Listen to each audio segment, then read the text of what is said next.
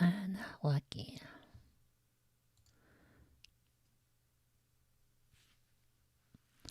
Last couple of hours have been pretty spooky wooky. So I'm just gonna go ahead and start listening to some of my spooky stories while I have some food.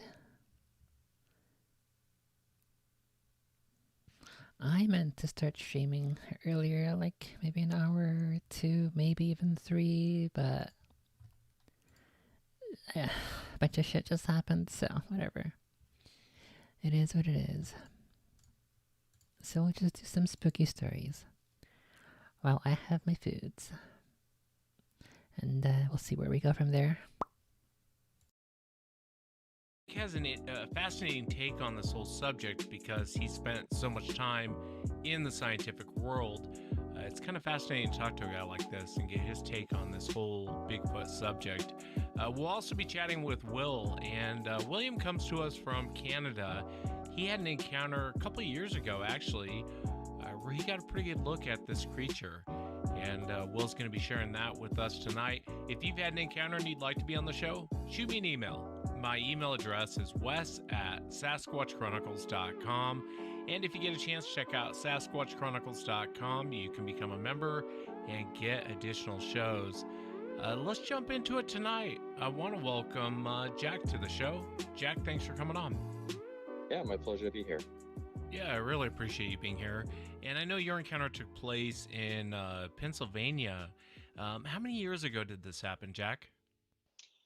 So it was in the summer of 1982, so quite a while now. Yeah, definitely still stays with you, though, doesn't it? It does. It makes an impression on you for a lifetime, I think. No doubt. No doubt. Well, if you would take us back to that moment, kind of tell us what you were doing and walk us into what happened. So it was, it was a nice summer's day. It was July. I remember that. I don't remember exactly what day it was, but I know I was 9 years old at the time. And, like a lot of kids in the early 80s, just out kind of tooling around, playing outside. I lived at the time in a very rural area, so there weren't a lot of neighborhood kids to hang out with. But it was, it was a good place to grow up. Lots of farmland, lots of forest. And I can remember that I had gotten a 10-speed bike. Free Spirit was the brand from Sears Roebuck and Company earlier that year. And it was kind of funny because, a 10-speed bike isn't, something that actually is very functional out in a very hilly mountainous area where there's not a lot of good places to ride, but it was still fun. And so I remember that I was kind of riding it around in my driveway and yard area, and I decided to go just up the road just a wee bit. There's a cemetery that is diagonal from the property that I grew up on, and it's across the road, and it was a macadam road, so I rode up the macadam road, and invariably with this particular bike, as much as I loved it, the chain was always coming off. So you would switch gears and it would just pop off, and you'd have to stop and reset the chain and do all that kind of good stuff. So it was funny because at the time, it happened right in front of the cemetery as I was going by, and I stopped, and there was a pull off, not a formal parking lot for the cemetery, but it was a good little dirt pull off, and then you had the cemetery gate, and of course all the headstones and such, and the cemetery was surrounded by a stone wall. It's a farming area, so it was natural to see a lot of stone walls around. And so I started working on my bike, and for a moment, when I look back now, it feels like a bad B horror movie that the chain fell off at that moment because I. Is there a way to disable that intro movie? Because that's kind of annoying. It keeps showing up every single time.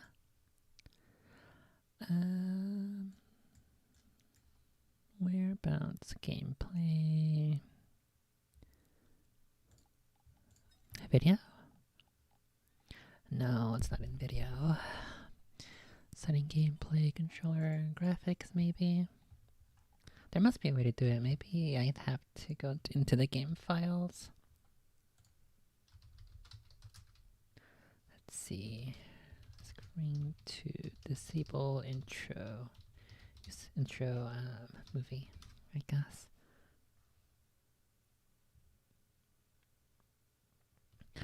Oh, there's a raw file. Config intro skip. Okay, I guess I'll do that next time. Okay, back to the spooky story. I was fixing it, and then I just kind of felt, I want to say that I felt like I was being watched, but I felt like I was not alone. So I just stood up and I was looking around, and I noticed at the back of the cemetery, which the length of the cemetery, I would say, Wes, was a good, I've paced it. It's a good 110 yards maybe in length and maybe 40 yards wide. So I noticed like a figure at the back of the cemetery, and it was very strange because I didn't know what I was looking at, and it wasn't that at the time I was unaware of Sasquatch as a kid. A lot of kids growing up in the 70s and 80s were familiar with it, but I think my impression was more that it was more like a like kind of like a cranky Chewbacca type character between 7 and 8 feet tall, and that's not exactly what I saw. What I saw was very black. Like I can remember it looked like a coat on, and the coat was jet black. Um, it was a little shiny, but not super glossy or anything. But you could tell it was thick and clean. And it the figure that I was looking at was between 9 and 10 feet tall. And the reason I know that is that it was standing next to a maple sapling, which I went back and looked at, which was a good maybe 8 feet tall, and this was a good 2 feet above that. It was standing next to it. I couldn't see any feet or hands, as it was actually on the outside of the stone wall at the back of the cemetery. So if you can imagine, I was looking through the cemetery to the back at this figure, and it's was right behind the stone wall. But what was strange about it was almost rectangular in shape, like a vertical rectangle, and it had like a very small, from what I could see, bump for a head, and I didn't quite understand that at the time. Why the heck is the video so low? What the heck? Oh, that's not what I wanted. Undo. Video here. Okay, hopefully this isn't like a whole lot more louder than I am, but I guess we'll have to see.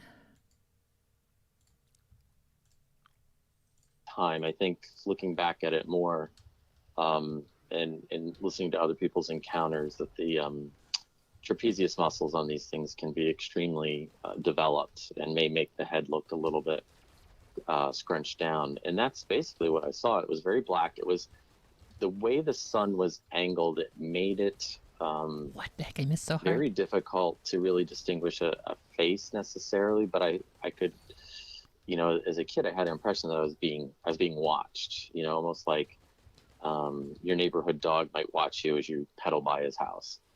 And I stood there and I looked Spooky at it dogs. for quite some time, and I was just amazed by the size of it, the way it just seemed to absorb the sunlight, and it was motionless. I smelled nothing. I heard nothing. Maybe the reason why a lot of the times they say that it seems to absorb the light is because they're like in a Blender or Unreal, and they just don't have the proper settings to reflect the light. It's an element that further suggests that we are actually in the stimulation So that's a definite possibility. Why that seems to be the case. Oops, fuck.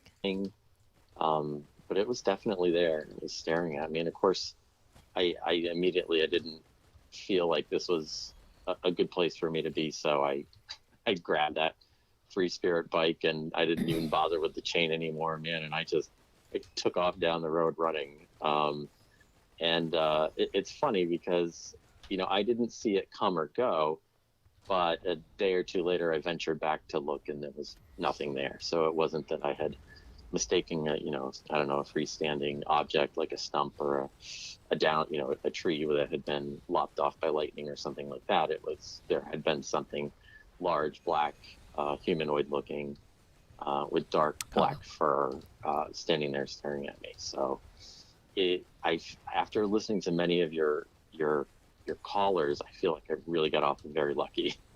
And He got off? What the I heck? just wanted to share that because listening to other people's stories have definitely helped me over the last few years, just coming to terms with what I saw and what I am pretty sure was a bona fide encounter.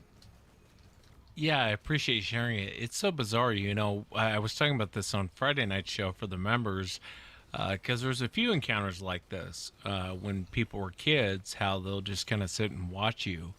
And it's weird, man. With kids, for whatever reason, generally speaking, not always, but generally speaking, they just kind of sit and watch. They don't really, not a ton of aggression, not really. And that's not to say that doesn't happen, but I'm saying generally speaking, most people who recount encounters like you, who are adults now, but when they were kids, they were talking about seeing this thing and how it just kind of stood there motionless. Did you tell anyone about your encounter? What I mean, the did you go home and tell your folks? Well, I waited. I waited about 3 days, and I did tell my mother, and I remember it very distinctly. She just looked at me, and very patiently and quietly, with the Jedi mind tricks of a mother, said, "You saw a bear." And I wanted to believe her in the worst way. I'm like, "Yeah, I saw a bear." The Jedi mind trick of a mother? What the heck? But I didn't see a bear. Kind of like the title of one of your episodes, that was no damn bear. I'm in complete agreement with that. So I did, and I think I eventually told some friends, and you get the ridicule and the laughing, and people still give me Bigfoot paraphernalia as a joke, even as an adult over 30 years later, and I take in stride. What are you going to do? But I think there just isn't an appetite for most people that in everyday life to, unless they've really looked into this phenomenon, to accept that it's a real possibility. So, yeah. Yeah, no doubt. No doubt. Did it affect you at all as far as wanting to go out there, or was it just kind of a weird experience that you've let go? Oh, no, yeah, no, it made me very nervous about being out and about, for sure. Being oot and about. I think after that, you're just a bit more circumspect, and I have, even as recently as a couple of years ago in that area, heard strange wood knocks and wood cracks, and wondered, I wonder if there is a population that moves through or lives permanently in the area. But I do pay attention to my instincts, when I'm out in the woods, and not that I'm a hunter, but I like to take my dogs out and walk, or I also own property near there, and I certainly, I don't want to say patrol, but I like to make know what's going on my acreage, and I always am. There are days, I'll be honest, when I go out and I feel, something doesn't feel right. I think I'm just gonna go home and not push it. And then other days it feels like nothing out of the ordinary would ever happen. So I would be, not forthcoming if I didn't say that it didn't affect me. It definitely did. And I mean, that's why I'm, kind of here on the show today, just expressing that, this did happen, and it can, I think, happen to a lot of people, and they don't have a way to necessarily deal with it other than, talking about it. But it definitely changed the way I think about the woods and what may be in there. After all these years of after this encounter, and kind of, I would imagine it's been on your mind over the years. Have you thought about what these creatures are and kind of what you've concluded? Obviously, there's no wrong answer to that question. You know what I mean? Yeah, I think it's an interesting question, and I'm a scientist by training. I have a background in evolutionary biology, so I think originally I thought, okay, I'll tell you this: there's what I hope that it is, and there's what I hope that it is not. What He I hope hopes that it's it not a demon. is, just from my pure scientific training in biological sciences, is that it's a relic hominid, that it's some offshoot of the group of primates that led to Homo sapiens and some of the other groups that we know have been present throughout the fossil record, and that they're some type of leftover vestige of that era right before our species became the dominant one on the planet. That's what I hope that it is, and that it's got a high degree of intelligence and has Another been able stone titan. to What remain hidden. And that's kind of the scientific. That's the I sleep well at night kind of Yeah. element. Yeah. Oh my goodness. But then Oh my I got to be goodness. honest. I mean, I have looked into this phenomenon for a couple of years. I've even gone to some of the I don't want to call them conventions or meetings. I've met Jeff Meldrum. I've You went looked to at Big Feet's conventions? cast, so I don't deny that it's out there. But listening to your show, and then listening, and doing a lot of reading about just ordinary encounters and observations that people make. There's just this body of evidence just based on people's experience that seems to align, right? Like if people were making this up, right? If this was a figment of people's fantasy, there'd be a high degree of variation, right? The stories you would think would be all over the board, but there's just so many consistencies in things that don't necessarily make sense. And one of those things, of course, is the debate between the eye shine or the glowing eyes. And it's not that there are examples of nature with creatures. They tend to be more microscopic and smaller, that have bioluminescent capabilities, but we have to think that, okay, maybe that is a possibility with these creatures. And the more I hear the stories, and there were a couple that just really made me stop and think. And one of them was the story that one of your listeners contributed, where I think he had encountered some smaller creatures in the forest, and then came back and met this woman who had them in her house, right? I mean, I remember that very vividly. I've listened to that story a couple of times, and I thought, that sounds like a witch. If there's this woman who has these tiny creatures in her house, that's pretty spooky and terrifying. I personally would not fuck with that. Not one bit.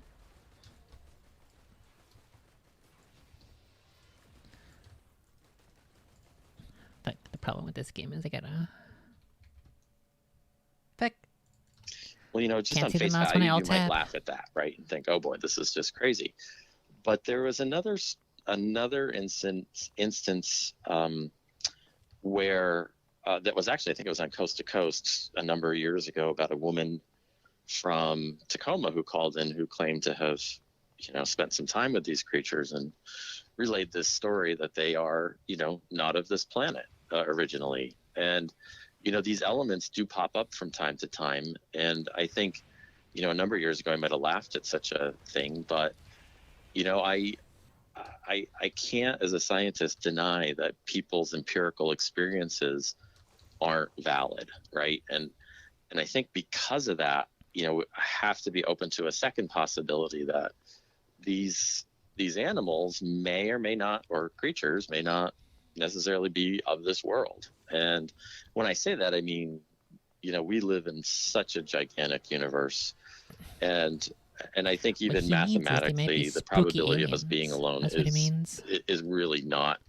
Um, it's just not tenable. It's not a real possibility. There's just too much. Even if you do the math on the number of planets and the probabilities of life forming, I mean, it's just the numbers add up to the astronomical possibility that we are not alone, right? And so I often think about what we do as human beings with animals that you find in zoos and uh, different types of scientific settings where we experiment with animals, and we mess with their genetic code. We do testing. We tag. We track. We re-release. We observe. And I think We catch and there release. may be an element of that at work. I mean, that is, to me, a possibility that has to be at least recognized. I know we have no way of proving that at this point, at least to the satisfaction of the scientific community or the the greater public at large. But I think like John Bindernagel used to say on your show, is the society ready for the evidence? And I think that may be a case here where at least empirically we're hearing stories from people that indicate that there is a link here between extraterrestrial activity and some of these creatures. Now, have I experienced that personally? No, but I have to be open to it, as a scientist and someone who's seen something that isn't supposed to exist. So I guess that's a very long answer to your question, but No, it's a great answer.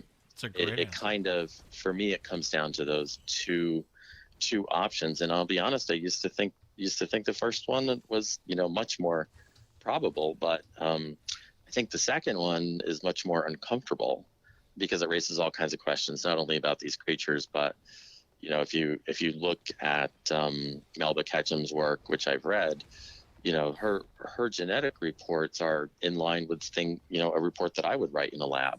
And I have to say that that was kind of an eye opener. Like, okay, what if she actually does have genetic material from these creatures and they are related to us? If what does that say about us? So I think some of these questions also may tie into why the government may have such a vested interest in keeping this very quiet and in the realm of the preposterous, because I've heard people on your show discuss that, that, okay, the spotted owl is kind of the test case, right, for the forestry industry.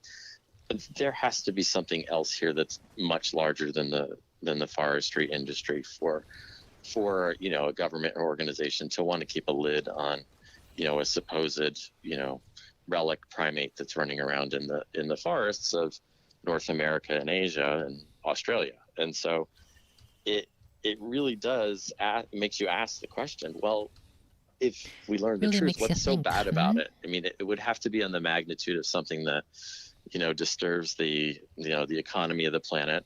Not that like the coronavirus hasn't, but it's something of similar magnitude. It would have to destabilize institutions like religion or economics. And if you think about some of these ideas that you start pulling on the thread and it unravels, like, holy cow, if we're not alone and there's been visitation and experimentation, I mean, that is going to upset a lot of human institutions that basically control the ebb and flow of our world, whether it's economic or religious or even scientific. So I think it's a fascinating portal. topic, and that you're making a great contribution. And unfortunately, there just seems to be more questions than answers. But yeah, no doubt. I obviously have had it on my mind for a while, and just tried to take a thoughtful approach and try to be reasonable and not jump to conclusions. But like I said, there's I don't deny people's experiences and eyewitness accounts, because not everyone is paranoid schizophrenic, not everyone is a liar, and even if you took a small proportion of these some of them cases and he's gave implying. them credibility, then you still would have a whole set of questions that I think are very uncomfortable for us to address. Yeah, no doubt. And I think you said it better than I could have. You know, you're an educated man. I'm a Oh, fuck. caveman. But you're No! right. I mean, No, you're not. I I love what you want it to be. I'm with you 100%. I would love for it to be that, but I got about 30 follow-up questions that might tear apart that theory. And again, I could be wrong, but I mean, I got about 30 follow-up questions that most people don't like to hear. You know, most people don't want to hear. The second theory is fascinating, and it makes more sense why the government would cover it up. I've been saying that for years, that the whole spotted owl, and the forestry department, and on and on and on, that makes no sense to me. That makes no sense. I mean, really, you hear a lot of bizarre accounts. Is it people who are delusional? I don't think so. I used to think people who saw the eye shine you brought up, Hmm. well, they're mistaking that. They're saying their eyes are glowing, but I mean, I can drive down the road, a deer could cross the road, look in my headlights, and it looks like his eyes are glowing, but it's eye shine. Until I started talking to a bunch of hunters, and the hunters would tell me, no, it's not eye shine. Those eyes were glowing. Yeah. And so, yeah, you're right. I mean, there's so many follow up questions to what this thing is. And it would make more sense, option B, what you don't want it to be, why there would be such a weird cover up on this subject. I mean, if it was a monkey running around the woods, A I don't see the monkey? government going to the extent that they are to make Monkey, everyone hush up about monkey. what's going on. You know what I mean? I Yeah. just don't. It Exactly. makes no sense. Wow. Let No, it me. doesn't. Can It I doesn't ask make you real sense. quick about Melba's paper? Well, kind of Hmm. your take on it, because I'm not. I mean, I'm not on her level and I've always wanted to have her on the show. I'd love to talk to her about it and just get her take on the paper. What was kind of your gut feeling reading that paper?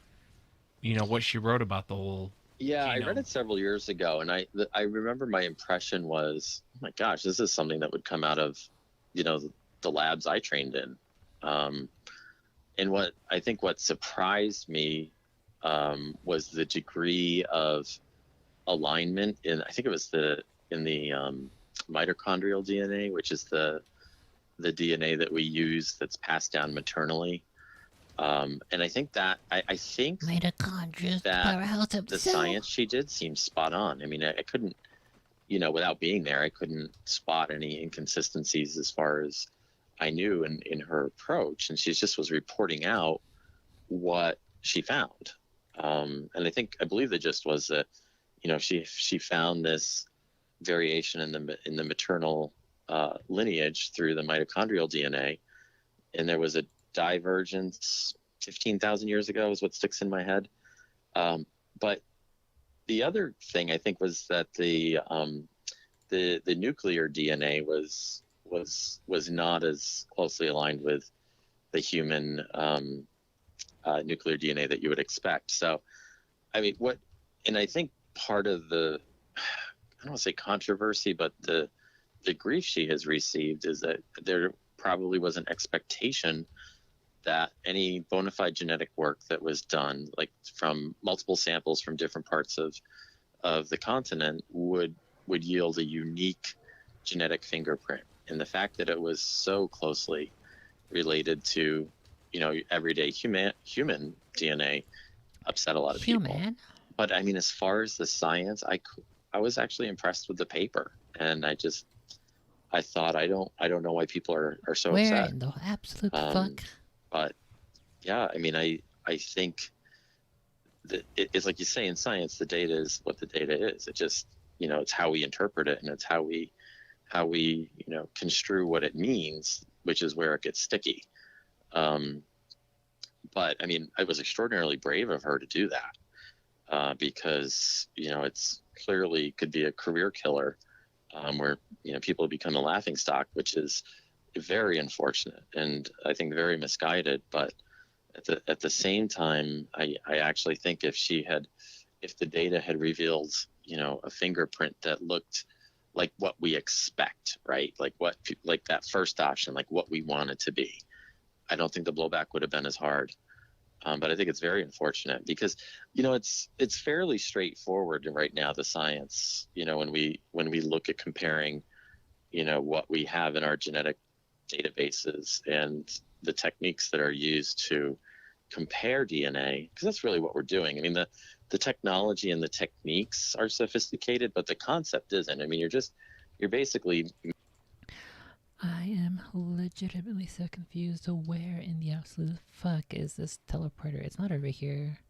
It's not over there. It's not there. It could be down below over there. I'm pretty sure I checked up all those spots up top in those other 2 rings.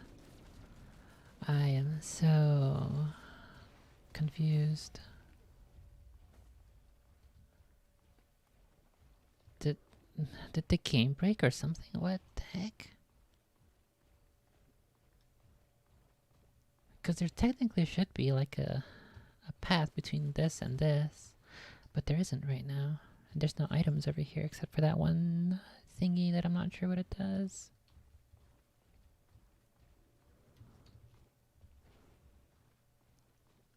I don't know where the heck it is. Well, we'll keep looking, but I'm probably gonna run out of time. Matching up one code with another. And it's the degree of closeness in those codes that tell you the relative distance that one species is from another. And the fact that she came so close to, human DNA is I think what disturbed people. And it also gives people a chance to say, oh, it must be contaminated. But, if her lab is, anything like most university labs, then she's probably had put in, controls for contamination, right? Like done a contaminated set just to see what it looked like if it was the same, and that would tell her, oh geez, we did contaminate this. We have to either rerun the samples or get new ones.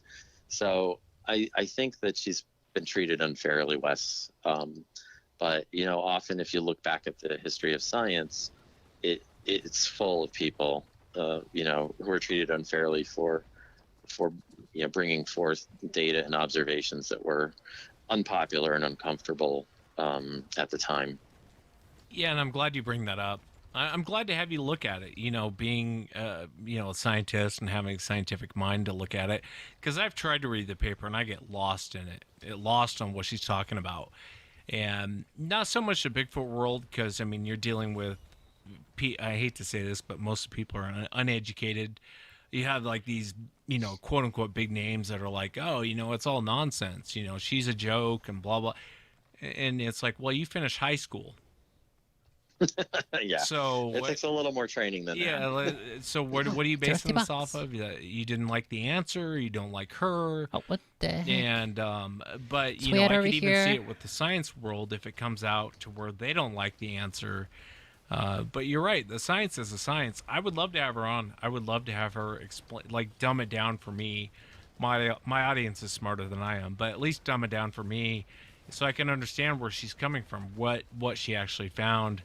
I don't think that's going to happen, but I would love to have her on to kind of explain it, because I got a weird feeling in about 15, 20 years, people are going to look back and maybe have a different opinion of her, as far as what she found and what she, because she was a real scientist. You know what I mean? Prior to the whole Bigfoot world, she would be called into court as an expert witness.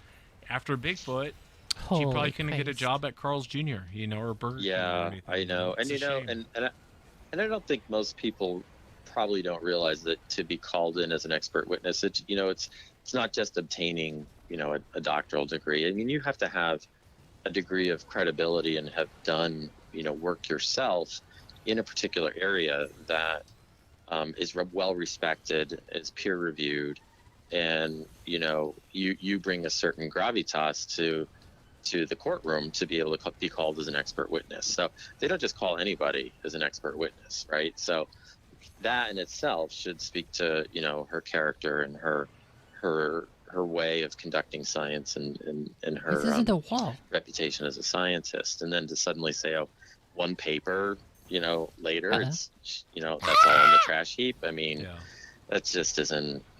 It doesn't smell right, No, I couldn't agree more, man. I would be willing to bet there are other people who have samples and are doing work, and they probably replicated what she's done.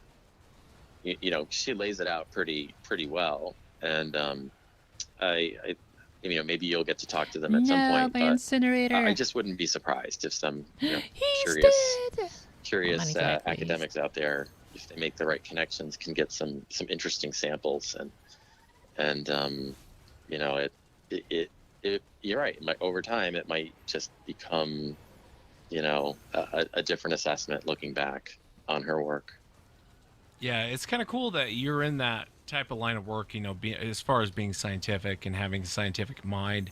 And then on top of that, seeing something that shouldn't exist, you know what I mean? And you saw it when you were young. Well, it influences. I think I'm just much more open-minded, because I know, Holy I Christ. get ribbing, or I want to call it ridicule, because it's not, this is the first time I've actually ever, talked about it, maybe outside of a, dinner table or with friends, but, it makes you wonder about, what else is out there that we think we know about that we don't know about. So the spooky I aliens think are from out there. That's what's out there. a scientific perspective, to have that experience, whether it's with this topic or another one, is an invaluable experience that really informs how you look at the world, and what the limits too of your abilities are, right? I mean, because we and this comes up a lot, I know, on your show, about the, everybody wants a body. If you knew, like, if the whole world knew how DNA worked and how the evidence worked, and you could confirm the chain of custody, so to speak, from the collection of the, whether it's hair or blood or skin or scat or whatever, and you came to this conclusion, people would not question it at all, right? But I hate to say it, it comes down to if the gloves don't fit, you must have quit kind of deal, where the DNA doesn't work, right? And wow, so he was butchered it's that too so sophisticated, hard. and so like you've said many times, there's demand from science and from other people for a specimen, for a body, and I know that elicits all kinds of emotions, and rightfully so. I mean, we don't know if we're dealing with an animal or a creature that's as sophisticated as we are, and so then that brings in all kinds of ethical and moral questions. But I mean, I also think, Wes, that I'm sure we're way past that. I mean, there's so many accounts when you look through the literature about these things being killed either accidentally or on purpose, and then the eventual disappearance, or someone absconds with the actual body. That I honestly wouldn't be surprised if there are bones and evidence, either within governmental vaults or state vaults or wherever these types of materials are kept. Holy it's almost like we don't need to go out and shoot one. We just need to open the vault, right? I mean, the evidence I would agree has probably already been collected and confirmed. It's just that, for, like we said, for whatever reason, we don't know why that's not something that's made public. So oh my goodness. I mean, it's just such an interesting topic. I'm gonna blame that on the fact that the previous teleporter was just the hide and seek master. The most well hidden teleporter I've ever encountered in this game. Unfortunate. Topic, and to just say you saw one, and I was lucky to have that experience, I believe, and it's really the tip of the iceberg. And it's whether you're talking about the DNA science, or you're talking about the need for a specimen, it's something that it belongs in the wheelhouse of science, but unfortunately, it hasn't been, I think, except with the exception of a few folks, been taken super seriously. And so science is behind the times on this one. Because the people that are experiencing 55. It are, they're out in rural areas, or sometimes they're very close to urban areas, but they've had some type of experience, and they've observed it, and they bring that back. And unfortunately, it can't be corroborated at this time with evidence, because the real deal seems to be extremely difficult to obtain. No doubt. Wouldn't shock me if they had them in vaults somewhere. You're right about that. Yeah, I mean, I can't help but think in the Smithsonian, in the bowels and off the mall in Washington, that there are these gigantic femur bones and cranial bones and teeth, and because Teeths. clearly The we big find feet's teeths. everything from dinosaurs to giant sloths and mammoths that lived prior to the last ice age. That, I mean, if these creatures are flesh and blood, as so many viewers say, and most likely are, then they will leave eventually a fossil or biological material behind that can be categorized and studied. And the difference is it's just not available to the general public or the general scientific community. Yeah, it wouldn't shock me one bit, Jack, if they had bodies, body parts in a vault Oh my god. somewhere.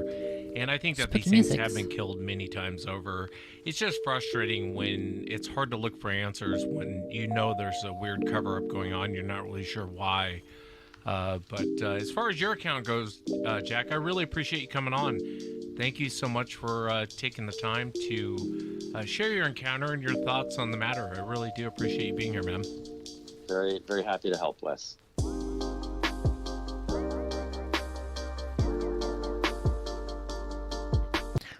I don't know if that's gonna get me a copy strike. Let's see if I can just skip to the next one.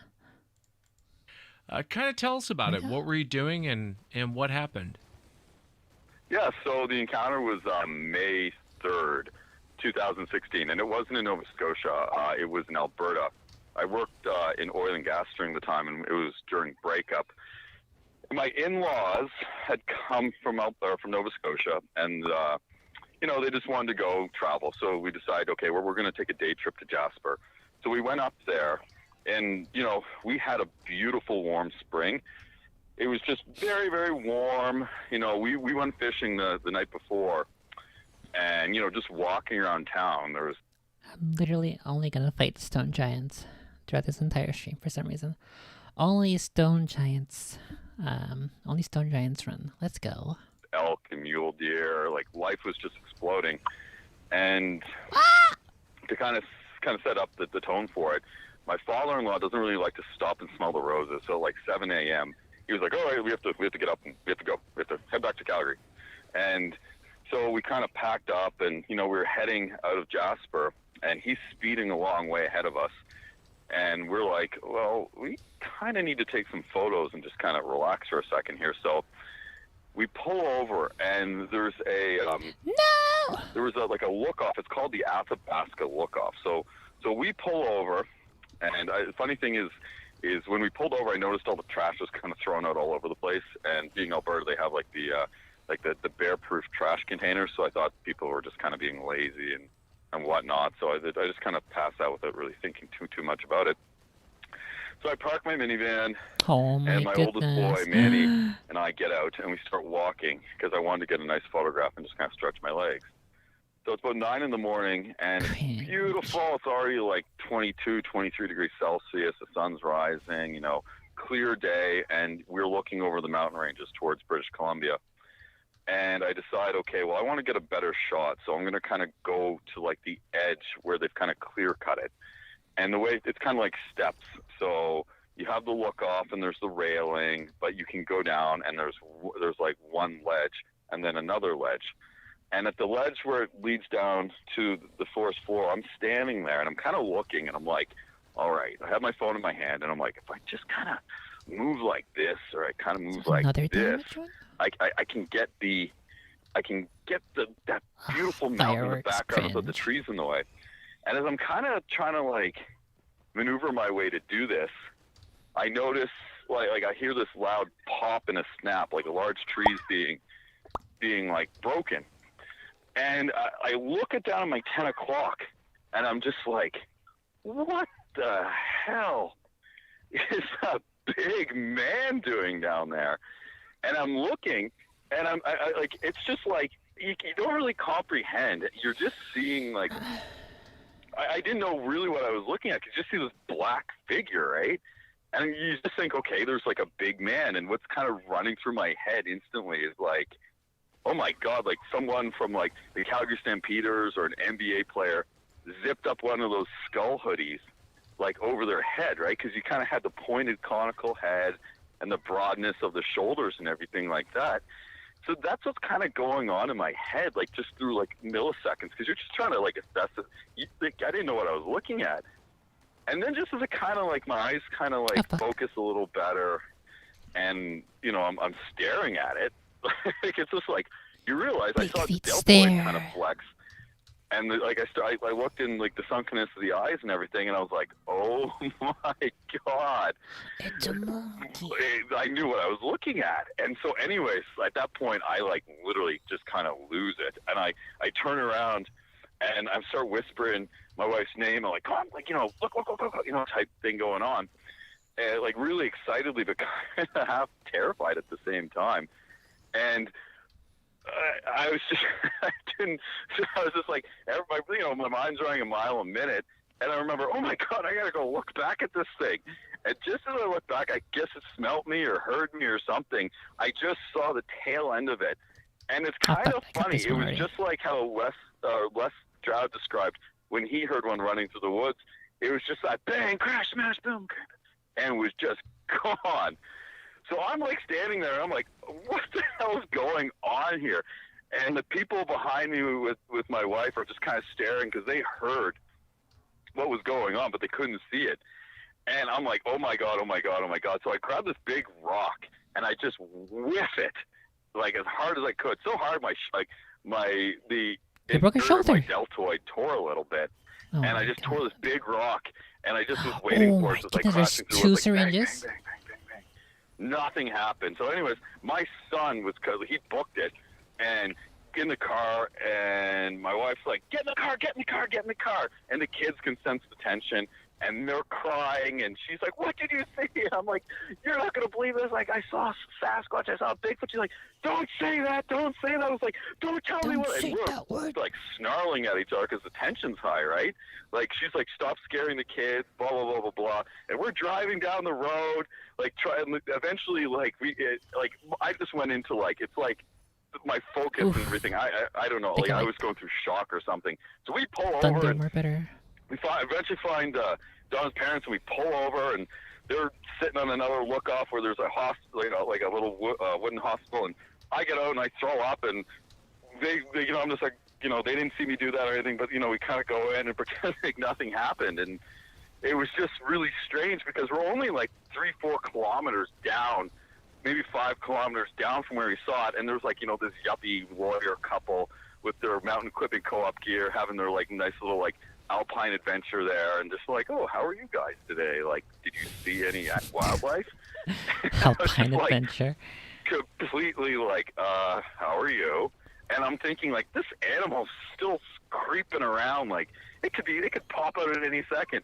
So I was all stressed out, and you know, eventually I calmed down and everything enough, and we're driving. I thought I had the thunderbolt. To me, we're going to Calgary by Kananaskis, and she says, everybody heard whatever it was down there, and when they saw your face,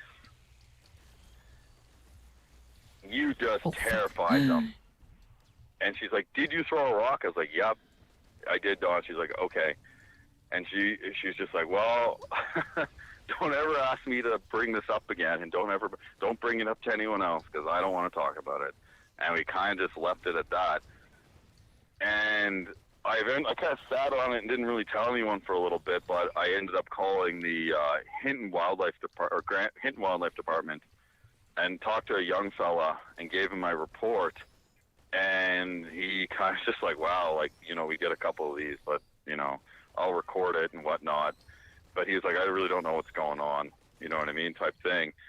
And I kind of left it at that. And then I was getting ready to go up to Sceneral Horizon. We were doing a fly-in, fly-out, like just a shutdown at the big tar sands place up there. And I remember right like an hour before I left, I got a phone call from, it was a 613, so it was from Ottawa, and someone from their Natural Resources Canada called and just said, hey, is it Mr. Brown, and blah, blah, blah. And I was like, yes. And basically it's just like, you know, you're not really crazy, but shut up and don't tell anyone. And just kind of like we preferred it, you know, you didn't really speak of it too much.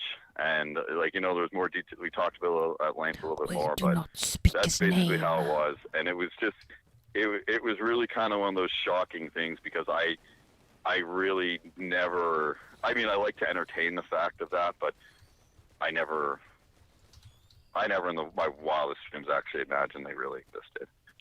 Did they say? To see it's. Did they say why? Why to be quiet about it? No. They told him to be quiet because they don't want to reveal where the NBA players are going for vacation. They're hunting out there, and then they get spooked because they're afraid that this guy is a paparazzi. So he goes running, stampeding to the forest, knocking down all those trees. That's what happened. Literally, actually true. Trust me, bro. That's exactly how it all went down. Oh, they didn't. It was just kind of more like Canadian politeness. Don't rock the boat, I think.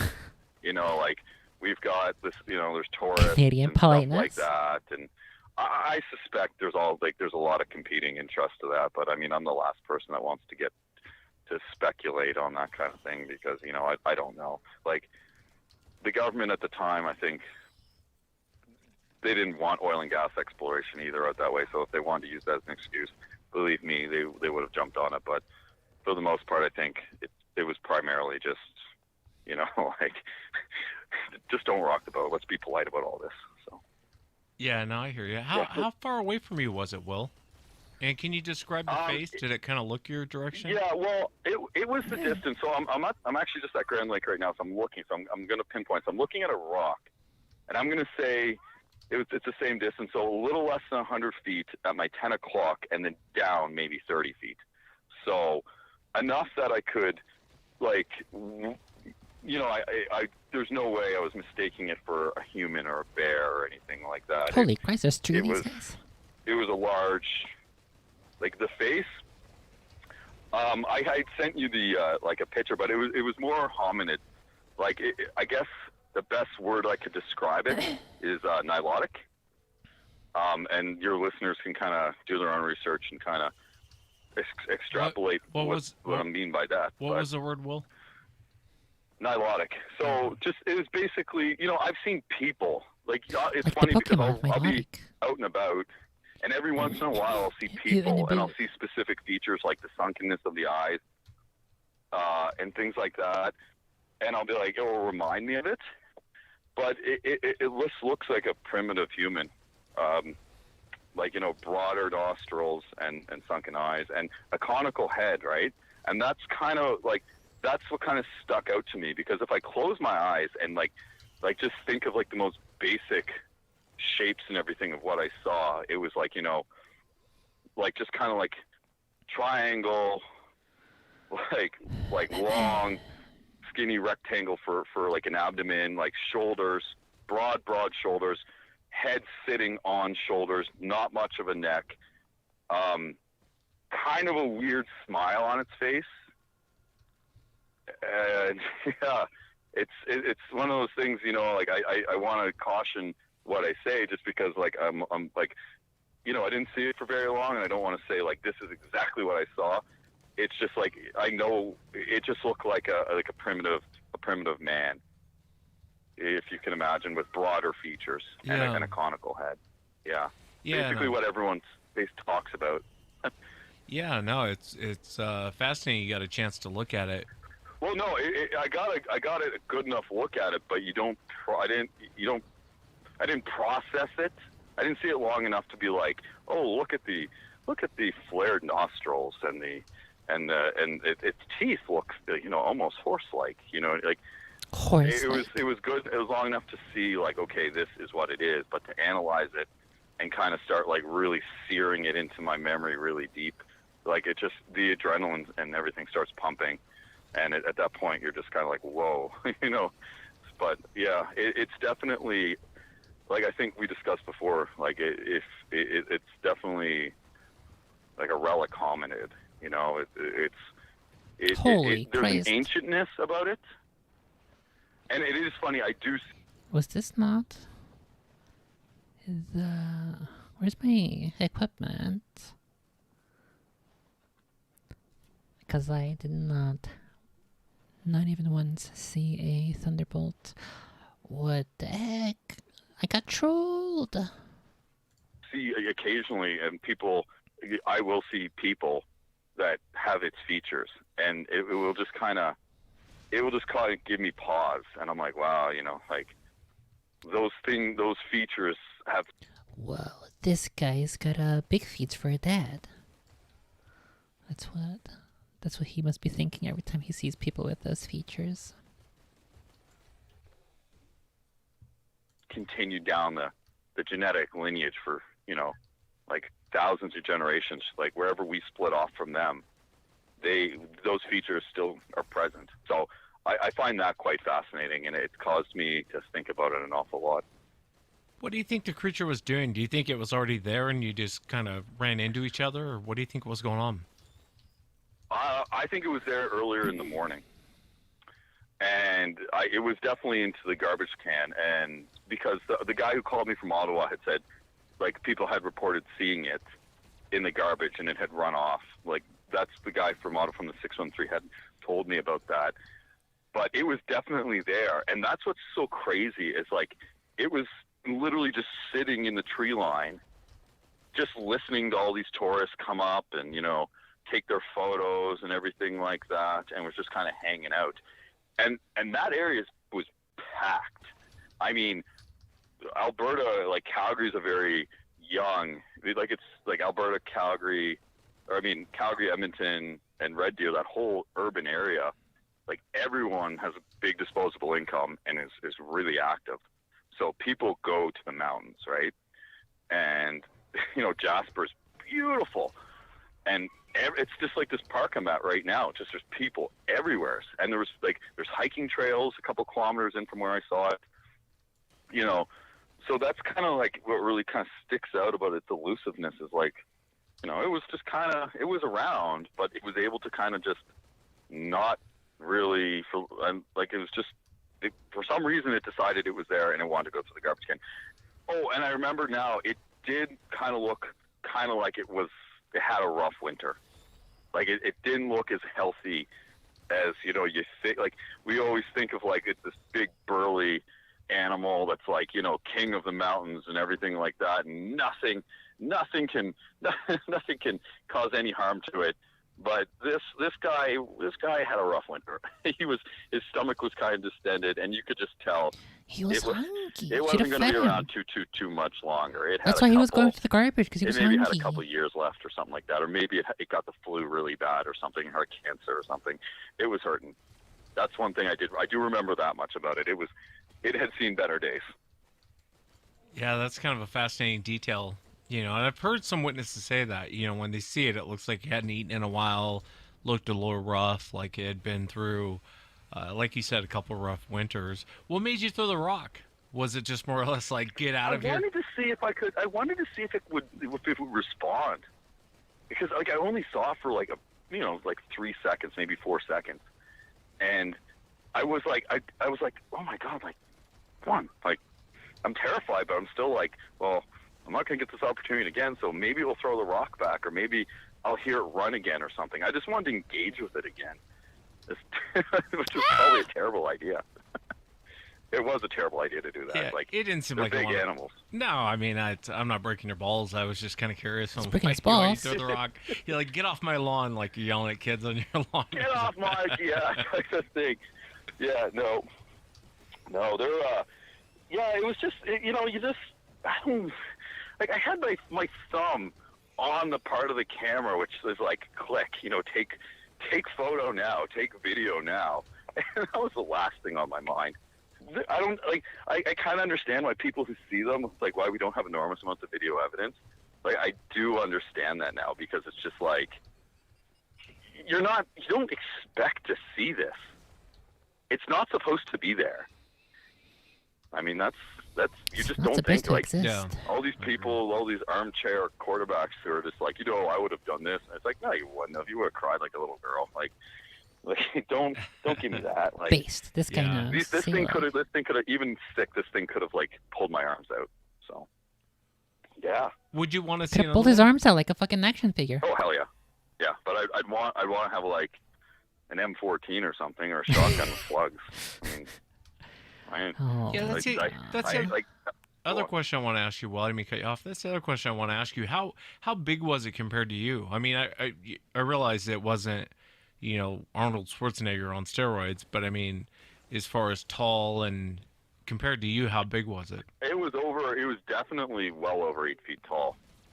I know that much. Like and it was broad in the shoulders, but its arms were very long and lanky. I don't want to the guy. When I remember, I sent the email to the guy who sent me the email back from the Grand Cache Wildlife Department. He kind of bungled it all up, but it was over 8.5 feet tall, 8 feet tall. I don't know, and it was muscular. Like you could it didn't have even if it had 10% body fat, it had a mile. It was definitely. They're big animals. They're powerful. Like they've got very large muscles. Like they're healthy. Like they're built to survive in a very rough environment, and their bodies definitely allow them to do that. Like you can see. I remember the thing that really kind of clued me in that this wasn't a guy in a hoodie was its deltoid muscle, and you saw all those striations, because it had the tree in its hand, and it just kind of put it down. So when it did that, you could see the its deltoid was the size of a basketball, right? So it's like, okay, this is a big animal. It's big, and yeah, I don't know. It's just I'm just confused again. Wes, we've talked about this before in our correspondence. For these things it's just there's a whole lot of unanswered questions.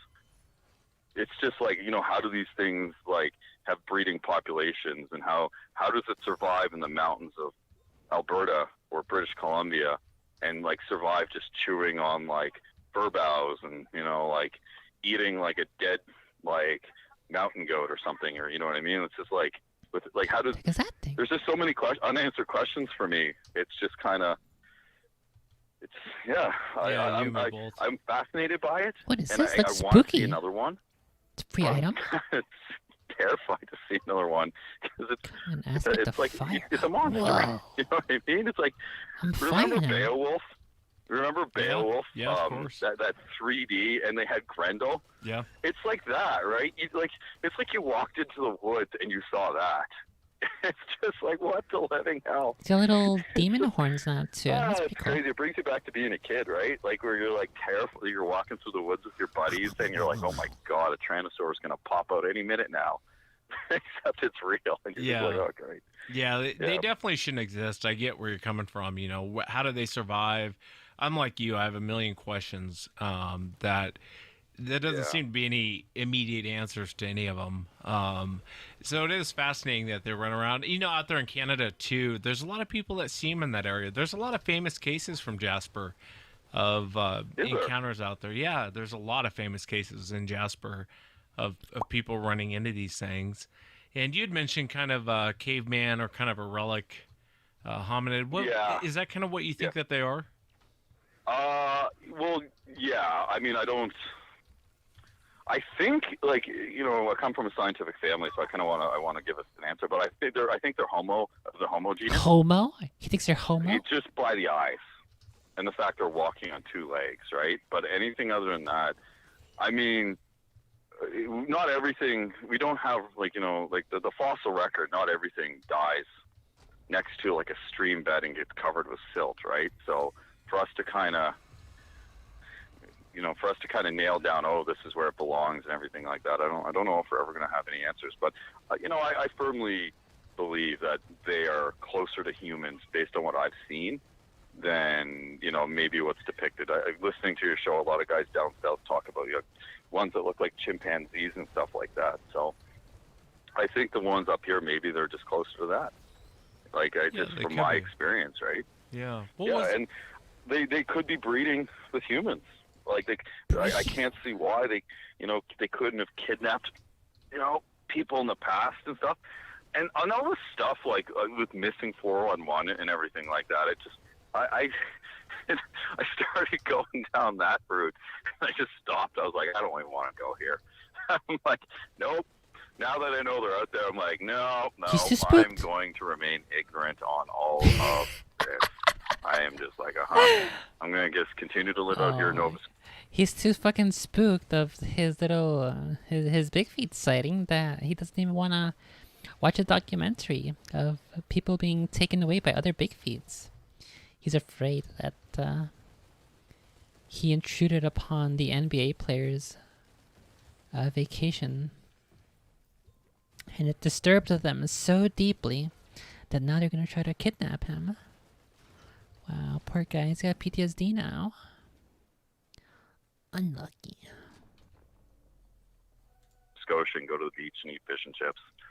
Yeah, I hear you. Yeah. I mean, and you bring up a good point. People can snicker at that, but down here in the States, Native Americans talk about that, and even your First Nation people up there in Canada talk about that. That there is. We had a guy named Sonny. We was a driver, and he used to drive us from the frack because we were fracking.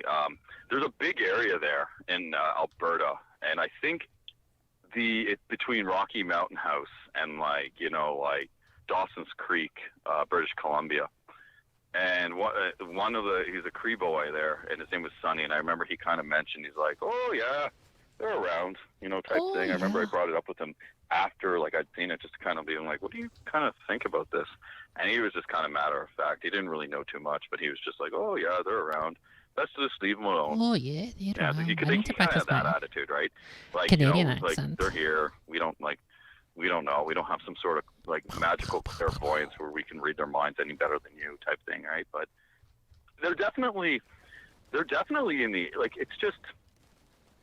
I think because the one thing that kind of goes unsaid is how much we fracked the living hell out of what can be described as their habitat. So if you go by Fox Creek, White Court, Grand GP, Grand Cache, Hinton, it's just massive. I mean, you guys have big wilderness down where you are, Washington State, but northern Alberta and northern British Columbia, that's just a massive fertile forested area. But if you look on Google Maps and you start looking at all the wells, all the frac pads and stuff like that, I'm quite sure that they're ticked off.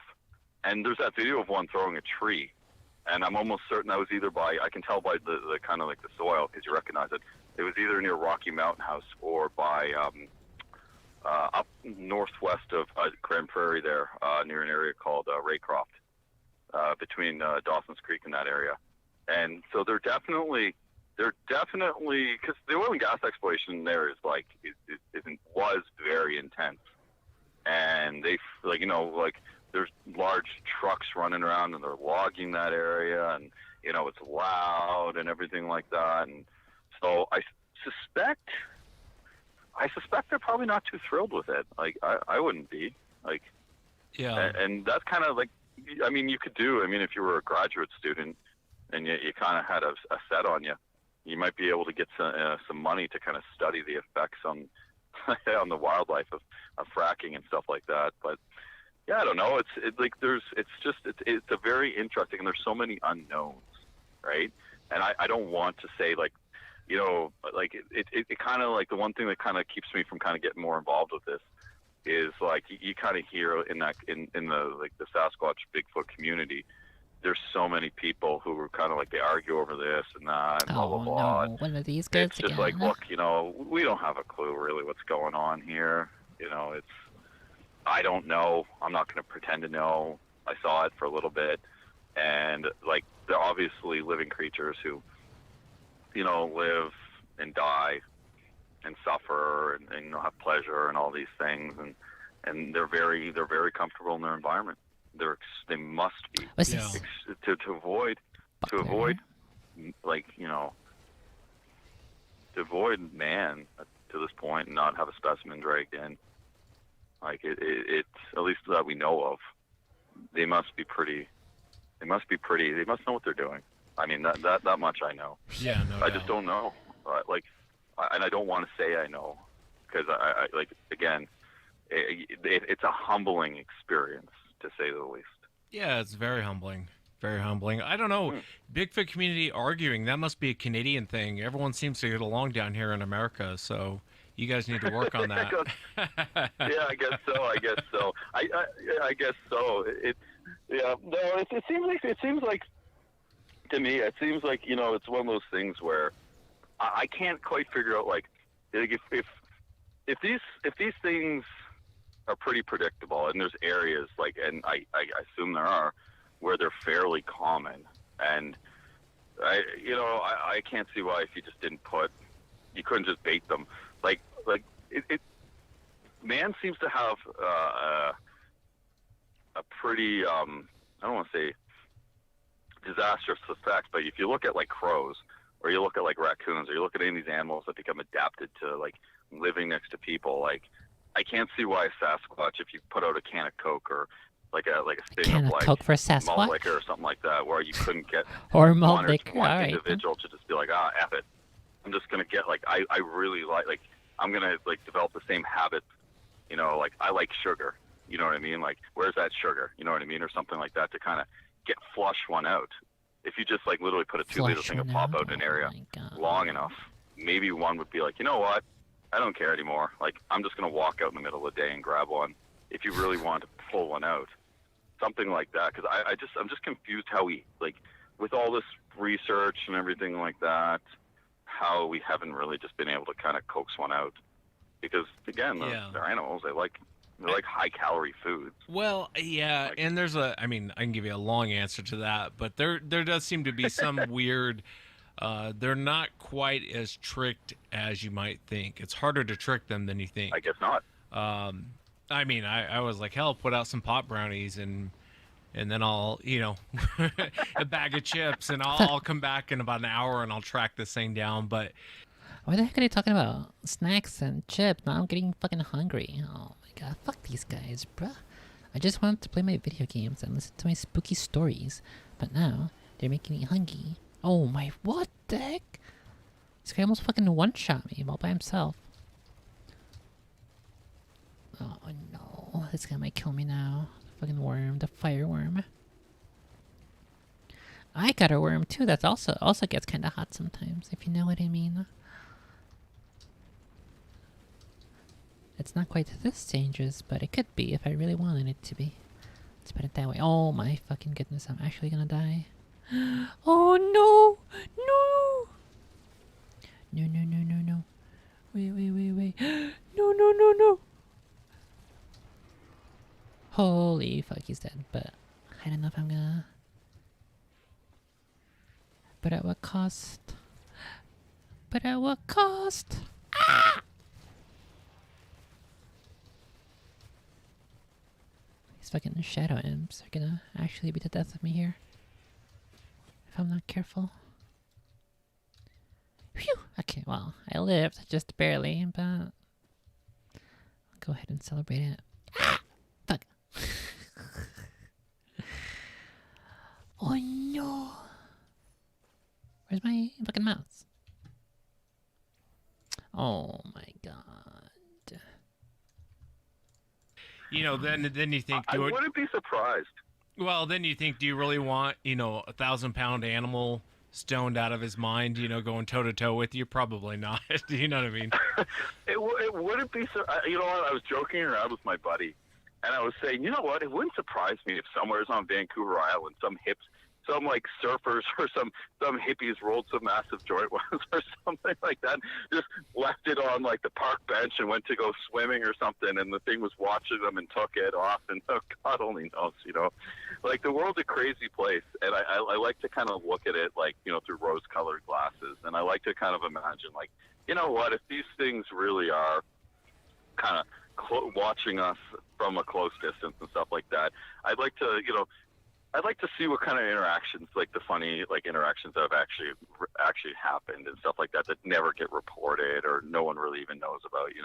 Like I can only imagine if you wrote a book about like if you could actually really interview some people and stuff like that, and really kind of, because I imagine there's so many people who I was reluctant to come on and talk.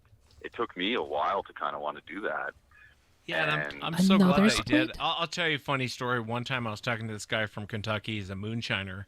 and he had come out to his still, and this thing had been drinking out of his still, and he said he thought it was Oh boy. pretty much hammered when he got there, and he didn't know what it was. He had no clue what this thing was, and I guess it had been drinking out of his, drinking his moonshine, and That thing would have been Jim Leahy drunk. That thing would have been blackout drunk. you by would then. think, Would you have would been think so. blasted. Those Kentucky boys know how to cook up Liver that damage. moonshine, man.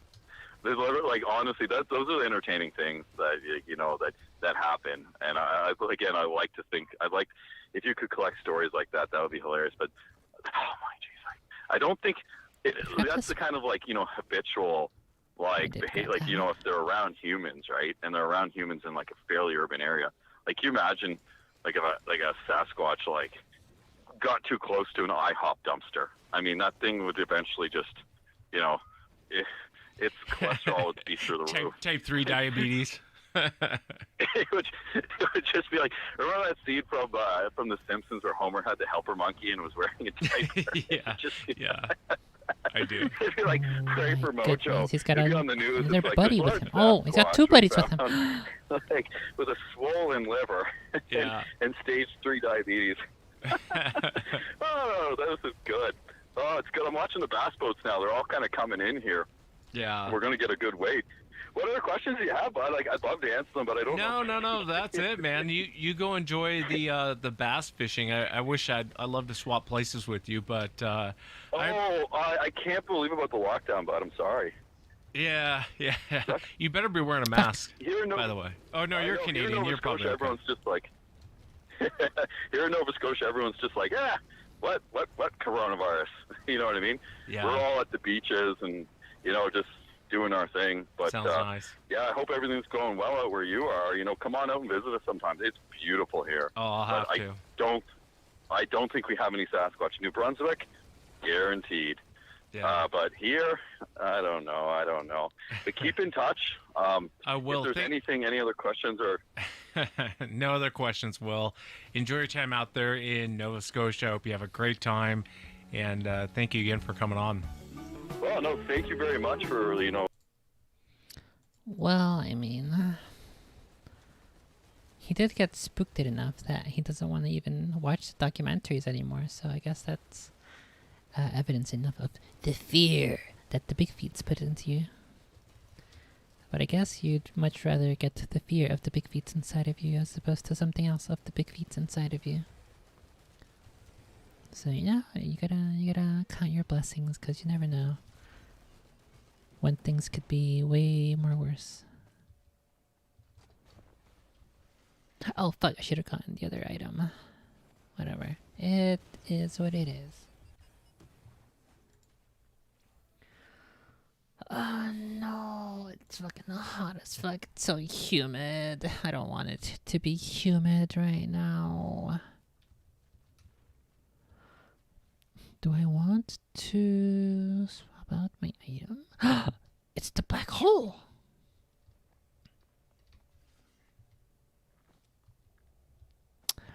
I think maybe I'll keep using this item, this equipment for the time being, because I don't think I've ever seen it before. Maybe I did, but like once or twice, and then I forgot about it.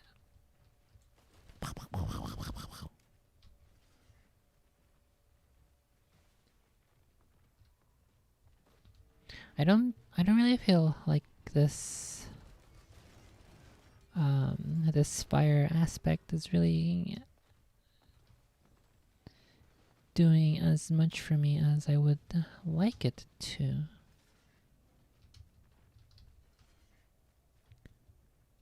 So it is possible that maybe it'll swap over to the black hole. It might be a better option.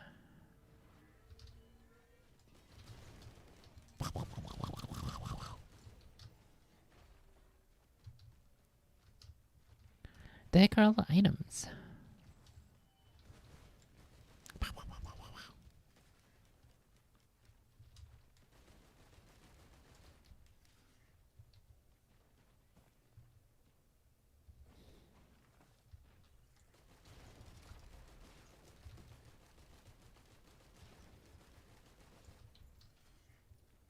Here's an item.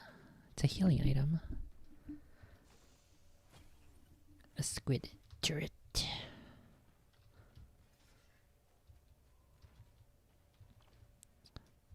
I guess I do kind of appreciate the take damage that the fire aspect gives me. It's not the worst thing in the world.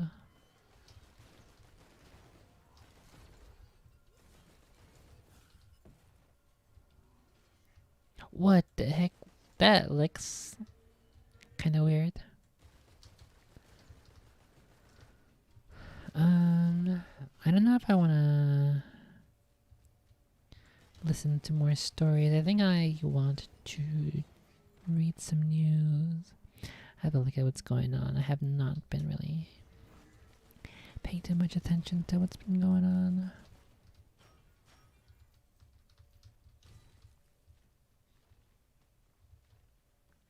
Where is a teleporter?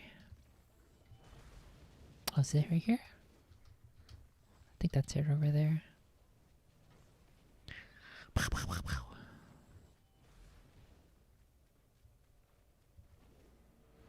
Oh.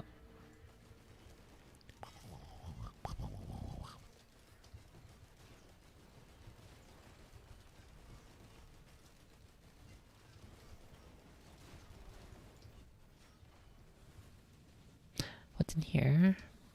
This costs as much as the... Oh my god. As the black hole item.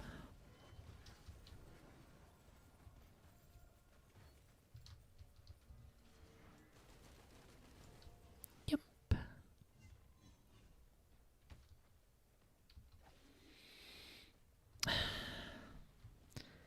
Okay, maybe we will do a bit more stories until I end this run.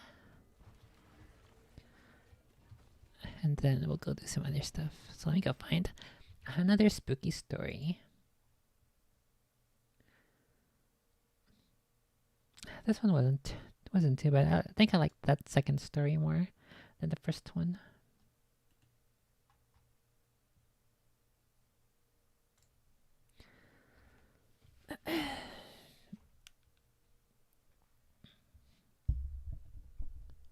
What the heck? There's a 3.5-hour one for the Christmas show? Mountain giant. I shot it in the throat. Whoa. The Big Thicket Saga. Retired police officers encounter. I feel like I may have heard that one already. But I might as well go ahead and listen to this one. Episode 401. Retired police officers encounter. Me and Officer State Trooper and Brian or something. Listen to what you saw, what you experienced now on Amazon show, and that was a tough show for me to get through. But thank you on the show. Shoot me an email. My number, great form in their additional shows. If you get a chance, definitely check it out. SasquatchChronicles.com. Let's jump into it. Brian, welcome to the show. Thank you so much for being here. How are you doing tonight? Very good, sir. Thank you very much for calling. No, I appreciate you coming on. And the book for the audience it's available now on Amazon. Abear Road: The True Story. And Brian was he's a retired police officer, but he was a police officer at the time when this happened back in 1976. So and Brian, would you kind of start from the beginning? Take us back to that night in 1976 and walk us into what you saw, what you experienced. Okay, I've got to start out from the beginning, though. It starts the night before. Of course. My brother Paul and Marty Paddock, they were really good friends. They were going to go out and do some camping, but I was on duty, and actually I was working radar that night. And on William Street in Whitehall, I heard this vehicle coming hell-bent for leather, and I said, wow, here comes a ticket, you know. And they knew where I was sitting. Well, I sat there quite a bit in a certain spot. Oh, fuck. But anyway, they pulled up, and these guys are so wound up and excited. And, I mean, they're telling me something. They had just seen a monster. out It's a on Abear monster. Road and blah blah blah. You got to come out. You got to come out. I said I can't leave the village. I said if I were in pursuit or something, yeah, I can leave the village. But I said I can't leave. He said, well, you got to do something. He says this is no joke. And I looked at him. I says, you guys smoking a little of that funny tobacco or drinking or what? Funny No. tobacco? I mean, these guys were Oh. wound up big time. This So guy's my funny dad had already. just gone Like off him. duty. He was a sergeant with Whitehall PD, and he had just gone out duty, just barely got home, and it was a little after midnight, and so I called my dad and I said, well, what am I supposed to do? He said, well, you call the state police and you call the sheriff's department, send them out, tell them I'll meet them out there. Well, in the meantime, Paul and Marty had went down to this old garage station they used to hang out at nighttime and picked up a couple of their buddies. Said, you want to see a monster, blah, blah, blah. Petco station it was on Broadway. So they went out and everything that had transpired with them. Of course, I wasn't there. So the next night, which was the 25th, it was a Tuesday night because it was the only night I had off. I worked 6 days a week on the PD, and I had a trooper. We call him Trooper Fox, a New York State trooper. And hey, Brian, he says, you want to go out and see if we can see a Bigfoot? And he giggles, you know. I said, sure. And this guy was short, looked like a 55-gallon drum, and he wasn't heavy. He was just muscular, the guy himself. And I probably was, Christ, 8 inches over his head. But I said, sure, I'll go out. I said, no problem. So it was after midnight when we headed out, because they come on duty around 11, and by the time he got ready to go. So we headed out. Here we go. And I'm starting to get the heebie-jeebies already. Heebie-jeebies. But anyway, we headed out. Oh, fuck. And on Daybell Road. And the trooper, it's sort of like coming down a hill with an S-turn and a dip. Then it comes back onto a slight hill.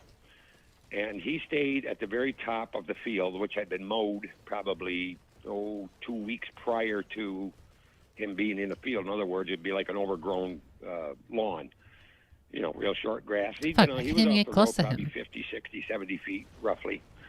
And the Pontney River runs east and west, half a mile from us. And from that, it's all heavy pines and hemlock and brush and so on and so forth.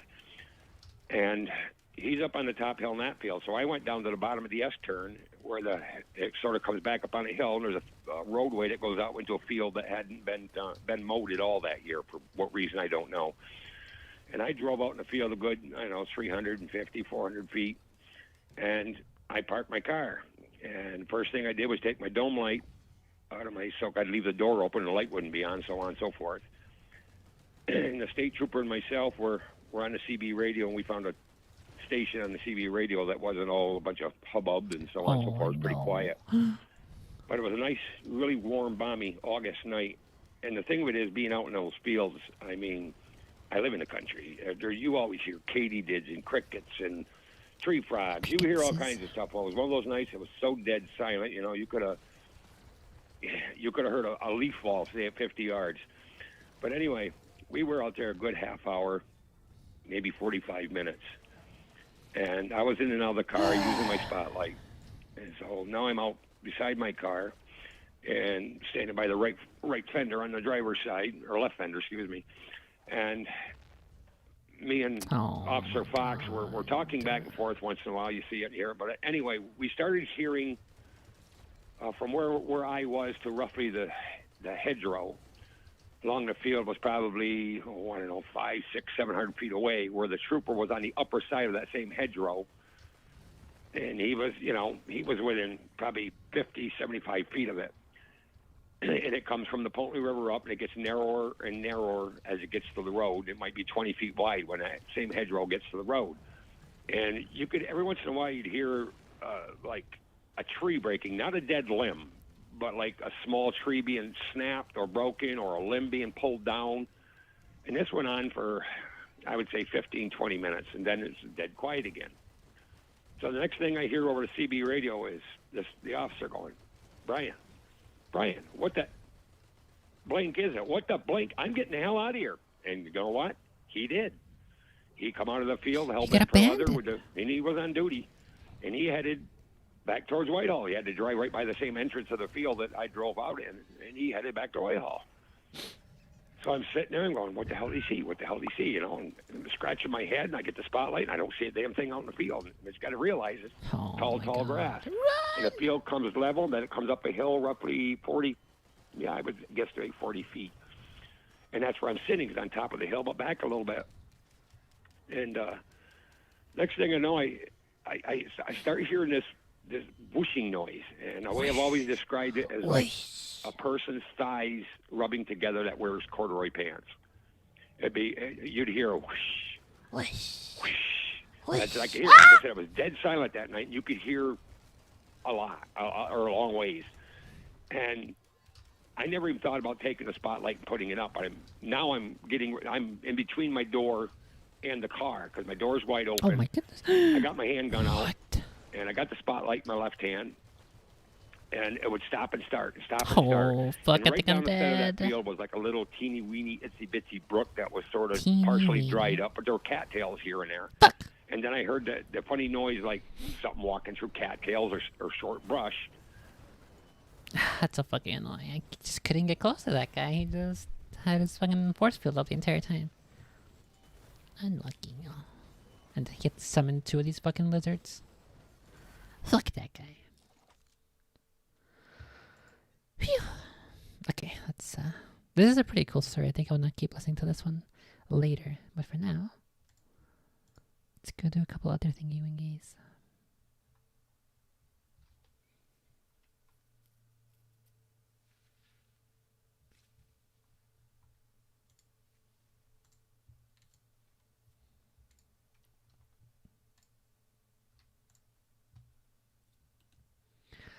Oh, jeez, it's so awfully humid. I hate it.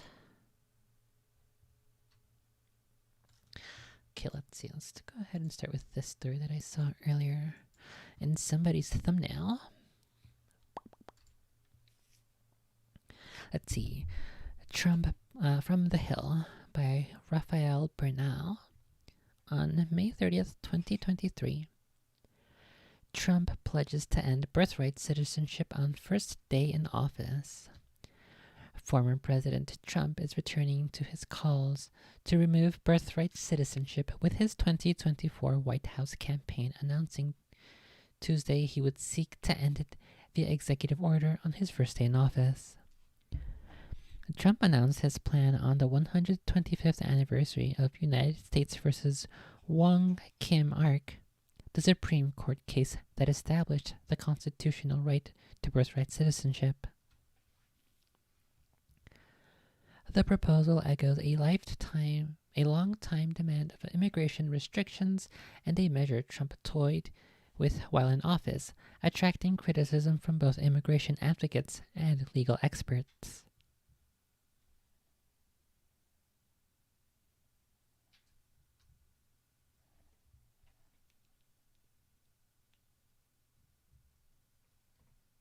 I'm hearing kind of a spooky sound.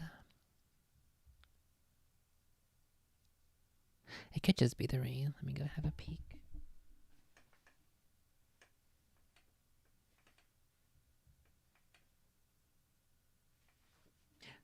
Doesn't look like it's raining right now. That's weird. Maybe it's a spooky monster. Let's see. Most experts agree that a president does not have the authority to end birthright citizenship through an executive order, primarily because the practice is enshrined in the Constitution. The 14th Amendment grants citizenship to, quote, to those, quote, born or naturalized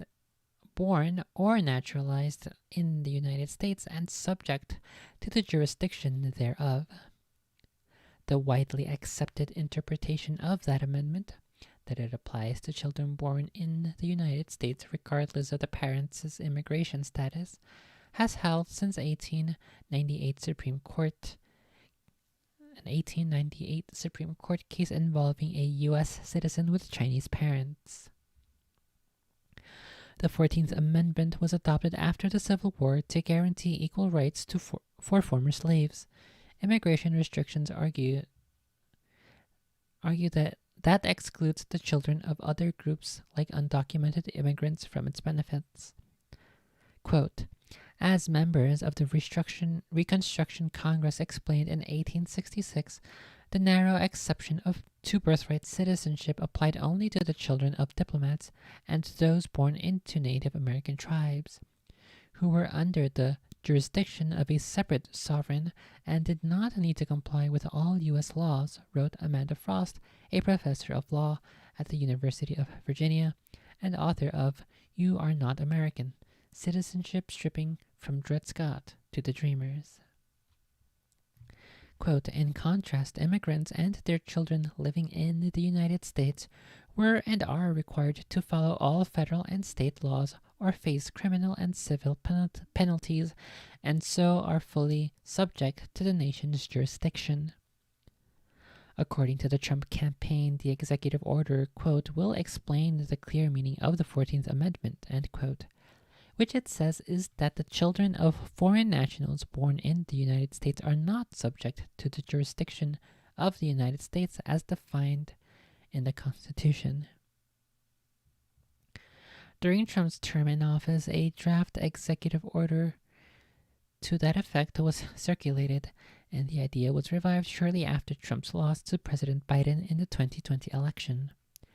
But Trump had floated ending birthright citizenship earlier in his presidency. Trump in 2018 said in an Axios interview that he planned to issue an executive order ending birthright citizenship, setting off a political firestorm. God, I miss Firestorm. Firestorm was so much fun in Battlefield 5. They should have kept working on it. And they should have probably also not been stupid with their updates. It just sort of seemed like they gave up on Battlefield 5. Which really sucks because that game was actually pretty fun.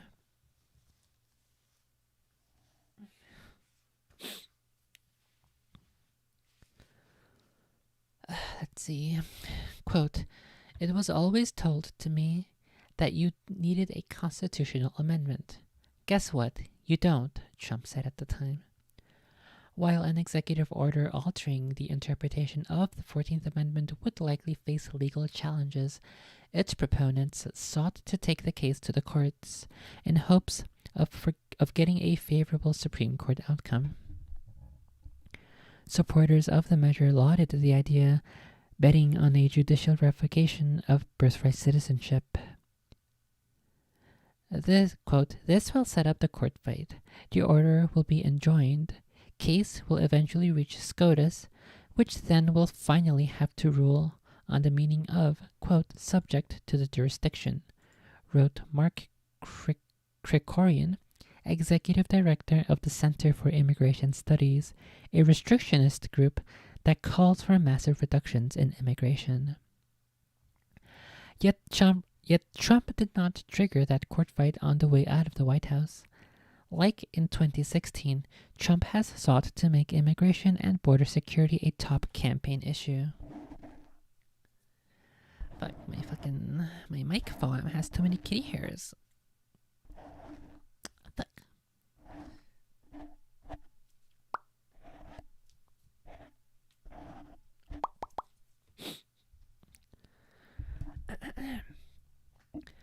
In its release Tuesday, the Trump campaign dove into the fight over the meaning of, quote, jurisdiction, and falsely claimed that the United States has, quote, become one of the few countries in the world to extend citizenship to the children of illegal aliens, even if both parents are not citizens or even legally present in the United States. A broad majority of countries in the Americas have full birthright citizenship. Colombia and the Dominican Republic have some restrictions, and much of Western Europe employs a limited version of birthright citizenship. Experts say that eliminating birthright citizenship in countries with high immigration carries inherent risks. Germany, for instance, liberalized its citizenship rules after decades of imposing a strict system that negatively impacted many children of immigrants. The situation, quote, the situation led to a few generations of resentful, displaced youths with only partial allegiance to the nation of their birth, wrote Alex what the heck? Naraste. I'm not sure what kind of a name that is. A vice president for economic and social policy studies at the Cato Institute shortly after Trump's 2018 Axios interview. Non-citizens born in Germany formed parallel societies. They were more prone to crime and political ideologies like radical Islamism or Kurdish nationalism, he wrote. It does seem that if it is a SCOTUS ruling, then it would basically be impossible to undo with executive order. I don't know. Wasn't it like, didn't it start with Obama, or was it Bush, who began this trend of using consistent executive orders to try to get things done, try to bypass Congress and SCOTUS? I don't know. I find that super weird. But I guess we'll see how this progresses. I'm not sure exactly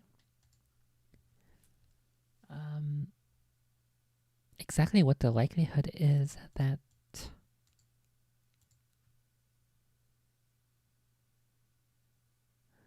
fuck, maybe it is raining.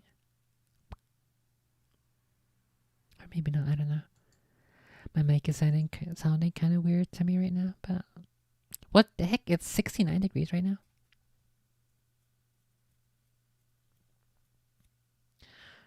Okay, let's see what else I can find here. This might be cool or interesting stories to read.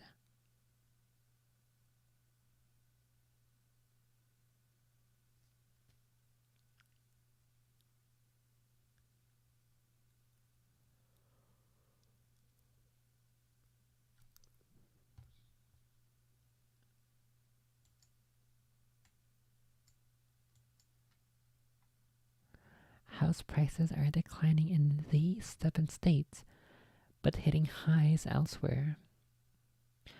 Unfortunately, I do not really care at all about housing at the moment, so I wouldn't particularly be interested in that story. Let's see what else we have under US.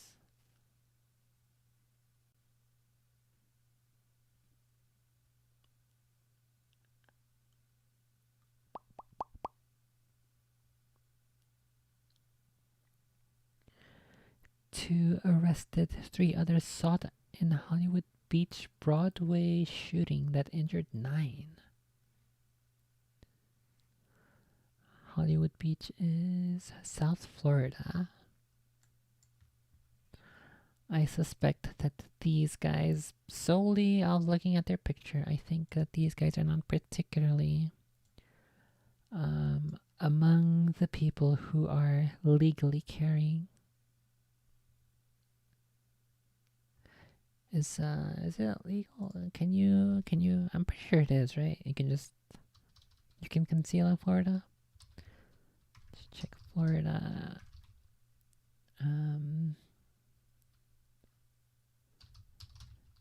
Let's just put conceal carry. Have a look. Have a look-see. March 31st, 2023, Ron DeSantis signs bill allowing carry of concealed weapons. And on April 3rd, DeSantis signs bill to carry concealed guns without a permit. Let's see, let's just do Florida gun laws.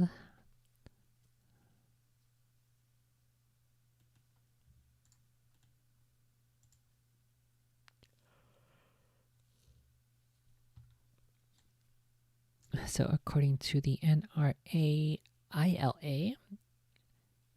Institute for Legislative Action, Florida laws permit to purchase rifles and shotguns and handguns, no. Registration of firearms, no. Licensing of owners, no. Permit to carry, no. And yes for handguns.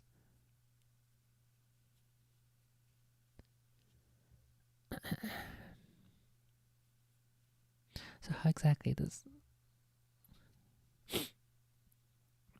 So does this mean that you cannot carry rifles and shotguns, but you can carry handguns in Florida? I think that's what this means. Let's see. Castle Doctrine is enacted in Florida. No net laws. What the heck is no net laws?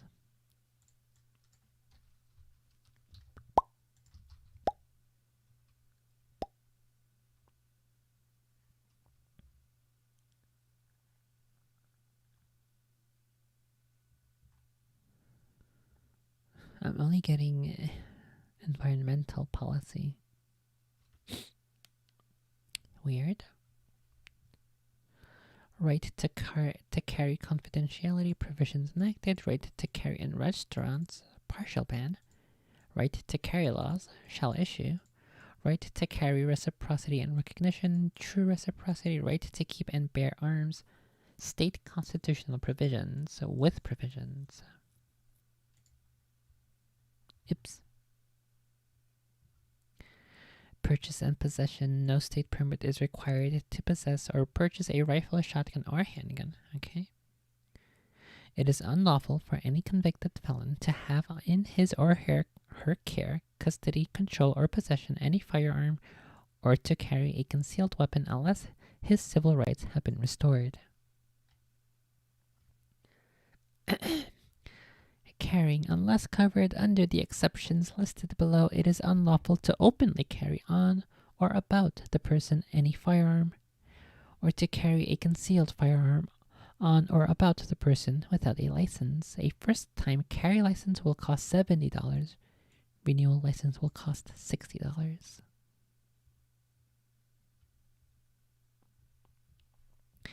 A person who operates or uses a sport shooting range is not subject to an action for nuisance, and a court of the state shall not enjoin the use or operation of a sport shooting range on the basis of noise or noise pollution. If the range is in compliance with any noise control laws or ordinances that applied to the range, its operation at the time of construction or initial operation of the range. Miscellaneous. Under Florida law, there is no, quote, duty to retreat. If you are attacked in any place you have a lawful right to be. Instead, you may stand your ground and meet force with force, including deadly force, if you reasonably believe it is necessary to prevent death or great bodily harm to yourself or others. Okay, now let's go ahead and read that article. Or actually, I think, no, okay, it's here. It's here, I got it. NBC Miami, South Florida, Hollywood, May 30th, 2023. 2 arrested, 3 others sought in Hollywood Beach Broadwalk shooting that injured 9. As of Tuesday, 5 handguns have been recovered, police said. 2 of the handguns have been reported stolen, including 1 from Miami-Dade and 1 from Texas. 2 people have been arrested. That left 9 people, including several children, hospitalized, police said.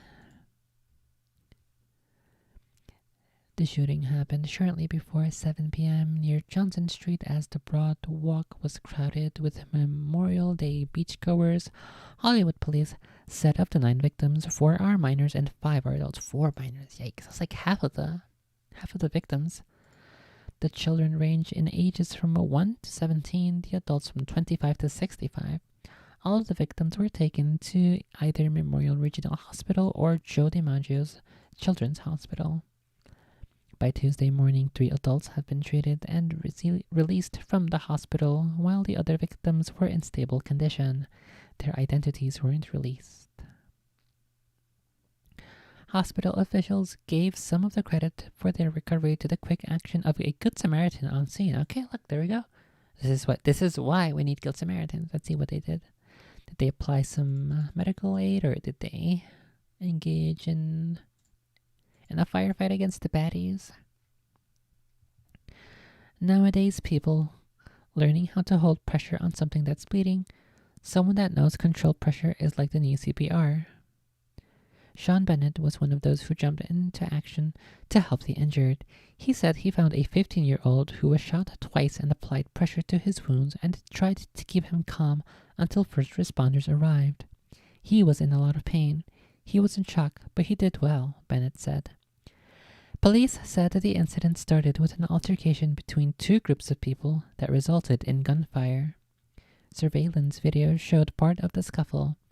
Video from the city of Hollywood's live feed of Hollywood Beach appeared to show the moments immediately after the shooting, with people seen running or seeking cover when the gunshots were fired. What appears to be two guns can also be seen on the ground in the video. Witness Kayla Buzon said she was sitting on a hotel balcony when she heard the gunfire. Quote, "In an instant you heard at least 6 gunshots go off," she said. "You could see multiple people laying down on the ground. 3 people from what I could see, and 1 woman that was sitting off to the side where her leg had gotten grazed by a bullet." Really, the scariest part was seeing parents dragging their kids almost across the floor to get behind the small wall barrier. That was literally the only protection that anyone had, trying to stay clear of all the chaos that was going on.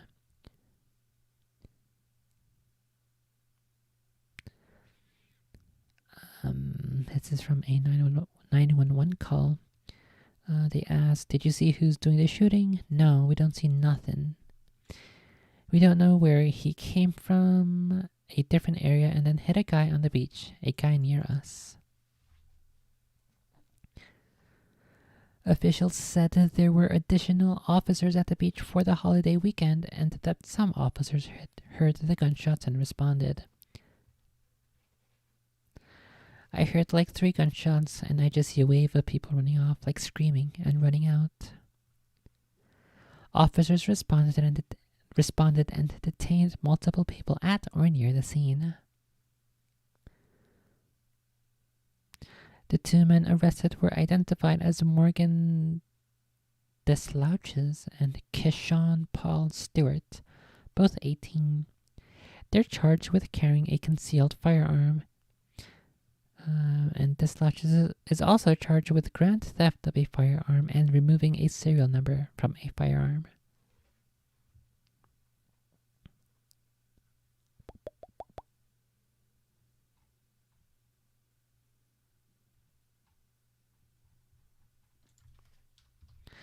Okay, let me go ahead and look at this video real quick, see if there's anything spooky here that I should not show. I assume it'll already be blurred or whatever.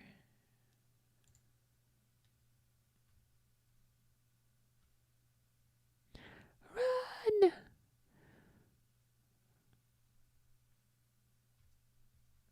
It says the lower third says mass shooting, but I mean, I guess it technically is. Multiple people, 9 people were injured, right? So.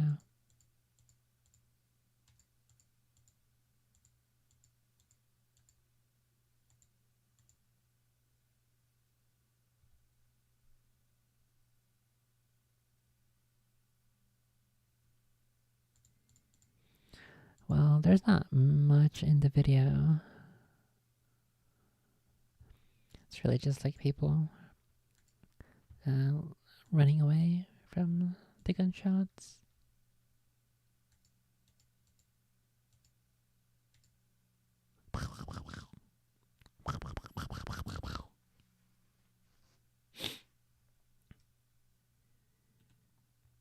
Well, hopefully they resolve that fairly soon and lock them up.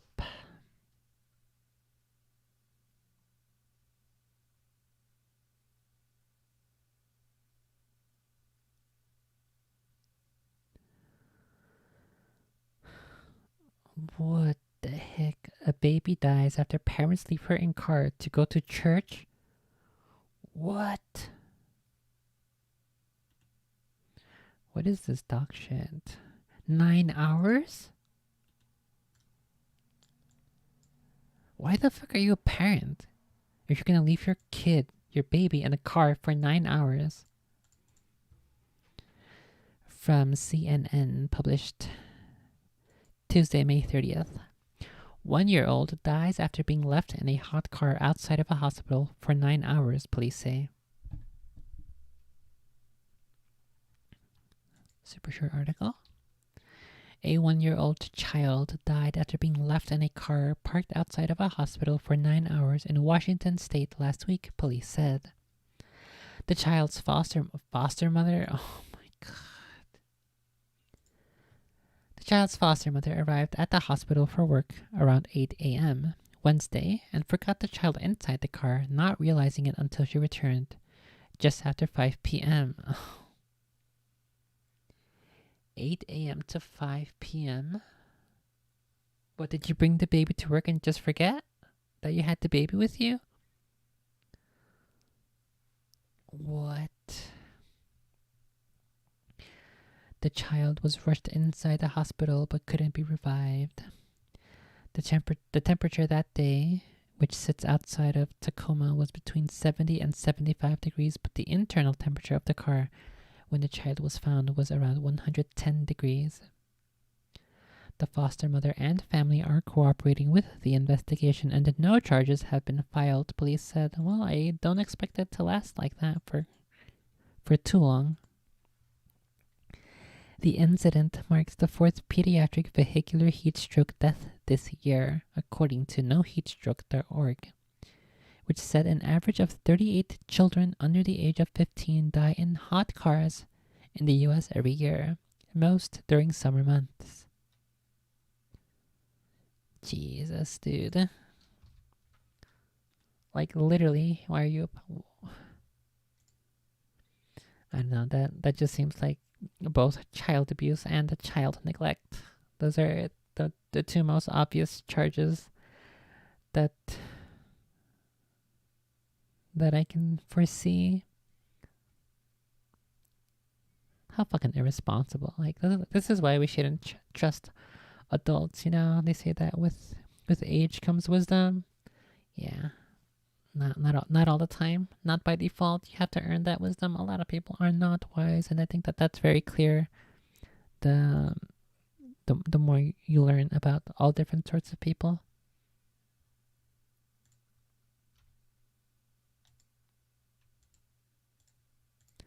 That's unfortunate.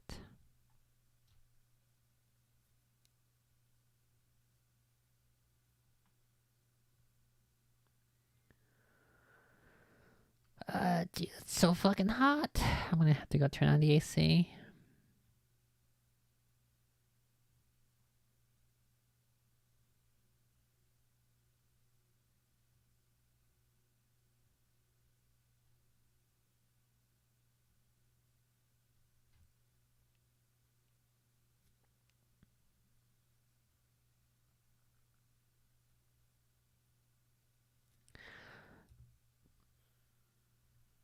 Fuck.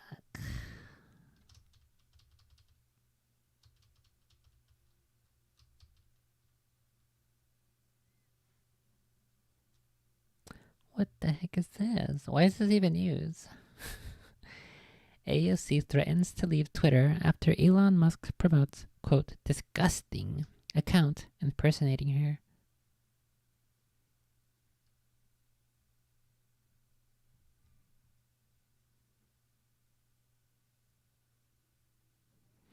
Oh, it's about that, the one where the fake account says they have that AOC has a crush on Elon. That's pretty funny. Wasn't this super old though? Why is this only now appearing?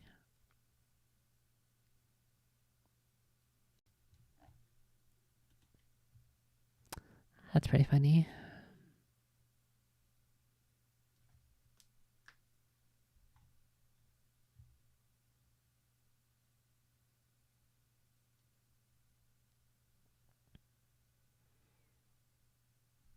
Wait a second, what the heck did Tara Reid defect to Russia?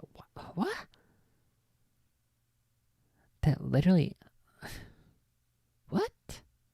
I guess if okay, so technically the only way I can see that really making sense is if the Clinton people and I'm not saying this as any truth. I'm just speculating.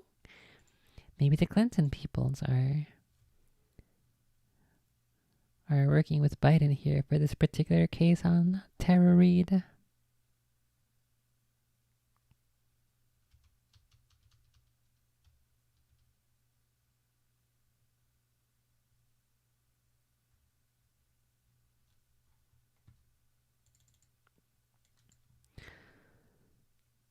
Okay, well, it looks like that is all I have for now. In terms of news, I think let's check technology. See if I can find any stories here that might be interesting to get through.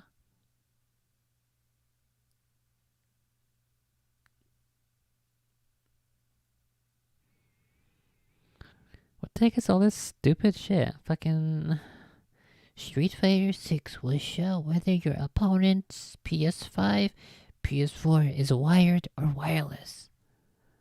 What the fuck is that news? There's literally nothing going on in the tech world right now, I suppose, if that's what's near the top of the page. Unlucky, dude.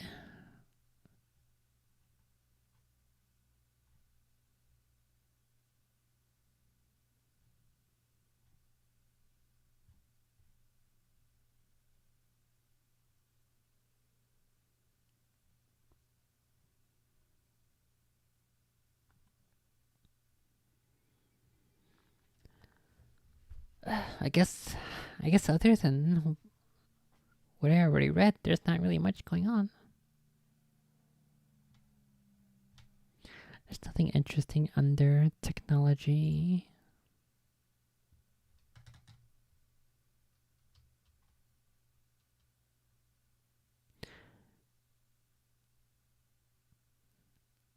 North Korean satellite plunges into sea after rocket failure.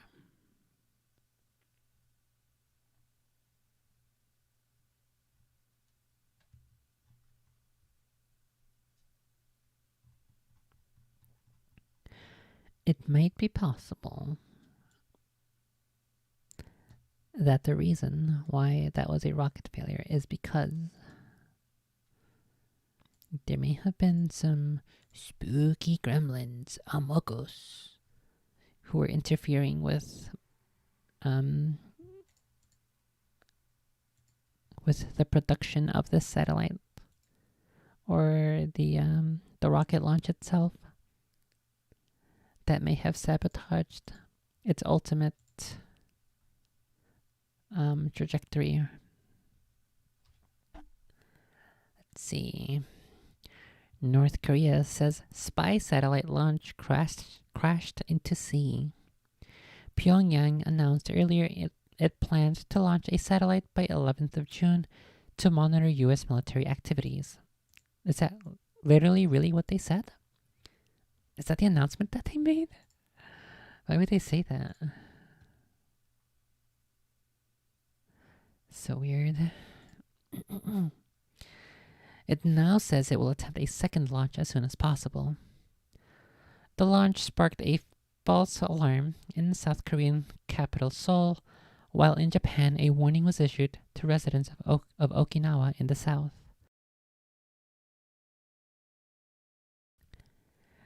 There was chaos and confusion in Seoul as people awoke to the sound of an air raid siren and an emergency message telling them to prepare for an evacuation, only to be told 20 minutes later it had been sent in error.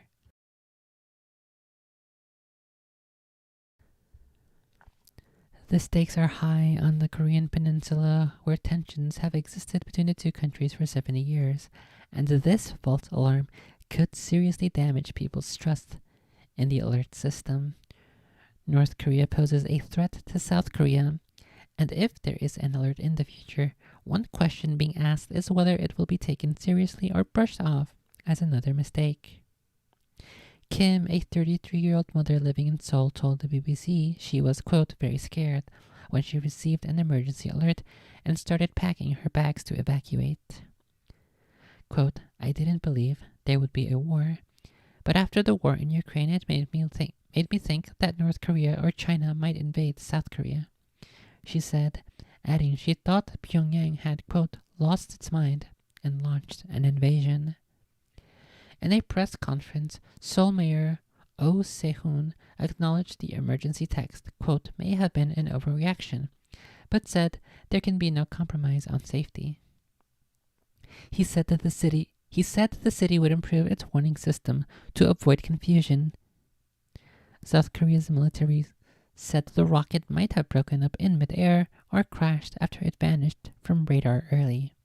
It released pictures of wreckage found in the sea.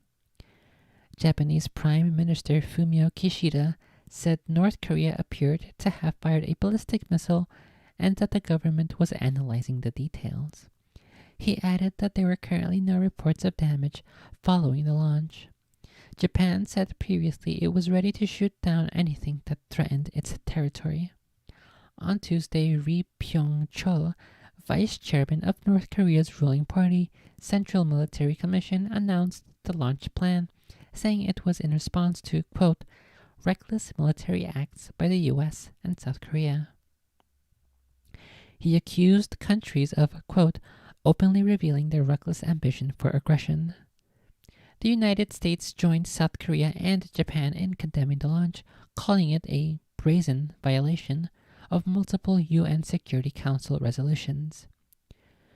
Quote, the door has not been closed on diplomacy, but Pyongyang must immediately cease its provocative actions, and instead choose engagement, said Adam Hodge, national security spokesman. He added that the U.S. will take, quote, all necessary measures to protect itself and allies. UN Secretary General Antonio Guterres also condemned the move, saying any launch by Pyongyang using ballistic missile technology was contrary to the relevant Security Council resolutions. Leif Erik Easley, a professor at Eoha University in Seoul, said the North Korea government, quote, likely sees itself in a space race, and that whether or not its current satellite mission is a success, it can be expected to issue political propaganda about its space capabilities.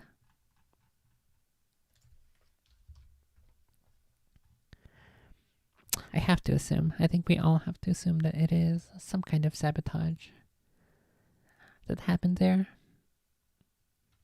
It's one of those thingies where, like, they've been so unable to successfully launch things, and it's just like it just exists to make them look bad. So yeah, I think it's a safe bet to assume that it is intentionally done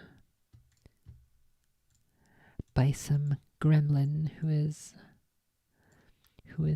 boots on the ground with a couple of mischievous tools and devices.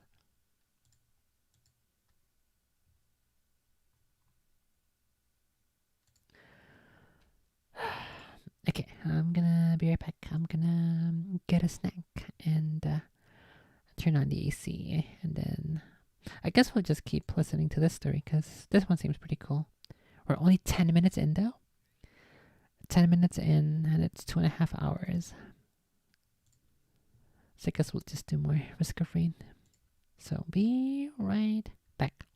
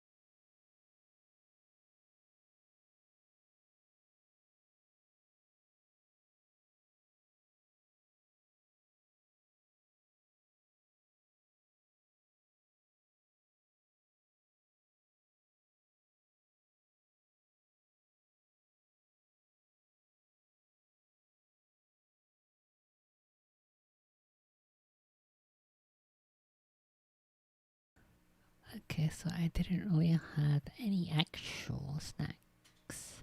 However, I did find some candy. So that's all that I have.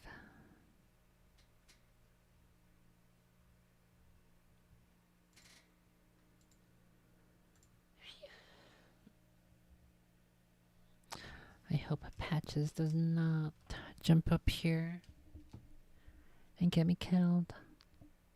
So we'll see.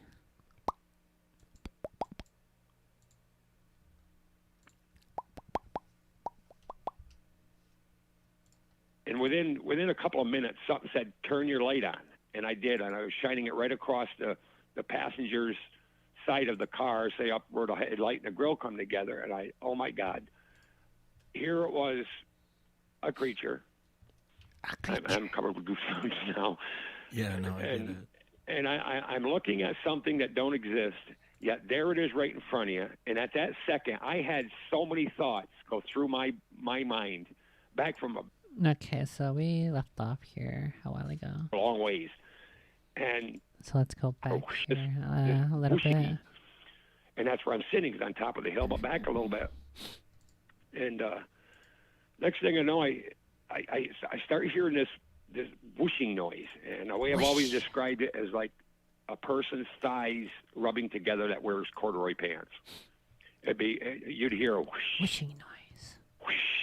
That's what I could hear. Like I said, it was dead silent that night. You could hear a lot, or a long ways. And I never even thought about taking the spotlight and putting it up. But I'm in between my door and the car because my door's wide open. I got my handgun out, and I got the spotlight in my left hand, and it would stop and start, stop and start. And right down the center of that field was like a little teeny weeny itsy bitsy brook that was sort of partially dried up, but there were cattails here and there. And then I heard the funny noise like something walking through cattails or short brush. And within a couple of minutes, something said, "Turn your light on." And I did, and I was shining it right across the passenger's side of the car, say up where the headlight and the grill come together. And oh my God, here it was, 50. a creature. I'm covered with goosebumps now. Yeah, no, I get it. And I'm looking at something that don't exist, yet there it is right in front of you. And at that second, I had so many thoughts go through my mind, back from being a child and jobs I had done, things I had done. I mean, you had a bazillion thoughts in a split second. And when I hit this thing with the spotlight, it was roughly no more than 35 feet away from me. And it was coming right straight towards that front side of the It's car. coming right for us. It brought its hands up, not paws, hands. I could differentiate between a paw and a hand because you could see the outline More of squids? the fingers. And this thing had round, I always say, mayonnaise jar cover size eyes in diameter. And it brought its hands up and covered its face and let out such a deep, deep, guttural blast of, it'd be like a difference between my voice and a woman's voice, the deep tone. Yeah. That kind of a blast. And it was so intense that it'd be like me blowing a tuba in your face. The what do you call it, reverberation or whatever. You could feel the vibration of that voice at roughly 30 feet. And the longevity of the holler, it would take 2 men, 3 men, or 3 people, period, with a lung capacity, with all their lung capacity, in a line to do that one growl or whatever you want to call it. And the volume was outrageous. And in that same instance, when it let that out, all I could figure is that the bright light of the Ooh, that's a good 200,000 one. candle power spotlight, one of the oldest spotlights back then in the 70s, if it hurt its eyes or what, I don't know. But as I'm standing there looking at it, I'm getting, it's like sort of, how would you say it? It's like kinda it's like, but talking not to me exactly. telepathically, I guess you could say. The thoughts that were going through my head about it and me at that instant was like, I did not feel threatened. It was like, get the hell out of here and leave us alone. And when I say us, I don't say me, leave us alone. But anyway, it turned to its left, and that's when I could I could see. It's just like looking at an orangutan on any movie, how the hair hung down on the arms. It turned to its left, and then that's when I could see the back of it. And you could see the muscular part of it from the neck, what would be the neck, but it was like a head set on shoulders. And it had long hair on the head, dark. This was a dark red, almost black. It wasn't jet black. And you could see the muscular outline of the back. I could see the buttocks. The muscular build of the because the hair on the back was a lot thinner than the front or the side, and you could see leaf debris, like twigs and stuff like this thing was maybe laying, because this area down along the Pontly River is all clay, and whether it was nesting, bedding, whatever you want to call it down there before it came up through, I don't know. But as it's walking away, the strides on it were over 6 feet, and it went kitty corner to where it came from, where the fence line runs from south to north, and then the other fence runs east to west. It went into that corner, which we found out a few days later there was a gateway there from the farmer, probably back years ago when they logged it. And when it got to that corner, this thing turned around, and I still got the spotlight on it. I'm out of the car completely now, and it let out such 3 big guttural groans, but not as bad as confronting it point blank. It was like the difference between it trying to scare me to get the hell out of there and it going down there. The volume was less, a little bit shorter in longevity, and I just got the impression, get the hell out of here, it'll leave us alone. And poof, it's gone into the woods. My encounter probably lasted 3.5, 4 minutes altogether. Because this thing with the strides went across that field like a track runner, and it was walking. This thing never ran. This thing never dropped down onto all fours. It was not a bear. A quail. And I sat in the car for 15, 20 minutes just collecting my thoughts. And at the same time, I still keep checking the field to see if there's anything else there, anything coming. And put it this way, if there'd have been 2 of them to come in behind me, if it wanted me, it had me. Even this creature, if it wanted me, it probably had me, because I had the hammer pulled back. 357, I had what they call barrel loads in it, and they were hollow points. I mean, it would have made a hole from hell. And from that point on, I said, oh my God, what just happened? My mind is all over the place. So I finally left the spot, and I head back to Whitehall. And what used to be the Silver Diner don't even exist anymore in Whitehall, but I knew the cops had a certain spot in the back where we hang out. And I'll be damned, there's the trooper's car. So I walk into the diner, and he's in the back room, and he's got a cup of coffee, and he's shaking. Now, this is a good half hour since my encounter, my time spent there, since the troopers left. And he's down there, he's shaking like a leaf, trying to drink his coffee, and the cup's wiggling, wobbling, and blah, blah, blah. And I said to him, Officer Fox. And he looks up at me. I said, what did you see? What did you see? I didn't see nothing. I said, what did you see? He said, I didn't see nothing. And he's looking at me. You can tell by looking. He's like fucking, like Gandalf asking Pippin what he saw in the Palantir. What did you see? Speak!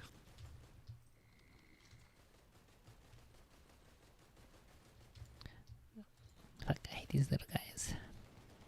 There's always so many of them. Oh my goodness. Didn't even see that guy. He was scared, just like I was.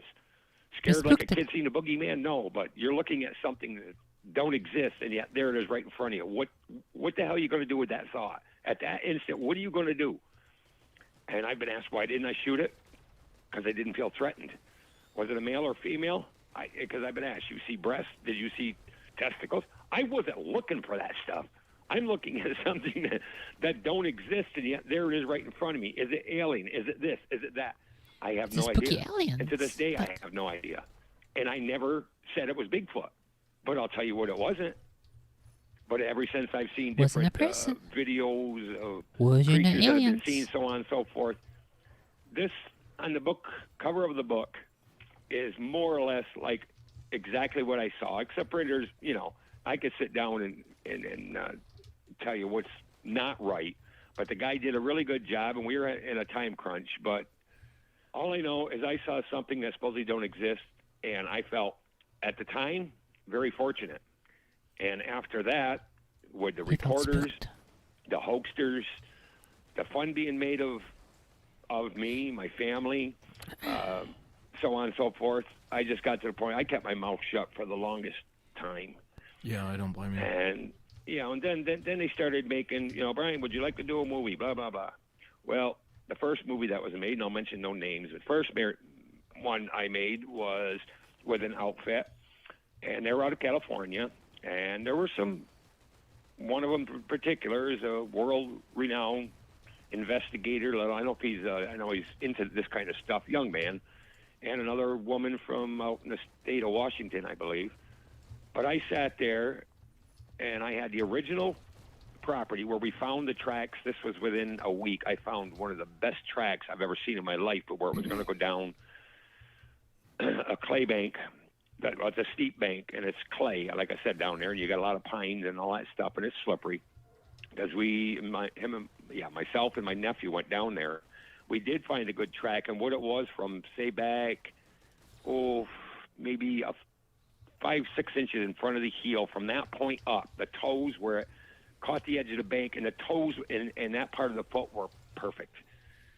So we cast it, of course, not knowing crap about casting. We should have put something in it to help hold the stuff together. Well, that cast was long gone because it was broken. And you could see a path going down towards the Pontney River that looked like a moose went through there. Oh, And you'd see where syringe. something had slid down the bank here and there, caught its footing, grabbed trees to stop itself, and goes into the Pontney River, crossed, and right into Vermont State. And right then and there, I mean, we had Glenn LaRose, who's a really, really good friend of mine. He was a deputy sheriff for over 30 years. He got a really, really good cast, and I don't know who ended up with those casts, but he did several investigations himself. He was a true believer.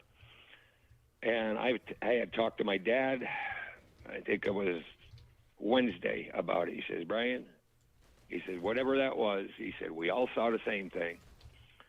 He says, 2 troopers, 2 deputy sheriffs, myself, he said, whatever it is does not belong here. It's not from here. He said, bear? Hell no. He said, you show me a bear that's got legs that long, that can walk like a human, step over a fence that's over 4 foot high, just step over it and go into the brush. He said, and I'll tell you, okay, I saw a bear. But one thing led to another, and I says, the first movie that was made, I'm sitting there, and the facts that I'm trying to give them, they want nothing to do with it. I had the original spot where the sighting took place set up so they could bring all their equipment, set it up there. No, we went to another location. Ooh, infusion. And, just off of Route 4. I said, why not over there? Are these guys scared? Are they afraid they're actually going to see something? Because this is out in the boonies. And I had it all set up with the landowner. Oh, yeah, no problem. Just don't get stuck and all that stuff and blah, blah, blah. But I'm sitting there watching a movie being made. It was just like watching a cartoon. Yeah. It was just like watching a cartoon. And even the Monster of the North Woods book, there's so much fabrication in that book. And it has nothing to do with the original writer, and that's Bill Brand. There's other people involved in that. Let me put it to you like this, Wes. How can you interview somebody and word for word is on the tape recorder, and you read, say, the first sentence or say the first paragraph, and it sounds entirely different from what's on the tape recorder?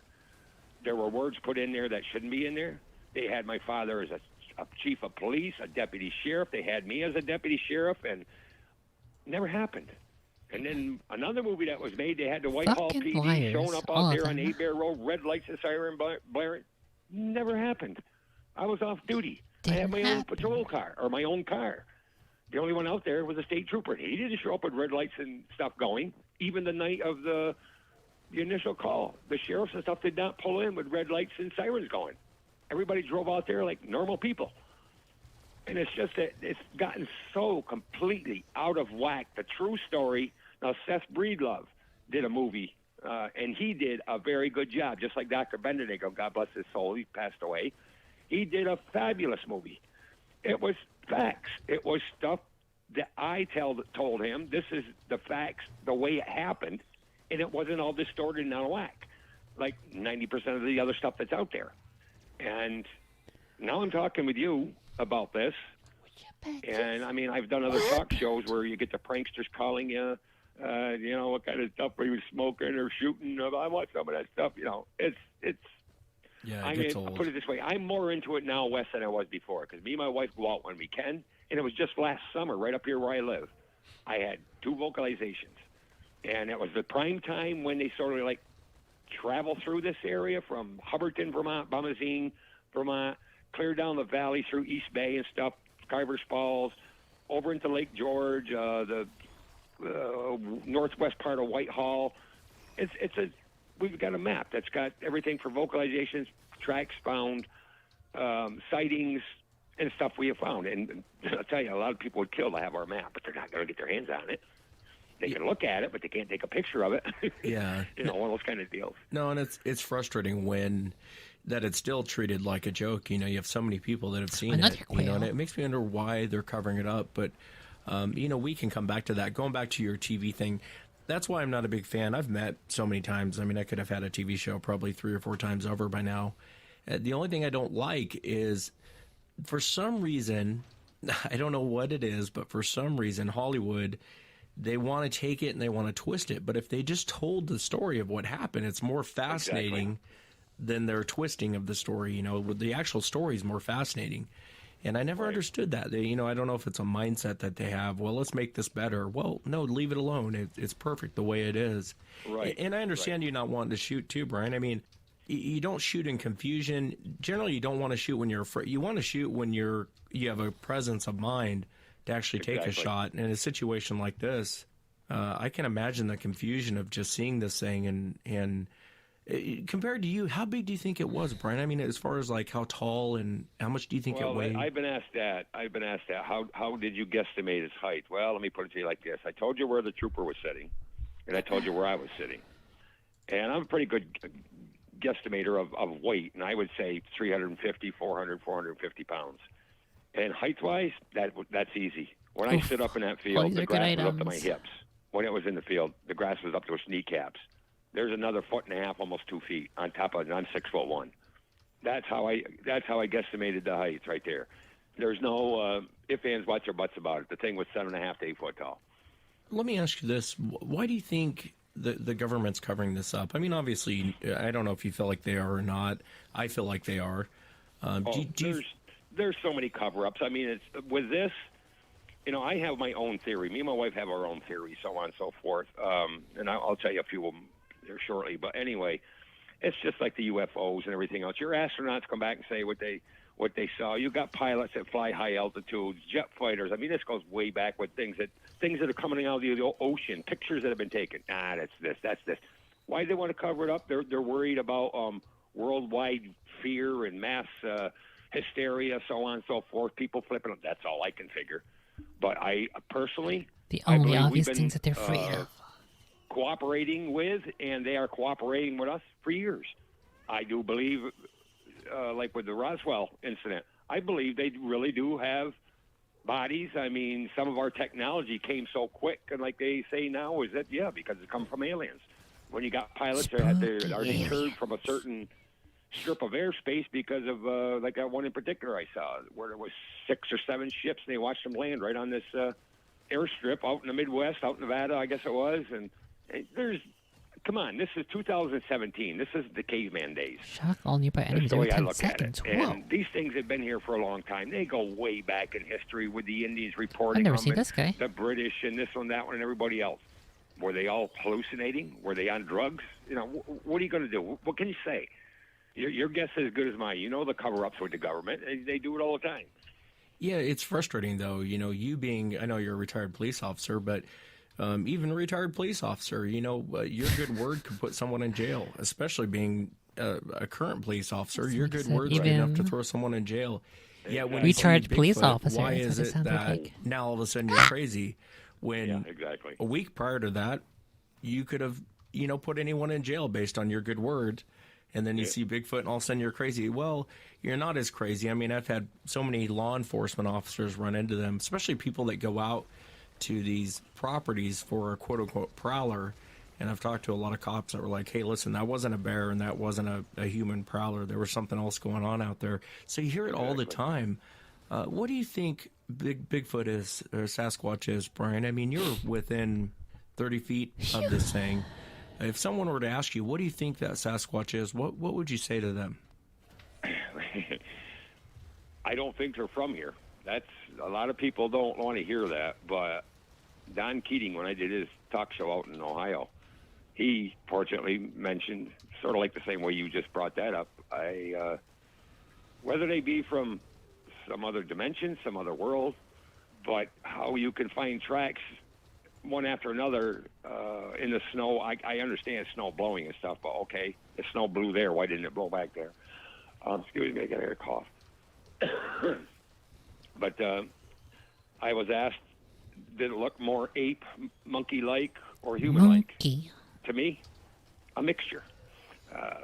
Human features in the sense of the hands, the arms. It's just a hell of a lot bigger. Was it something that come out of a zoo or no?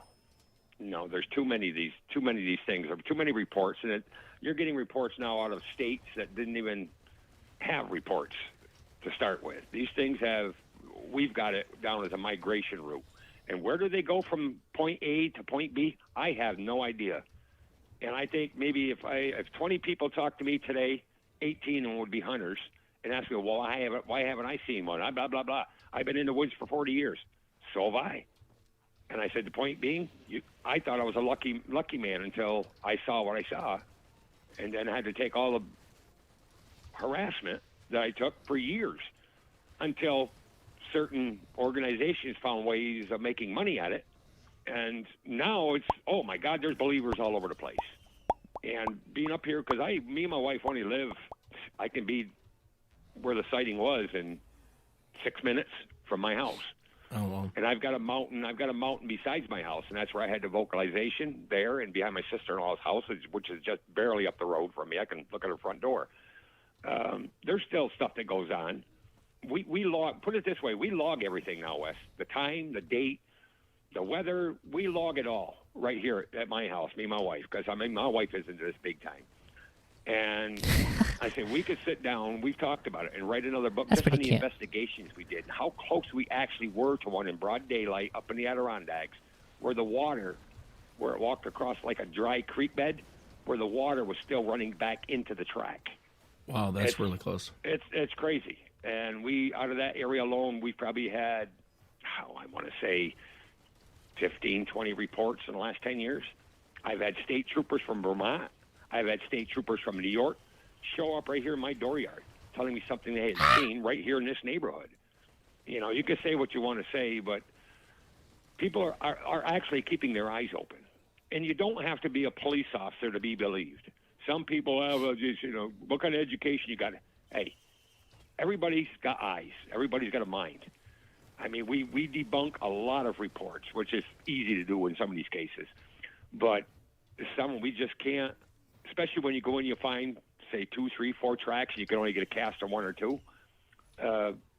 You show me any man on the face of this earth that's can walk up a bank with almost a 7-foot between the front of the left foot to the heel of the right foot, walking up a hill, probably on not quite a 45, maybe, less. And, that's a bear. No.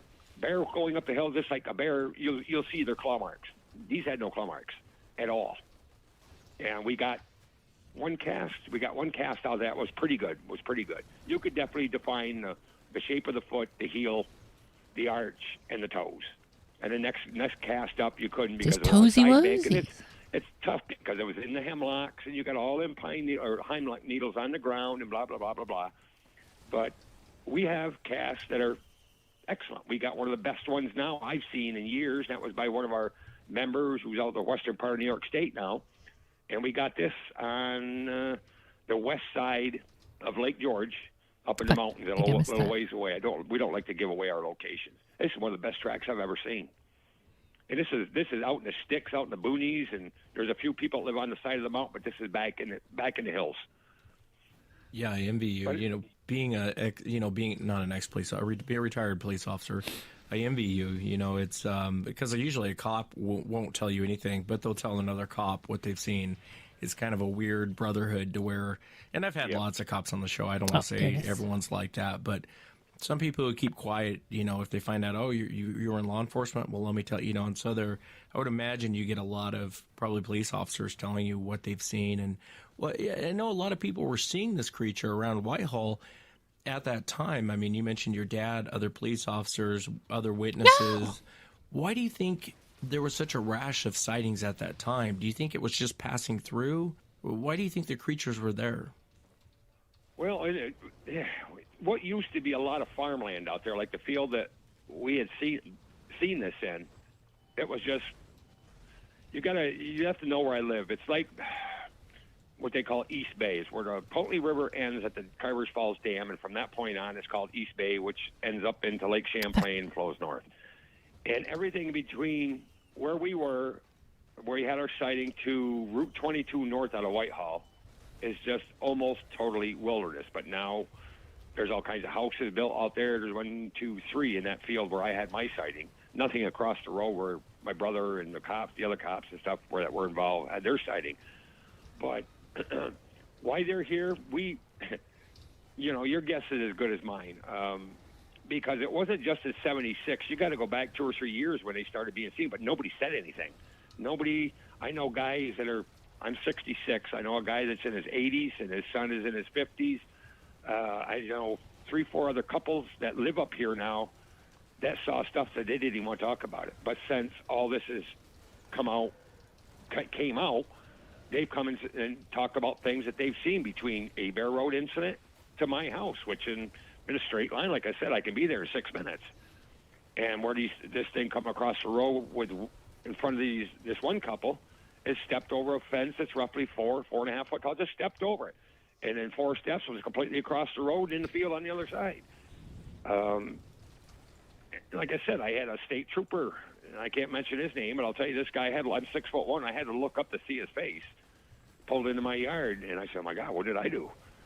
And he gets out, he's covering his name up on his, this was 2 years ago in June, and he says, I looked at him, I said, can I help you? No, but I can help you. I said, what's that? He says, he pointed at the That's pretty sign funny. on my side of my truck. We got a big magnet that's got a Sasquatch on it. Northern Sasquatch Research Society is what it says. But anyway, he says, no. He pointed at the sign, but I can help you. I says, what did you see? And this was the night before. Him and one of his partners, both in separate cars, had to go north of Whitehall to back up the troopers up there with a domestic dispute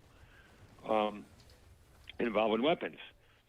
So if I remember right, he said around 2:30, 3 o'clock in the morning, they're coming back towards Whitehall. And on the other side of the South Bay Bridge, he says, Oh, he got says, the way you up know there? where Brook Road is? Oh, yeah. He said, well, I'm coming down. He said, Ryan, I just did a double take. And he said, I come on the binders. And he said, here's something just crossed the road in front of me. He said, roughly 50 feet, 75 feet. He said it was freaking huge, covered with hair, a little bit slumped over, arms swinging, and went down into the field, went out in the field a ways. He said, just stopped and turned around. And he said, I stopped. He said, I've got my red lights on now. And he said, my headlights on high beam, looking at this thing. And he said, I radioed my partner. He says, take your time coming around the corner down by Pipe Brook Road. He said, you'll see me. He said, you got to stop and see what I'm looking at. And his partner comes down. He pulls his car around on an angle where he's shooting out in the field. They watch this thing go all the way across the field. And it goes down into a bank, into a backwash, like a marsh. Cattails are about 5 feet tall.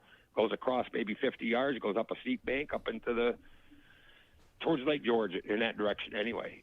And this guy was truly honest. He said, I'm from down south originally, down around New York City. And he said, I thought this was just a bunch of hooey, but he said, I know what I saw. He said, very, very similar to the picture that's on your, And he said, well, I said, well, I'll go out, I'll check it out. Well, the next day I had permission, I know the people anyway. He said, yeah, go ahead, take a walk. Couldn't find anything in the field because the field had been mowed. Some more baddies? Brown grass, so on and so forth. I get to the bank, and you swear to God, an elephant or a water buffalo had gone down the bank, across through the cattails, up there to find the track. Almost impossible. You could tell something had went there, But that was it. Now here's two other, and of course they wouldn't fill out a report. They wouldn't let me use their names. I said, I just want it documented that another, well, you can say a trooper, but he said, don't use my name. And we get a lot of this.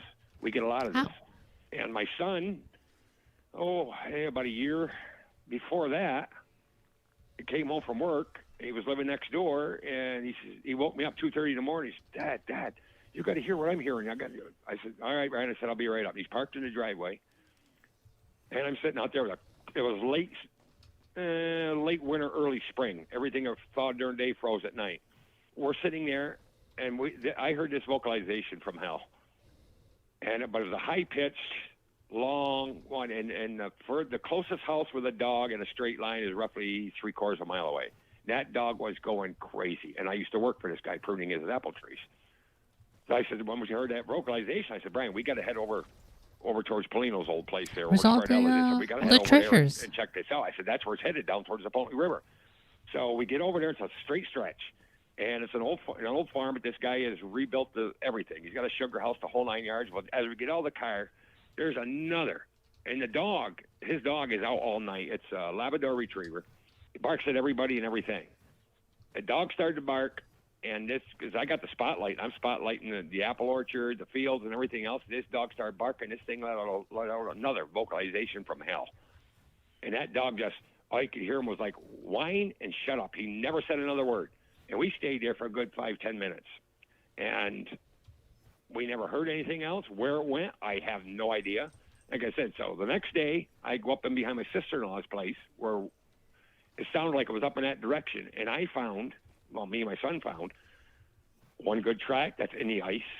And it was the size of my foot plus that and maybe another half. And you could see the outline of the foot.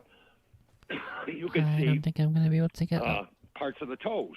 As I went farther, and the thing of it was on a deer trail, and you could see the deer tracks frozen here and there in the snow where it had melted and frozen. It was like ice. And I found, I had the picture on my phone, a very immature. Now, you explain to me who would be barefoot back in the woods, completely barefoot, leaving human tracks in the wintertime or, when it's cold like that.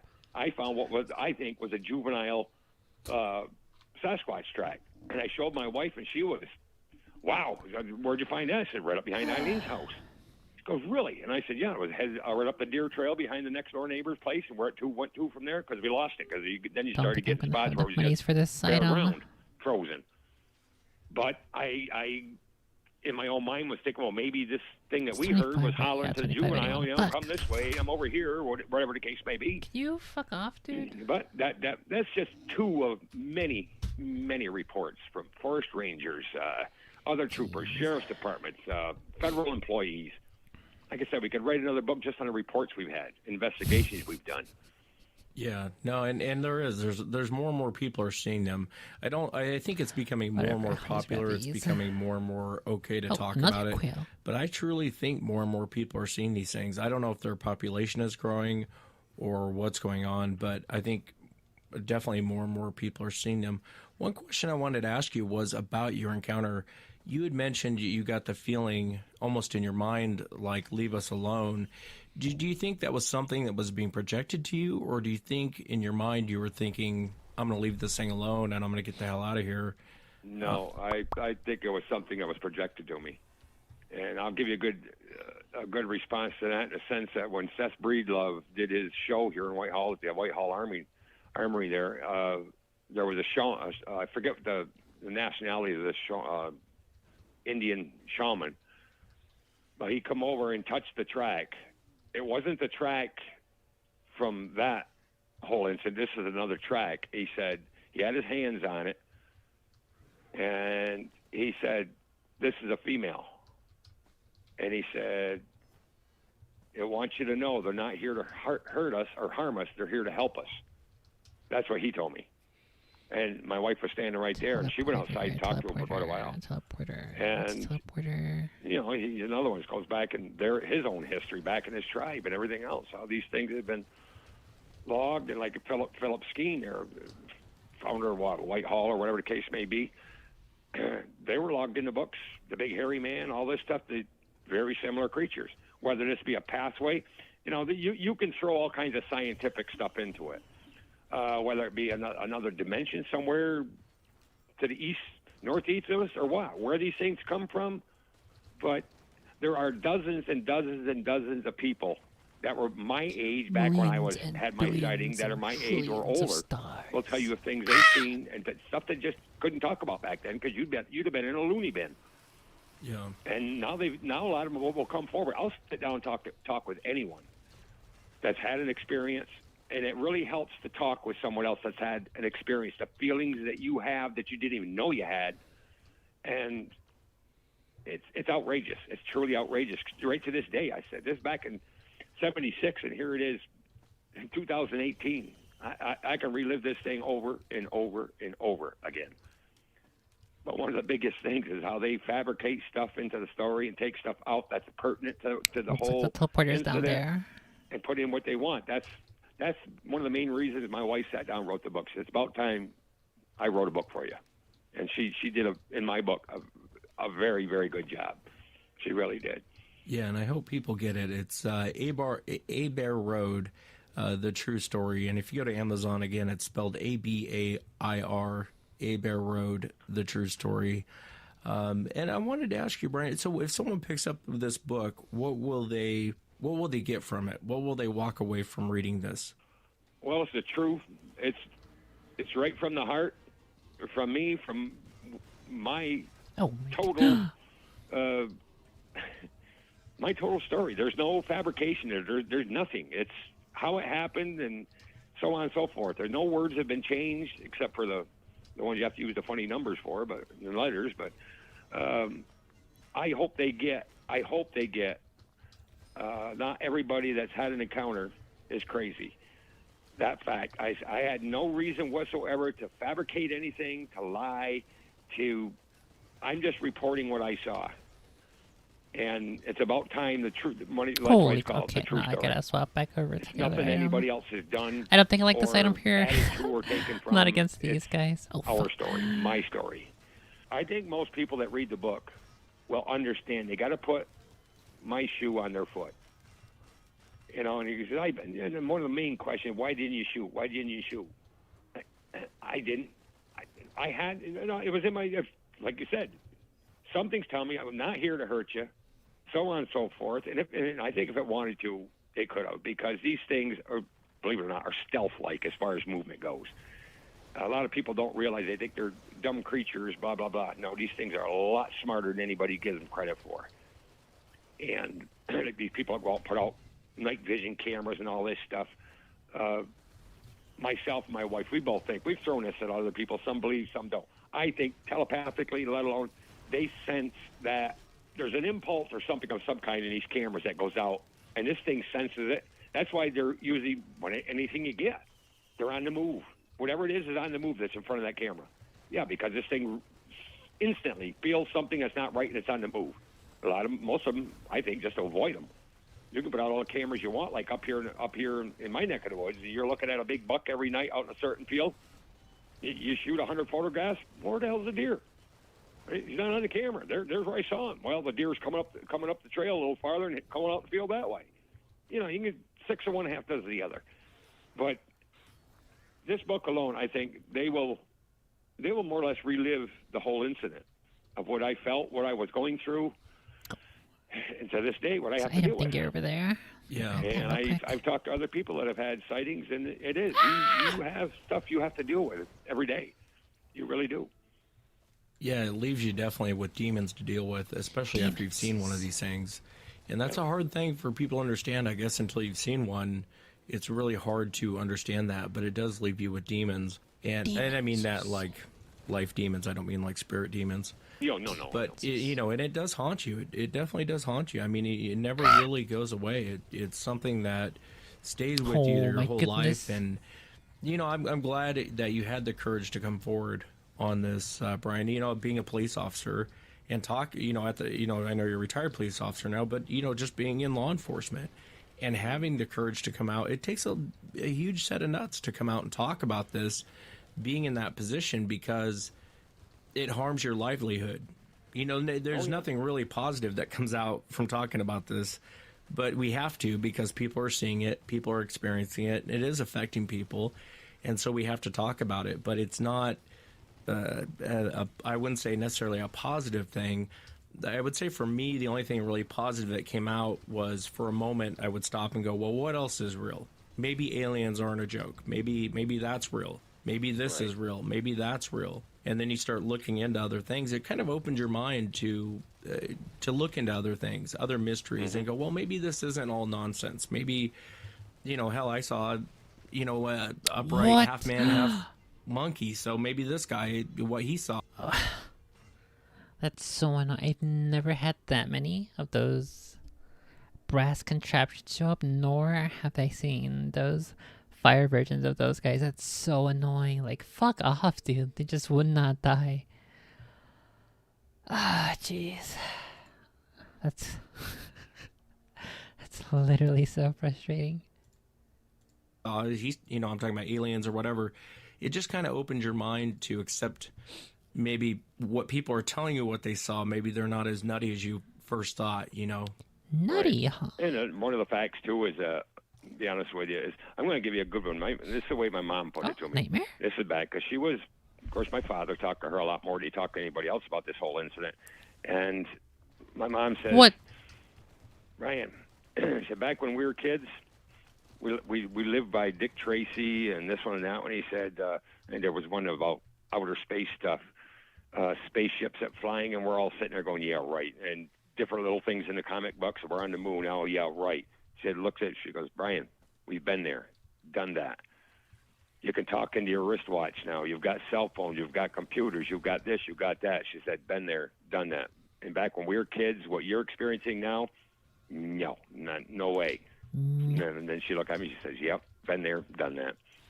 Of course, my mom's long gone, but I saw her point. Don't disbelieve, because a lot of times what you see in the movies this week, in 2 years, it's happening. Yeah, well said. Well said. And for the audience out there, again, it's A Bear Road, The True Story. Go pick it up on Amazon. Is there any other place to get it besides Amazon, Brian?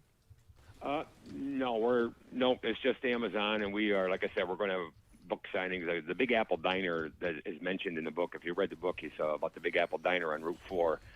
We're going to have a book signing there, and a lot of people come in just to... Kind of curious about this book. I want to see if I can read it.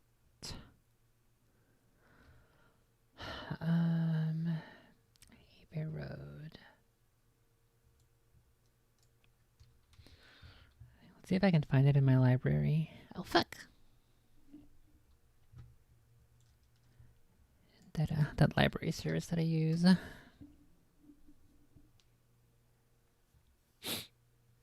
A Bear Road.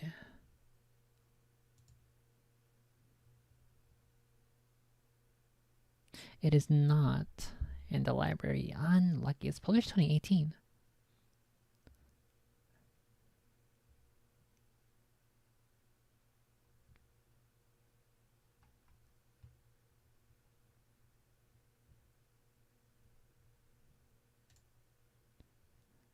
Let's see if I can... Fuck. A Bear Road. Items, yes. Fuck. I think I got a mosquito bite or something. Unlucky. I hate it. I hate it. I hate it. I hate it. I definitely did get a bite. Fuck.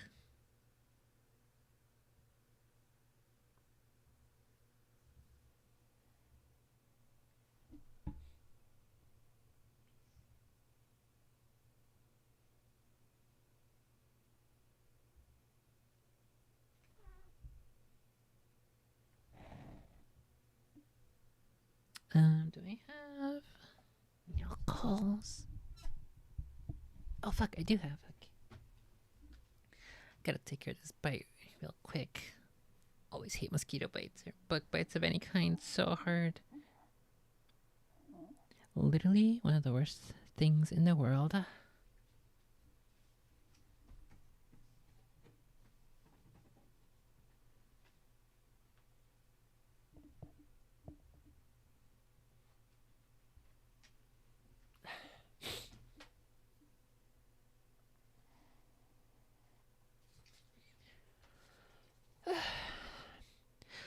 kind of sad that they do not have this book here. But what the heck? How Patches is her collar came off. How'd this happen? It's pretty spooky.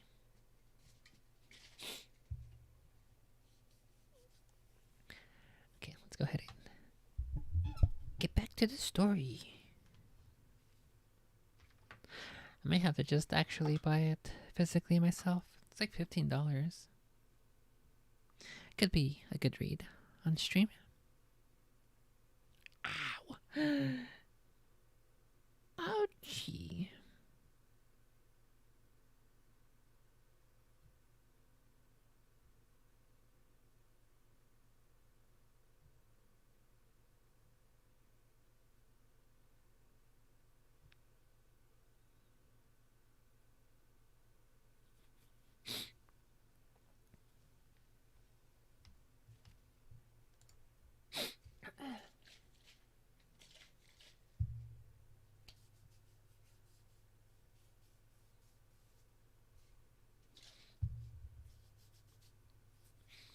Actually, wait, the $15 is from Better World Books. How much is it on Amazon? It's only $11 on Amazon.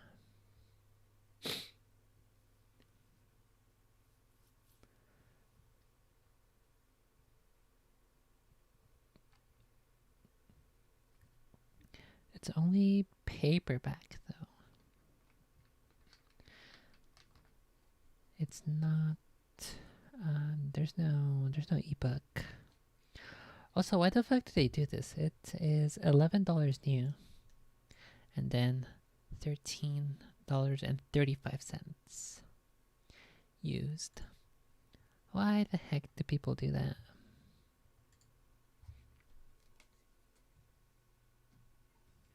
Why do people like this exist?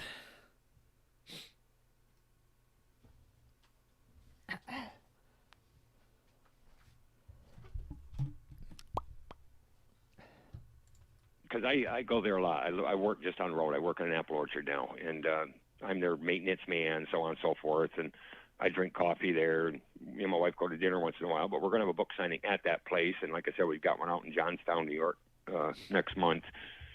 And the only place I know that we can get it is if it's on Amazon. Otherwise, they'd have to send me a check so I could send them a copy with their address, I guess. Yeah, no, absolutely. Well, I hope people go out there and get it. Bear Road, The True Story. Brian, thank you so much for coming on. Well, I really, really, truly, Wes, appreciate you calling and letting me do this, because it's one of those godsends. You had your own encounter, so you know what you got to deal with, right? Absolutely. I truly appreciate you having me on the show. Thank you, sir.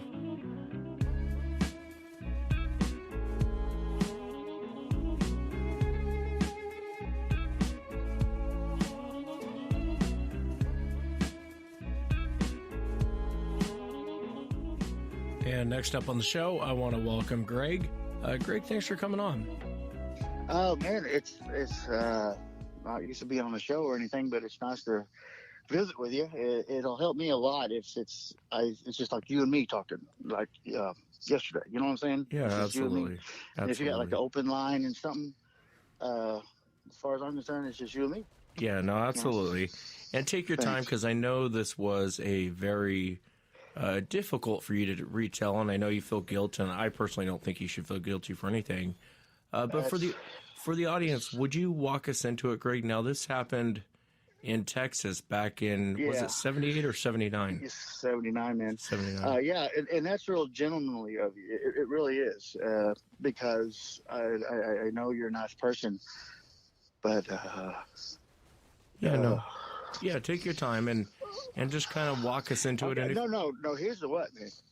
There's nothing good that's going to come of this. There's nothing good to it. There's nothing good about it. There's just nothing good about it.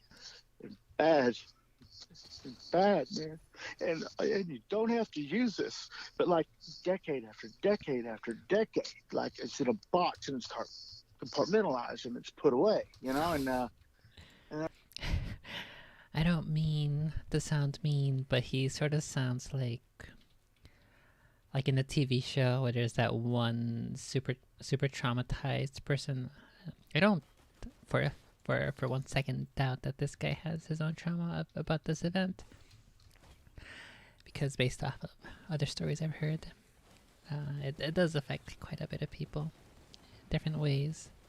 Some more strongly than others, so it makes sense. But so far, just the way he's repeating, "It's bad. It's all bad, man. Nothing good can come of this." Literally just makes him sound like one of those wacky, zany characters. Like, oh, like like that one in the Halo TV show, the escaped guy who's like Gollum mixed with he's supposed to be a what are they called? He's supposed to be an escaped jackal, I believe, in the actual lore. But in the Halo TV show, they made him some black dude who behaves like Gollum, like space Halo Gollum. That's what this guy kind of sounds like, which is unfortunate because I think like his experience is definitely real, and so we'll just have to go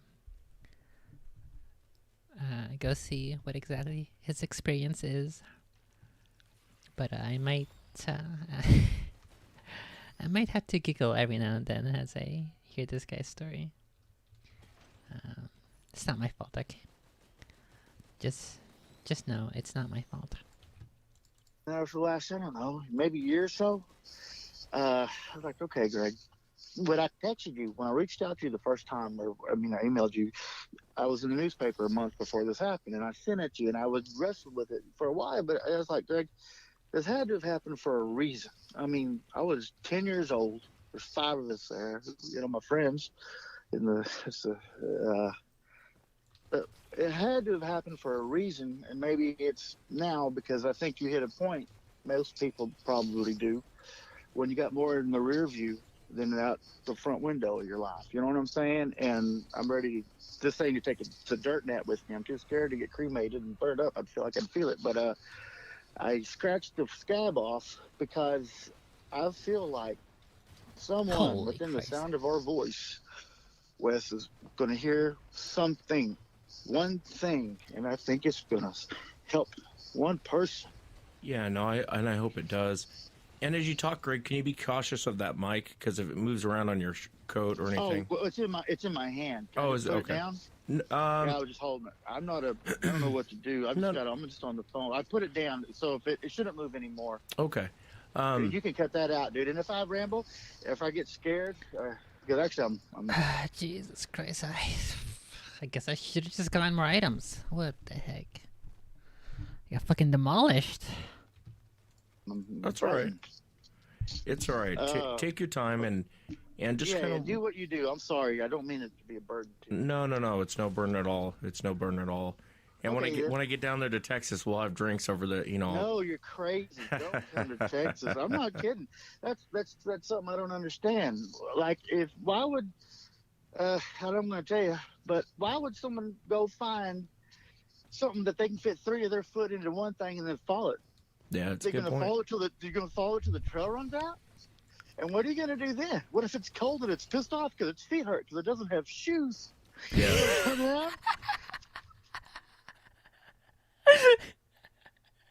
What the heck? What if big feet are all just angry because their feet hurt because they don't have shoes? They're stepping on sticks and twigs and bugs and rocks all the time. What the heck?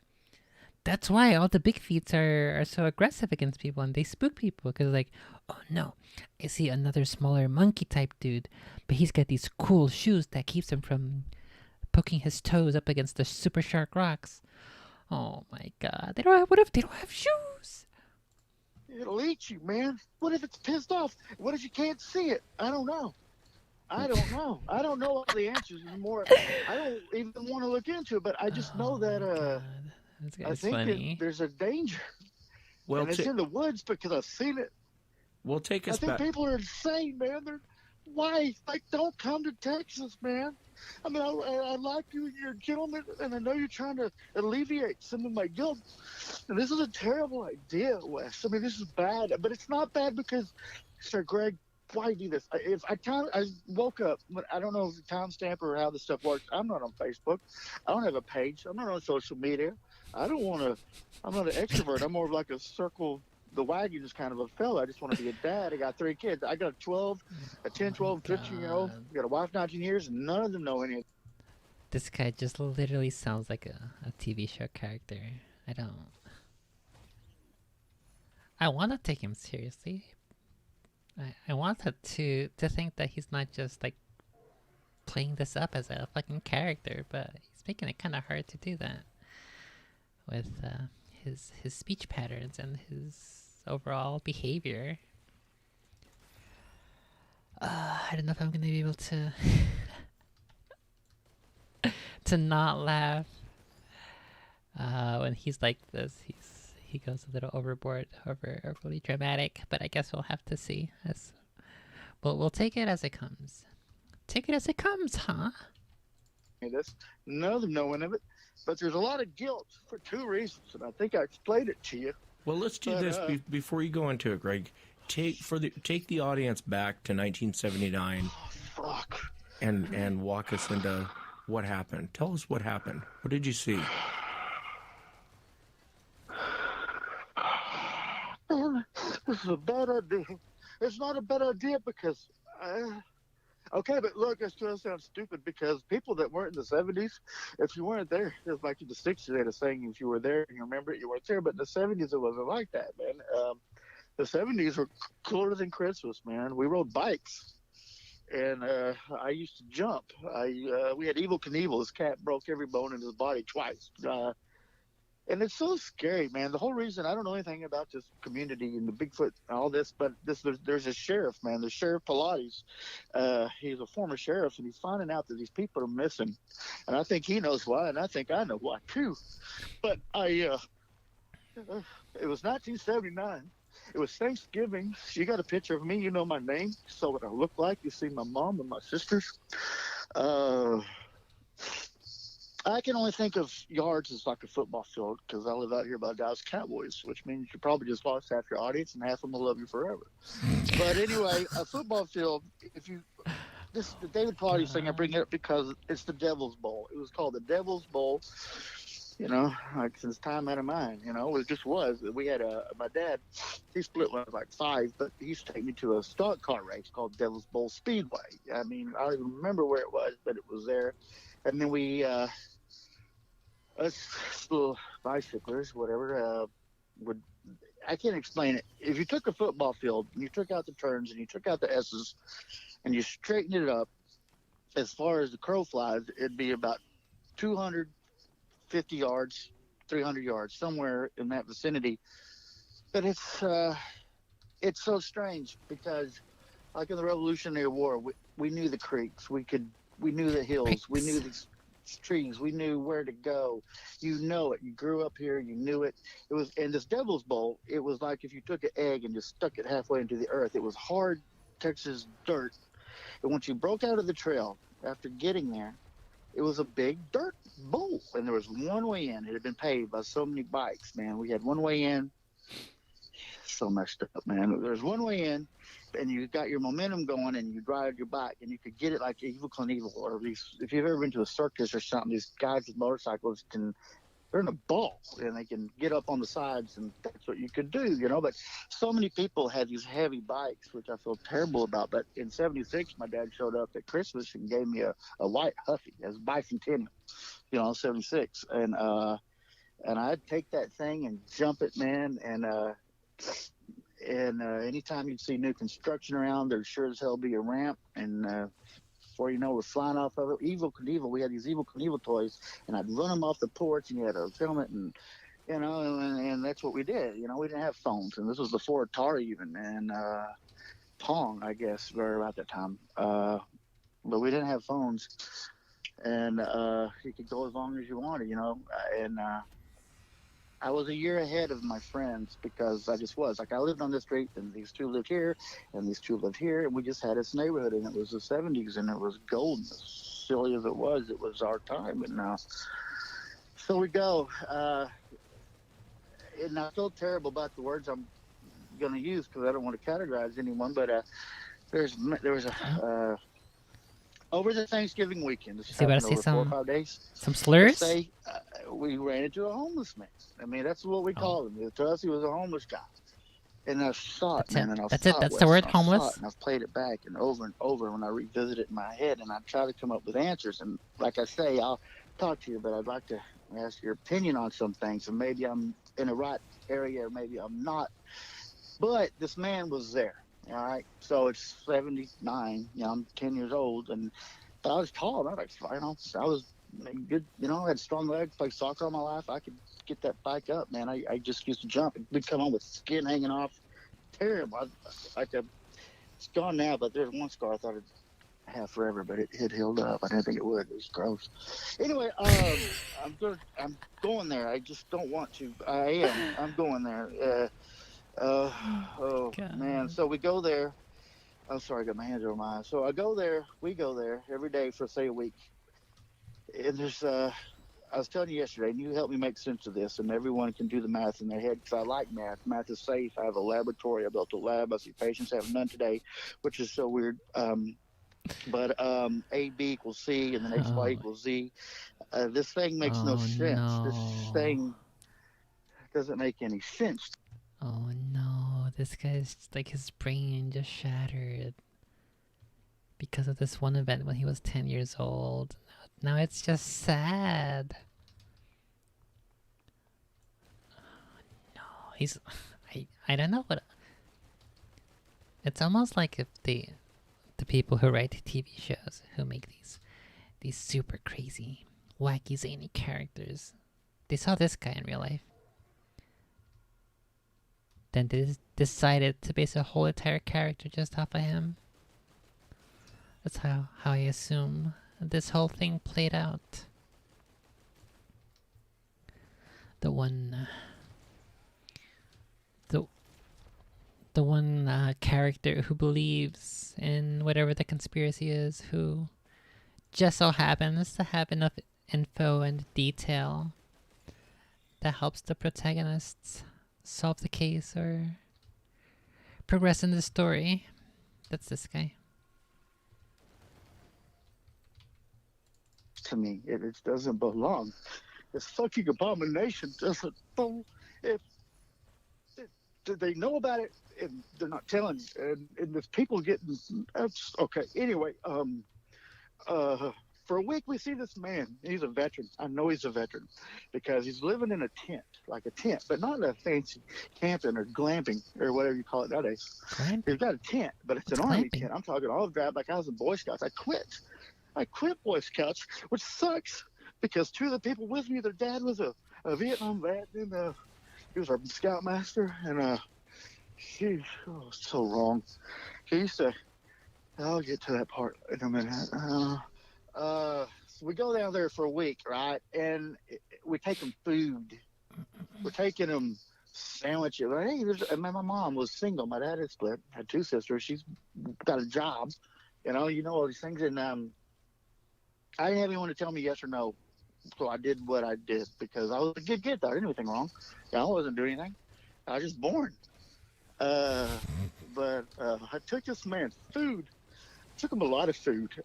In the '70s, we had an ice cream store down here. It's still here. Baskin Robbins, like 31 flavors, whatever. In the '70s, you could get it by like a big giant brown tin, a big, not a little quart like you walk in there's a freezer. Now, man, in the '70s, you could get them big brown carton tins. I don't know, man, foot by 2 feet or I don't know, huge, just big, and they had lids on them. So that's going to play into this when we take it on Thanksgiving Day. But to be real clear, it was daytime. Every day was daytime until the last day. We take this man food, and he I just tell you, because this guy wasn't just from Vietnam. I know he had to have been in Korea because he was older. Because I look back and I'm a student of history. In Vietnam, the average age was, say, 18, 19, And this man had to have been in 54 Korea at some point because he looked like Alan Alda from MASH, but deeper hair, younger. But his fatigues they were green and just drab, olive drab, they call it. I've never been in the military. But I know that I took this man. He likes fruit. I remember I asked him, "Hey, what do you like?" He was a nice guy. Okay. I've got to lay this out real clear. You won't understand. When you rolled up into the Devil's Bowl, you're cutting through woods and hundreds of yards of forest, but the trail's open above you, but everything else is trees, which scares the hell out of me because you could get snatched up at any point looking back. But anyway, we get there, and when it opened up to the Devil's Bowl, is black hard packed Texas dirt, which means that's how the bikes excelled so rapidly around the circle. But you had about 4 feet, 5 feet, 5.5 feet on either side. But if you come into the Devil's Bowl from, say, the south position, which is what I'm going to call it, 6 o'clock, once you spun around it to the north, which is 12 o'clock, it opened up more. You might have had a dozen feet from left to right at the lip of the bowl. And then it was a cascade straight down. There's one way in and one way out, and the other way out is like jumping off a small cliff or something. It was just insane and stupid. And now we lived through the 70s. I have no idea. I saw kids with bicycle helmets nowadays. We didn't have those. I was like, why are you wearing a bike helmet? But it was like, how did I live? Why did I get pounced on? Anyway, this man, he liked fruit. We took him food all week long. But every day, I'm trying to do the math on this. I'm trying to reverse engineer this thing. And his tent never moves. His tent, when you pulled in, was at 1 o'clock, let's say, maybe 2. 1 o'clock ish.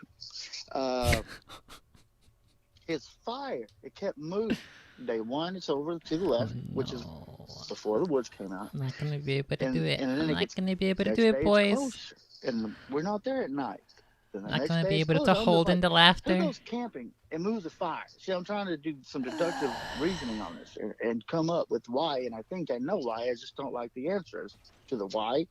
But the only stupid question is the one not asked. Let's see. And he and I've tried real hard in my head after listening to people and things. I don't hear anything. But if these things are mimicking things or birds, I don't know, or people or whatever, I don't know.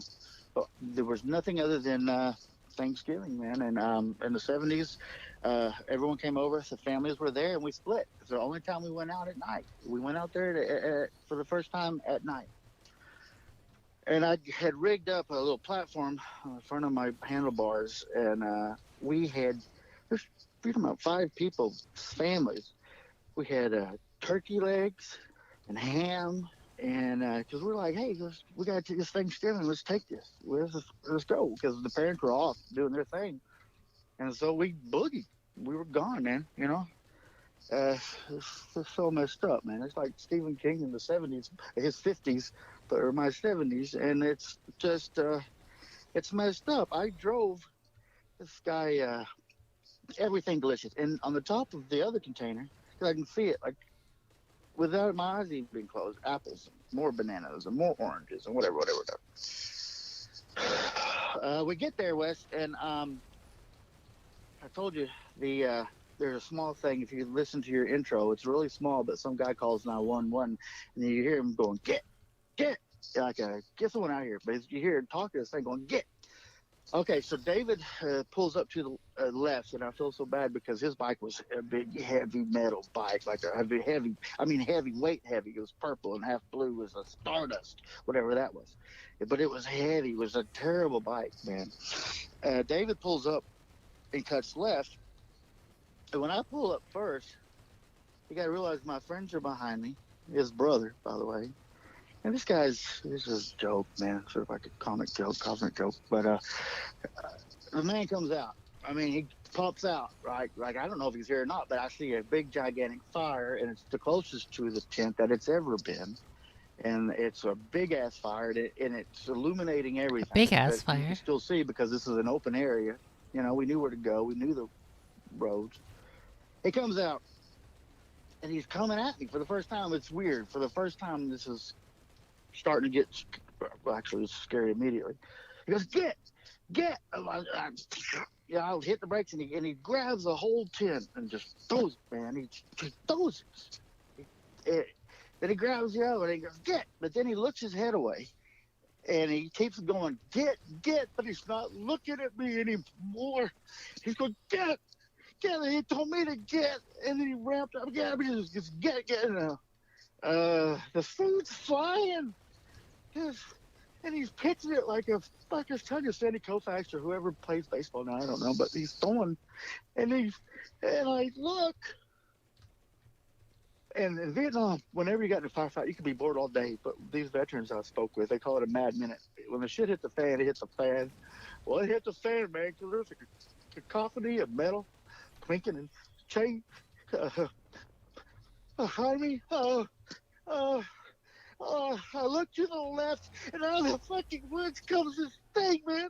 It's like this is stupid, but it's the only way I can associate it. It's like the Mach 5. We had this Japanese import cartoon called the Mike Speed Racer, right?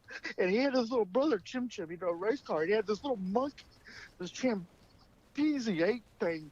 He stole away in the back of his truck, get in trouble over the planet. I don't know. But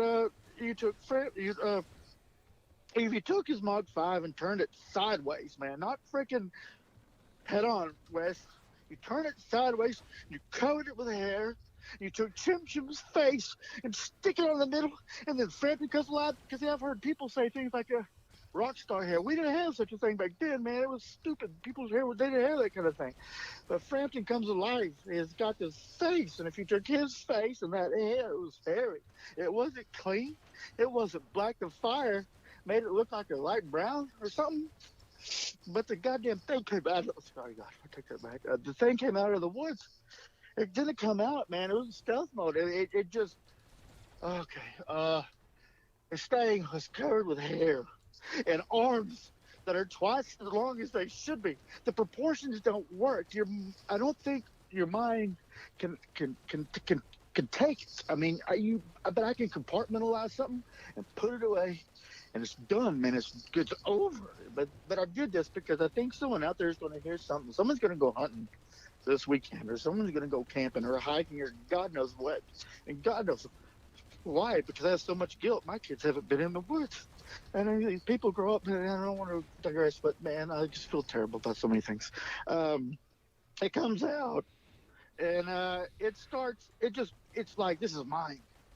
And I'm playing it back in my head, and I'm knowing in my gut that this thing, from what I can tell in retrospect, it must have seen us coming every day for that particular 4 or 5 day period since the man showed up, because it had no qualms. You're about, I heard something breaking a tree, or I heard something cracking something, or not. No, man. This food belongs. It belongs to it. Like I try to tell you, I know people have their feelings or whatever you want to have. You're entitled to it. But no one pays my bills but me. No one's putting food on my table but me. And some things might be nice, but this was an asshole. This fucking thing was an asshole. It came out. Okay, like, it's like, okay, in this fight or flight or This whatever. big feet is an asshole. I'm frozen, except David's to my left. It is the only thing in my view besides this thing. This whatever. This thing. And David's going off the south fucking lip, man. You're crazy. You're just like, I don't know. Could jump off a building with a metal bike. He chose that. He did. He went straight fucking down. Oh, head first, like, what? Well, what? And then I turned to the right, Wes, and the man is gone. He's gone. He's gone. And when I saw David go, the metal that I heard clanking behind me, they kicked stand. I mean, they rolled around. They're gone. They're gone. I never had a brother growing up. This guy left his brother at the bottom of the Devil's Bowl with this fucking thing. And David goes, and made me move. I was like, okay, don't look. Just don't look. So I kick my rear back, flip it, cut around to the north, and David's down in the fucking bowl, man. Oh, oh, okay. All right, man. Okay. So here's what. All right. Uh, I gotta get him. I was a year older than these people. Whenever we played Nerf football at the park or in someone's yard, I was like the guy that we'd go to because I was a year older. If it wasn't fair, I'd call it. If it was fair, I'd call it. You know what I mean? It was just that way. I can't tell you why, but I had a year on him. And I get David. He's his bike's done. But I'm like, don't look, Greg. Just don't look. But I got to because now I'm at the south. It's a 6. This thing's at the 11. And I know where it is. And I'm like, God damn it, don't look. But I got to get David up and I look, you know. And the thing, it was built and designed to do something that our minds cannot calculate. When I say a transformer, I mean, these things that can be a truck or something and turn into a robot or something. It moves effortlessly. It defies logic. Go ahead, please. Yeah, no, that's okay. So so you roll up and you're giving him food, or he's already has the food, but you guys roll up and he's telling you guys. No. This is on Thanksgiving Day, the day the thing came out. I had 2 big barrels of food for the man, and he took it and pitched it. Oh, I got you. His fire was the closest to the tin it's been. It was huge. First time we've been out there at night. I just noted that a burnt fire had moved.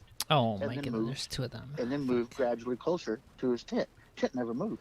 Fire moved. Why would you camp and move a fire? That's what I'm trying to. No, I understand. Reason. And we come back to that. So you give him so anyway, he takes it. No, I don't give him shit. He takes it. Okay. Get, and he grabs one, and the one with the meat, really, because one had apples and bananas. And I'm just shocked. First of all, like maybe I'm stupid, but he was a nice fella. He was homeless, maybe, but he never crossed us at all. But he threw the whole thing, and he takes the other one, and I see him pitching it like apples and bananas because this guy liked fruit, you know. And I took him. 5 of us took family. He's throwing food. That's when I looked over, and that's when it came out, and it's like, this is mine. Yeah. And that's what the man's telling us to get. But anyway, so I'm grabbing David, and David's crying, and he's the smallest of all of us, and he's got a white Hank's t-shirt on, you know. And the thing about David and his brother, which I think is hilarious. Like I told you, his dad was a scoutmaster. He was a Vietnam chopper pilot.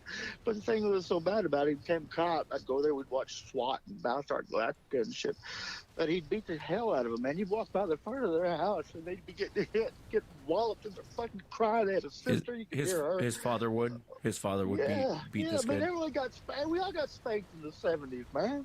We just did. I mean, but even my dad would show up just to spank me, you know? Yeah. Oh, goddamn. Well, let's do this. So you go down. So there's chaos. There's chaos. Let me get David out of the bowl. So I'm grabbing him, and he's crying, and I'm pulling him, and his shirt's up, and he comes out on the bowl, and I got him, and I just go. But I told you, I looked. It's important that I finish that because this thing. Something came to me last night because it makes no sense. But someone, I don't know who these experts are or these professionals. I'm sorry, I don't know the names. I haven't looked into it all, but someone said they came up on one sleeping like a baby. I'm trying to think, how can I tell you this without sounding like a complete jackass, which I know I'm failing miserably at, but it happened. A sleeping baby. They said this thing slept like a baby.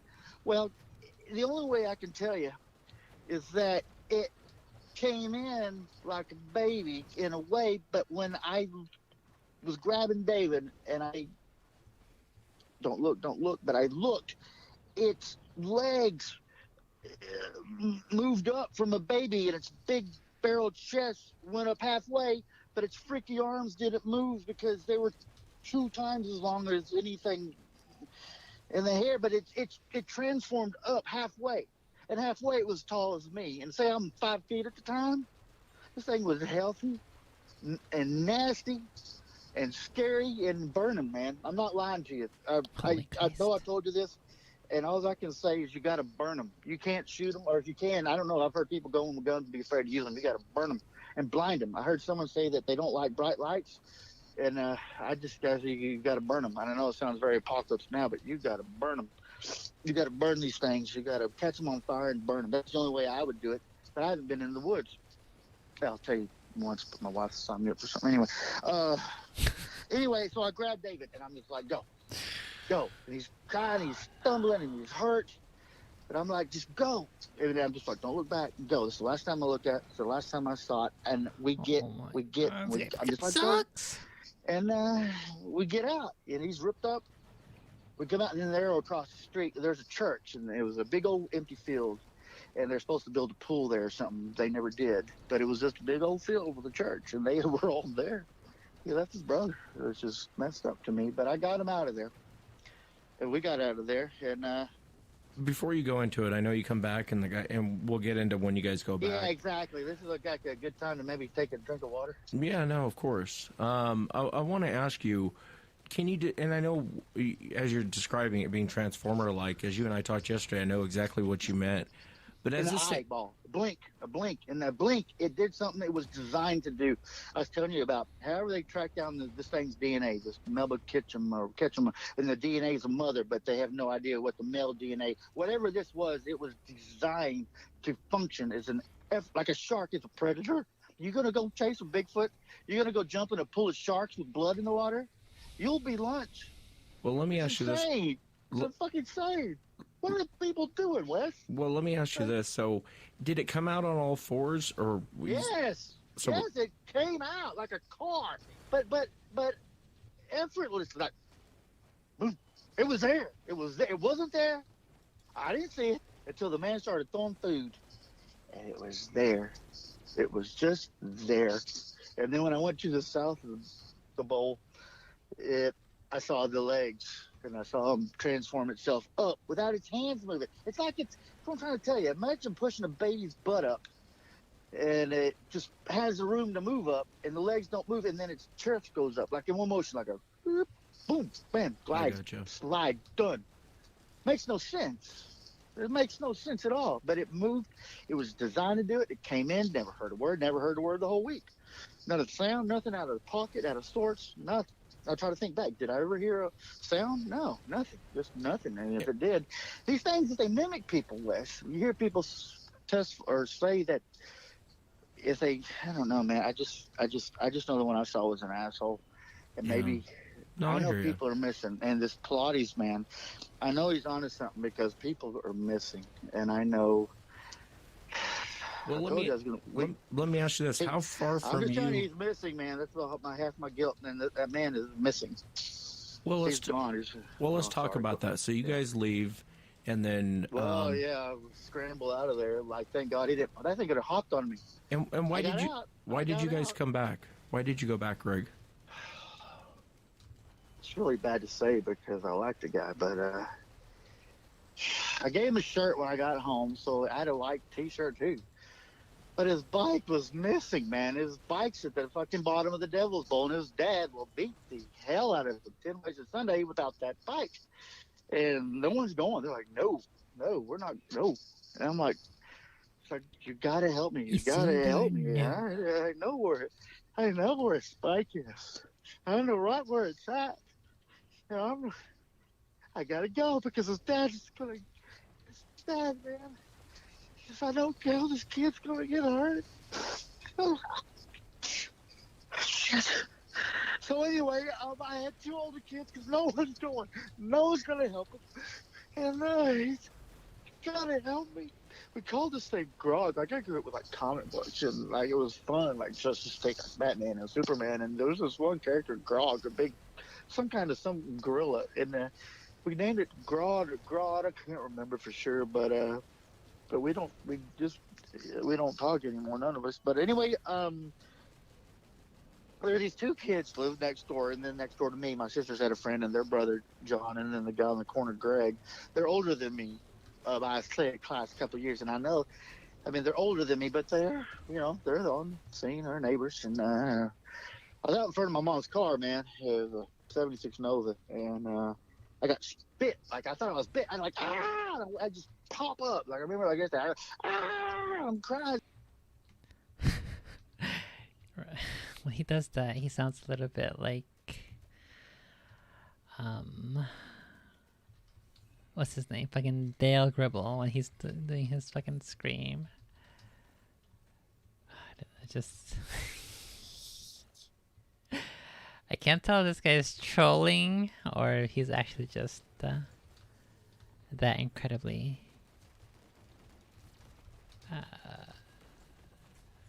that's such a,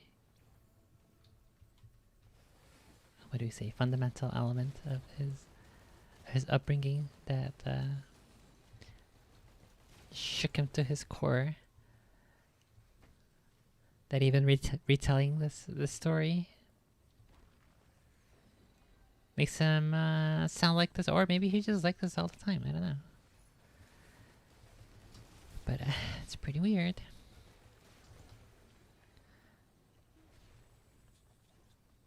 I will say, he's definitely entertaining. However, what's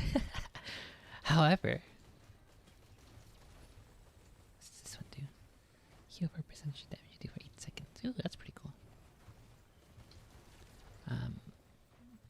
I don't know if I believe this guy all that much. It kind of feels like he's just actually playing a character now that I think about it, because how I was saying before, where like there's this one wacky zany character who helps the protagonist progress. Maybe he's just role playing as that person, as that persona. It's kind of what it seems like now. And we've been listening to him for quite a while. Attack. I said, Bimmy, these fucking assholes come out with a BB gun. They shot me. These assholes shot me, with a BB gun. Dick. Anyway, I said, look, guys. I go up to him and I, said, you gotta help me. I said, there's a thing out in the woods, man. There's something in the woods. I don't know what it was. But there's something in the woods and you gotta help me because I need your help. Because this kid, man, it's not gonna be good. You just gotta go, what? You know what? I don't care. I'll tell anybody. I won't tell them what I'm telling you now. But I'll tell my family. I'll tell anyone. I mean, I don't give a damn. Don't go. I mean, please. Anyway, so I convinced them that I need their help. And they're like, this, basically, long story short, that's when we go. And there's this bike at the bottom of the bowl, just like we left it. And what's worse is the man's tent's still there. It's not squished. It's not destroyed. It's not touched. The tent's there, but that man is gone. And that man, that was his house. That was his home. Like anything that man lived in was there. I think it ate him. I think it fucking ate him because I fucking gave him the food and I think he fed it every day. I think he fed it an apple or he fed it an orange or he gave it a banana or something that I took. And the fire got closer and closer and I think it ate him. Man, I swear to God, it ate him. It fucked up. I know it ate him, man. It ate him. I just know it. My God, it's nice of you to say it didn't, but I think it did. Oh, shit. Oh, fuck. Yeah, no, I hear you, Greg. I don't. The reason why I don't think it ate him is these things had probably been watching you guys come in, probably down longer than just bringing this guy food. Probably on your bikes, probably had been watching him for a long time, and then they. Yeah, I think if it was going to be a stone cold killer, it would have killed him way before you were bringing him food. I think the fact that you were bringing him food really was irrelevant. I think if it was going to kill him, it would have killed him anyway, regardless of the food. That's why I say you can't hold it. I know, and that's generous, and that's kind of you. But in Texas, this thing was eating healthy. I mean, we got rabbits and we got game, man. This thing could have eaten anything, but I think he placated it. That was Wallace with the fire move. I think he placated it, and I think it liked what this guy was giving him. His things, you hear him ripping up trees and eating fucking snails and dirt. This thing had a buffet. It came out and was eating off the dirt and the ground. And that's what I'm trying to put together these people. Okay, so Sheriff Pilates, right? There's no question. It begs and to be asked that they find these people missing and their clothes are off and they're folded. And then I hear two things that really disturb me, and I think I've got breadcrumbs or clues to as to why. The biggest question, at least in my mind, that is insane is why are there folded clothes? Why are their shoes missing? Okay. Well, when I think that this thing, people say, okay, there's this guy. I'm sorry, I don't know the names and I don't know the particulars, but there was a bicyclist, a real hell of a downhill racer, which I kind of associate with because I was here because of a bicycle too. He hears water running and he's stripping his clothes off in the freaking dead of winter. It's cold, evidently. But once his buddies catch up to him, they don't hear water or him being hot and taking clothes off. They hear growling. So these things are infrasound or whatever. I'm just trying to do math from an outside view. If this thing can do that, uh, and by the way, who knows what this thing can do? That one person, that photographer, that Bruce Maccabee guy, whose wife or somebody or someone that you, somebody I saw a video somewhere where this thing comes out of a tree, and you, I think you had on something at one time it said, you know, hey, look, I can't explain it, but if they can cloak even too or whatever, I don't know. This one didn't give a shit about any of that. This one like, this is mine, and I'm taking it. And I'm taking it now. But I'm looking on the peripheral, and I'm looking and I'm trying to figure out why, what, and how. But if they're taking these clothes off, if this thing can make this man get off his bike, which he never did, and strip down, and they take off these shoes all the time. Sheriff Pilates is like they take off their shoes. You know why I think they do that? Because shoe leather tastes like shit, like dead cow, and they maybe break these trees off and use them for toothpicks because they don't want to eat that. But if they can make you take your clothes off, the people I think are taking their own clothes off and folding them by themselves because they find nothing but bone, Wes. Bits of, did I work with teeth, bones, a molar, a bicuspid? They can eat you? Did nothing? Yeah. No, I hear you. You do the math. Please tell me what you think because I'm listening. I'm all ears. Well, I obviously think that sometimes they do take people, and I think sometimes that they do eat people.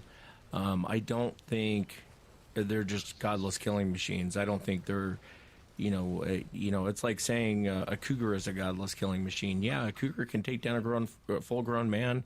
Cougars do attack children, get them on the back of the neck and drag them off. But I wouldn't really say they're godless killing machines. I think these things, everything's for a purpose, and I don't know necessarily that they'd kill this guy just to kill him. If he got up and he just took off, I really think he was probably like, I'm done there, man. I'm done. I'm not going back. And that's probably... he ran for his life. He ran for his life. And that's probably what happened to him. He probably just left. There's really no reason to run him down. I think if they were truly... if you really think they would have killed this guy, I think they would have got you the next day you came back. I didn't go back. I never went back. I thought you went back to get the bike. That was it. Just for him. I never went back. I haven't been through the woods. And that's why I feel like such an asshole or guilty because my kids, 10, 12, 15, all your shows are people. I'm a hunter. I grew up in the woods and I feel so terrible because I grew up in the woods and it was a part of encompasses who I am and I love hunting. I've been in the woods. My kids never seen the woods. My kids have never stepped a pinky toe in the woods because they're all under my roof. And what am I doing? Is that fair to them? Because what happened to me then, is that fair for my kids to never?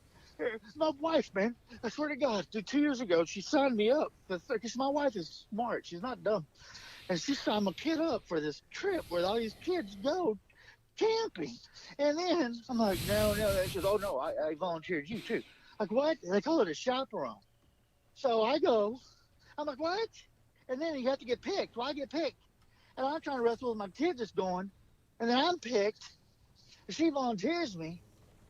And I'm going to the woods with kids, like little Vienna sausages. Here you go. I don't know if you know what that is.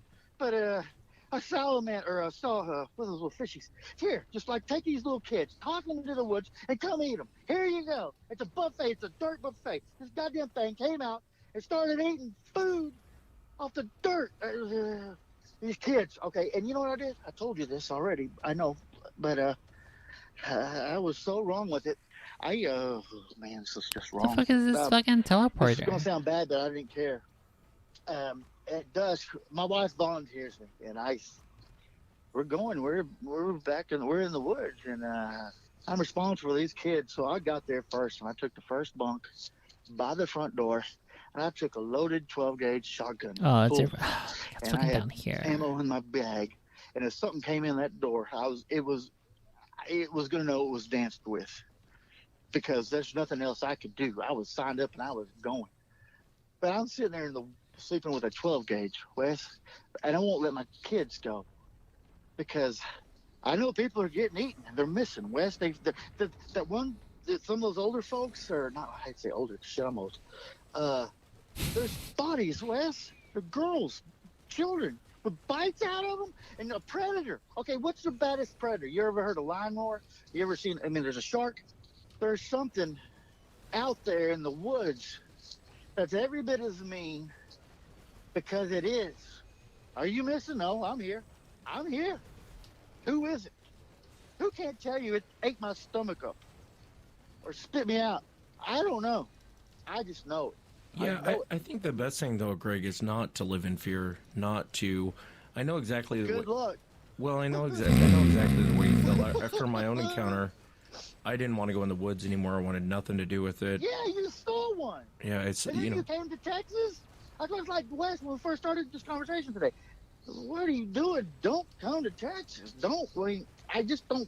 I respect everyone's opinion to do what you want, but why? Well, you can't live in fear with these things. Yes, you can. Well, that's true. I refuse to. I do. I'm sorry. I'm just scatterbrained. No, it's all right. It's all right. And I understand the way you feel. I don't want to diminish your feelings because I definitely get the way you're feeling. And, it's PTSD. This is real PTSD from almost 40 years ago. This is a real, something that's affected you. And I'm really glad that you took the time to come on and talk about it, Greg, because I know you didn't really want to, and I know it's a terrible. You should do. Yeah. You know what I think you should do really because this is it's not just that it's difficult; it's just that it's scary. Okay, I'm scared to death right now. I think you should take people that are afraid to call, say they're a policeman or somebody who's just damn scared, and you should secondhand. I mean, it's just you should give us a secondhand account out of the horse's mouth of some things for people that are too afraid.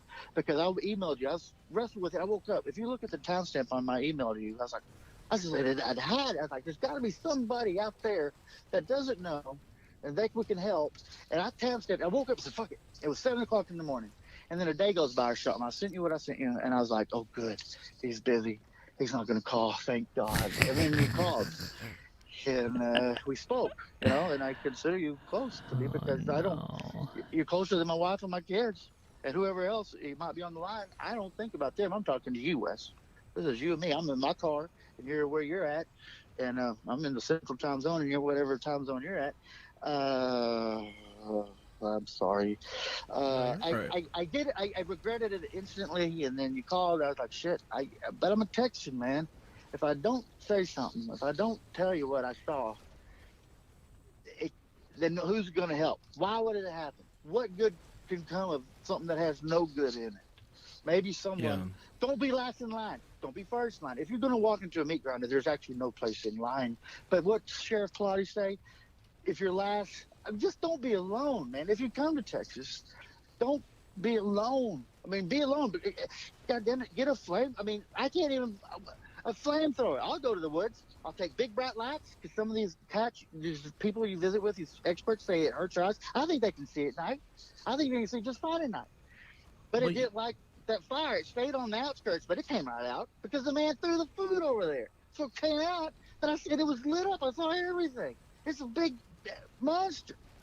But it ate. I think it ate that man. I swear to God, I'm never going to get over that. Yeah. Well, you can't hold yourself the guilt of it, though, Greg, is what I'm trying to say is if it was going to Where else are you going to go? He can't go get a Holiday Inn, Wes. Well, no. What I'm saying is if it was going to get that man, trust me, it would have gotten him regardless. What if it did get him? What if it did?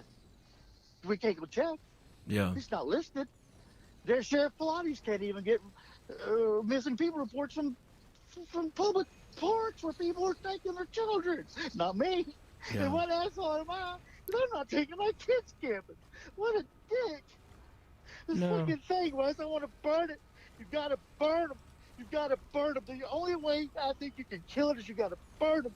You got to burn them. You got to burn them. You blind them and burn them. You got to burn them. That's insane. Yeah. So No, I much understand. I trash. understand the way you Oh, feel. Like I man. said, I felt that way for the longest time. I thought kill them all and let God figure it out. Oh yeah, But yeah, yeah. you know, I don't think that they're all that way though. I don't No, they're think not all you assholes, but know. some of them are. These rogue ones, they say some of them. People seen them busted up. Say one's missing an eye or an arm. Yeah. Say these people, say these things or whatever. Say you want to attribute Oh, half of a jeez. DNA strand to it. Say the woman's side, whatever. Say you want to attribute some human characteristic to something that has got no a particular humanity component to it. It'd be the word. It'd be cannibal. It'd be cannibal. I think these things were here before we discovered America because these things have a long track record. I think they come out of the ground because this thing was built to be on its belly on the dirt. You know, you feel like Einstein looking up 8 feet tall. No, look at the ground. If you go out in the dark, whoever's listening to this, if you go out at night, you're in the woods, look down. Don't just like look down because it could be on its like a spider, man, like The Thing. I was studying about The Thing, John Carpenter, back in I don't know. He made a movie called The Thing, and there's his head, and these spider legs are poking out of it, and it's in this guy. It's the greatest scene ever in film. I swear he goes, "You got to be effing kidding me!" And they burn it. Is They that burn it. is that the way it moved? Kind of like what you talked about in the movie. Yeah, that's exactly how it moves. But its Fuck. legs were twice as long. Its width, it's yeah, but put Oh. 10 heads instead of one and drive it over there. It crawls. It crawls, man. It crawls. It's not like you're going to knock down a tree. It crawls like a spider monkey. I don't even know what a spider monkey is. Spider monkey. But it's the only way I can describe it. Yeah. I don't have the words. I don't have the vocabulary, no. man. I don't even want to see it anymore. That's why I'm so glad. Someone has got to be careful. I don't know who. Yeah, I think One it's person somewhere. I don't know who and I don't know where, but it's just not safe, and I'm scared to death. Man. yeah. Well, and I think it's good advice what you said. You know, don't go alone. You never know what you're going to quite run into, and it's life altering to run into these things. I can hear it in your voice. I mean, I know exactly the way you feel. Well, tell me, what do you think about that thing that crawled down? Lady goes, see that? You see that? What is that? It's cloaked. What the hell is it? These people that are missing are missing. They're not coming back. Families are ruined. Oh my god, it's a They're fucking worm. destroyed. I have kids. I don't want to miss them. You know, I'm doing what I can. But tell me, what is it? I'm You not tell me sure. what it, I mean, Wes, you saw that? You know, it came out of that tree and hooked them. You know what I'm talking about? Say that one more time.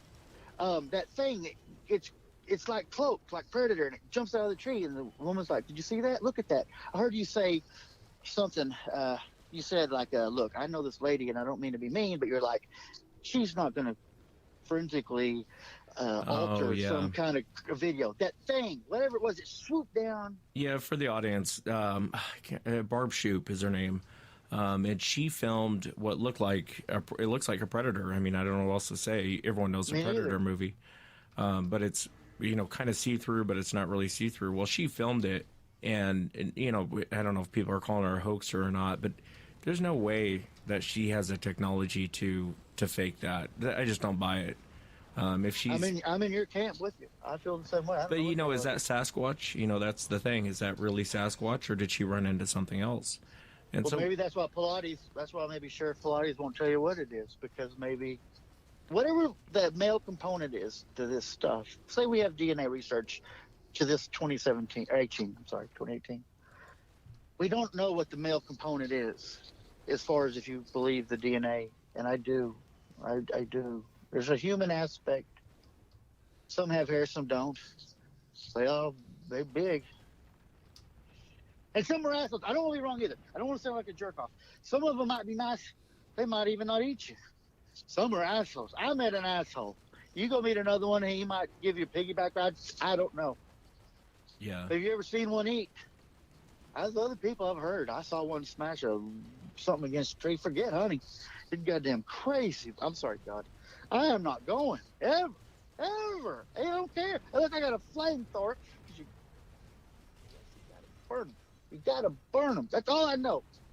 Oh, Yeah, no, I hear you.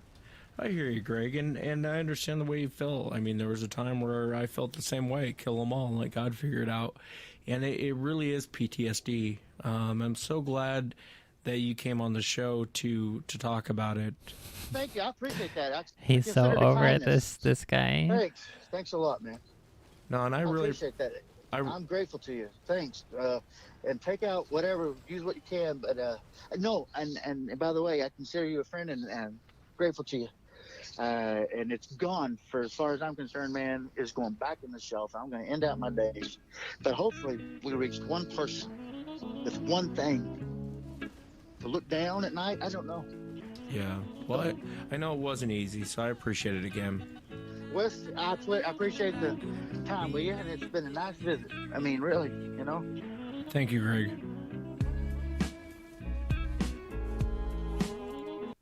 Okay, we have to read the comments for this one. 100.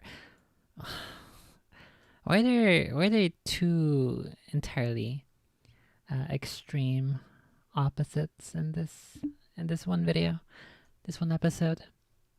The officer from the a bear road, and then this other dude, this Greg. Oh no.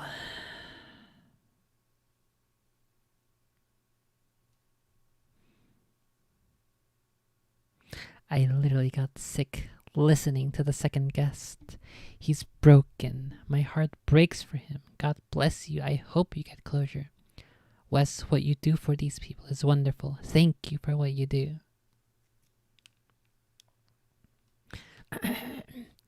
I am an Iraq war veteran, and I have PTSD among other mental health diagnoses the VA has given me. It really kills me to hear how impacted he is by the experience. Time does not heal all wounds. I really hope he seeks help for his trauma. Who cares if the counselor or doctor does not believe in Sasquatch, but he needs professional help. Wes, I am very concerned about Greg. Would he be willing to see a therapist that specializes in PTSD? I don't know if there are therapists out there who specialize in trauma related to Bigfoot sightings. I'm very worried. If it's affecting his life this much, he really needs more assistance with this. This is all sad with kindness, love, and concern.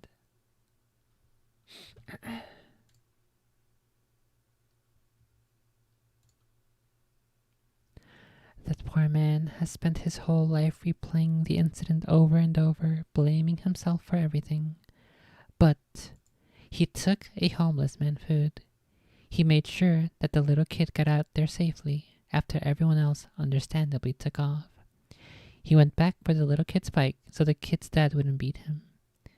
Went back even though his fear was literally at 1000%. He cares enough to want the world to be careful. What a decent bloke. What a shame his PTSD is destroying his head and his life.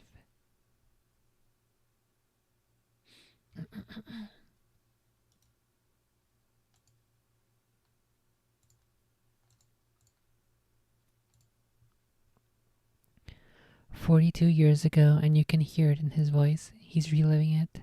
Not a doubt in my mind. None. This guy is telling the truth. Man, this one's intense. Only a few moments in it becomes obvious this poor guy is so traumatized by his encounter in the late 70s at the age of 10. He's not just retelling his story, he's experiencing it. I have a buddy who had an encounter with a greater than 10-foot Sasquatch, followed by ongoing activity at his rural property. In his 40s, 6'3", big man, scary, tough kind of guy. He sounded exactly like Greg when he would begin to try and tell me about the stuff he saw and experienced. Exactly. Any other time, he was a slow talker and really guarded, his tough guy persona, but couldn't keep it together at all, trying to get this stuff out.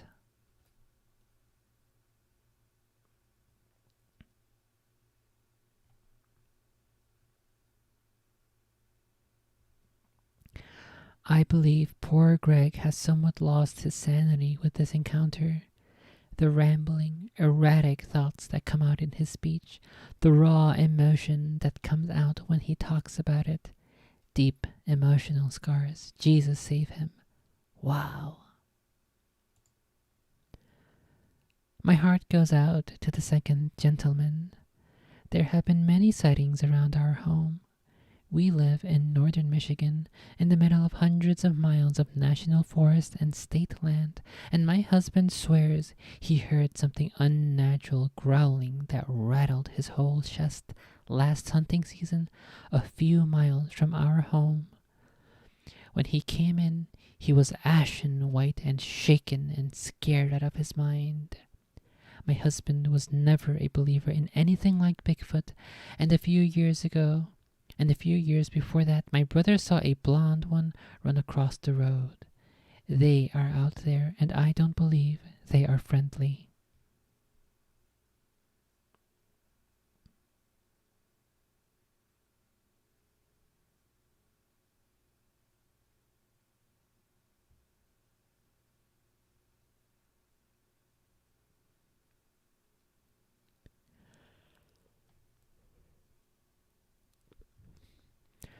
With knowledge comes great sorrow.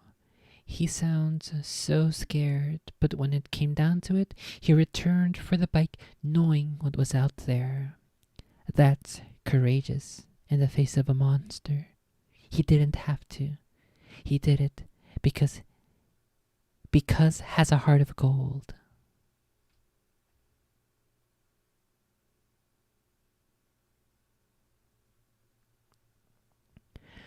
Greg was exhausting to listen to. I feel terrible for this guy. That event traumatized him for real. It's amazing he has a family and they don't know about what happened to him. They've got to know something is wrong. He needs to talk to someone and get some help. I hope he does. Wes, man, I hope you check up on this guy from time to time and let him know he had someone to talk to ease his mind. I haven't listened. Oh my god, this guy wrote a fucking novel. Summer Flanagan. I have been listening for about a month, and I completely agree they are real. My husband caught the Bigfoot bug. I originally thought he was completely crazy. In my mind, there was no such thing as boogers. In Louisiana, that's what we call them. I have heard of boogers before, and I grew up in the country, so the local boys always hunted, and they would tell stories around campfires about feeling like they were being watched, and ran out to the woods, but I had never heard someone recount an actual encounter. My father is visiting for Father's Day, and I asked him last night if he was a believer. He is also an avid hunter and a fisherman his entire life. He has had 3 encounters. 2 of them he never saw anything, but heard something in the woods that followed him out. The actual eyeing account he spoke to me about was he was out night fishing, and he heard something across the pond drinking. So he looked, and on the other side of the pond, he said he couldn't see it. He couldn't see it clearly, of course, but he said he saw a huge black shadow that was bent down and clearly drinking from this very large pond on his father's friend's property that was heavily wooded and uninhabited by people. I asked him, "What did you do?" He said, "I stayed quiet and seated. When he heard it clearly walking away, I was out. I love the woods and always have. Now I'm scared to go in them." Bigfoot really ruined that for me, because even though I am so very intrigued, I never want to meet one. My dad mentioned buying land in Mississippi. He currently lives off-grid on 10 acres of forest in Gonzales, Texas, and I'm supposed to go back out there with him Monday for a week, and I'm scared. Lol. He's been living on that property for 19 years now and swears he has never experienced anything. So I'll be fine. I wish they didn't frighten me so very much. Oh, I mentioned Mississippi because I've heard that there are a lot of them out there in Mississippi. Sorry for my spelling and grammar. I'm dyslexic. Holy Christ, reading all of that just hurt my eyes.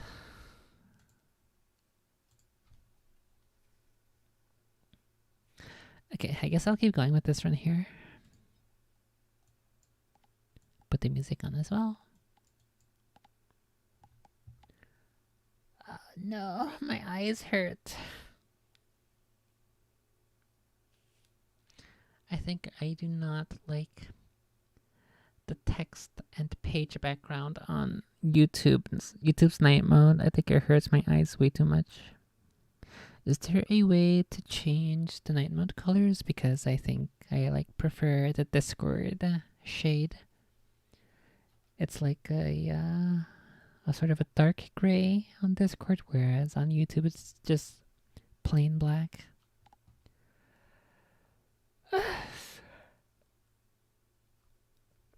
I don't know if I'm gonna be able to win this one. That previous level was just so fucking painful. The teleporter fight, because of all those other guys there. The frame rate dropped to like 20 frames per second. So we'll see if I can survive through this one.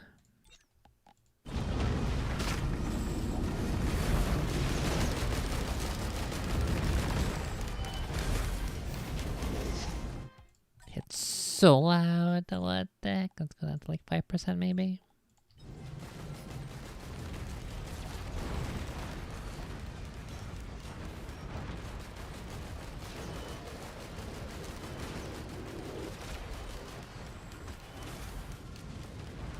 Oh my goodness. It's got one shot.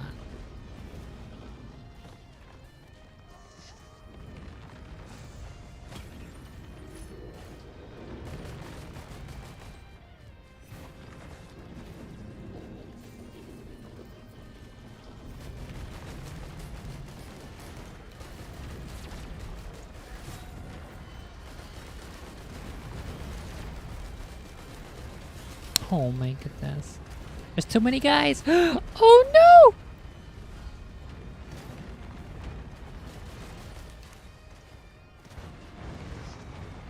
Okay, that teleporter was over there, right? I believe. What's near?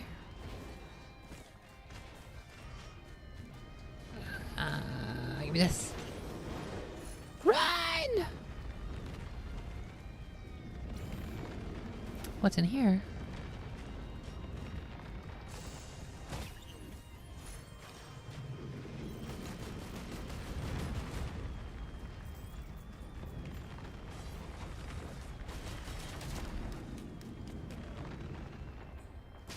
Ow!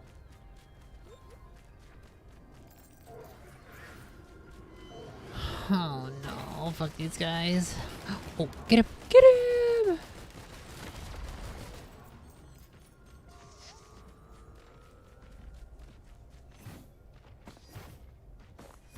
Teleporter was over in this direction, I believe, right? Or was I mistaken? Was that a previous run? That may have been a previous run.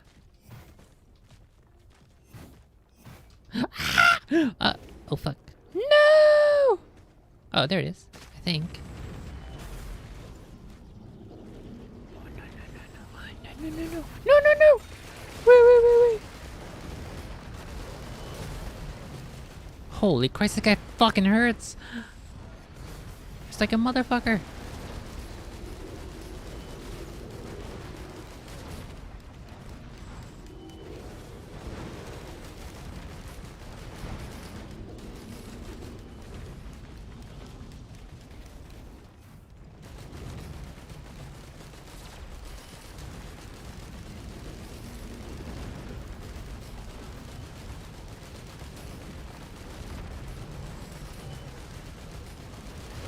Holy Christ.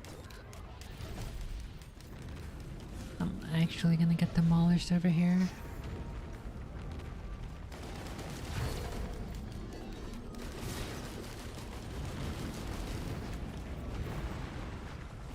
Oh no.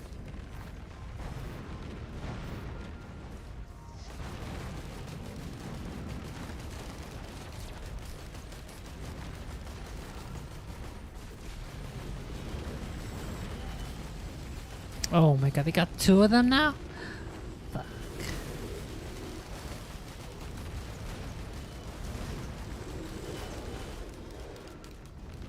Oh no! I don't think I'm gonna make it out of this one. Also, how the fuck do I get down to the other layer? Down below. There's supposed to be an opening over there, no?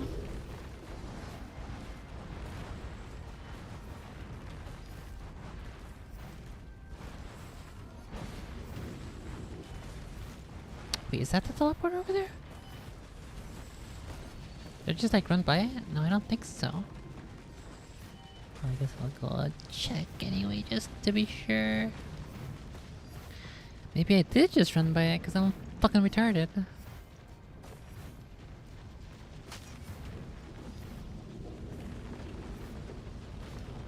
It is here! Oh my goodness. Well, I gotta take care of these guys anyway.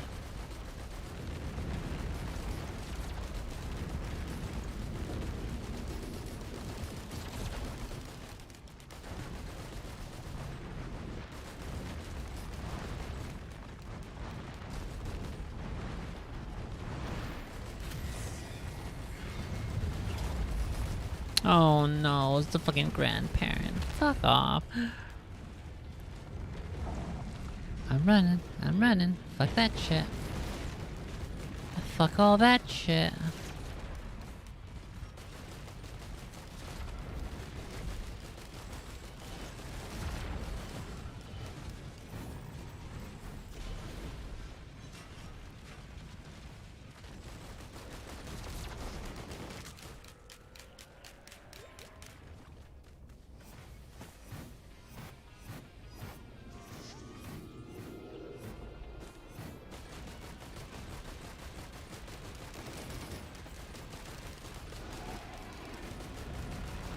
Holy fuck, what is that? Another fucking worm? Oh.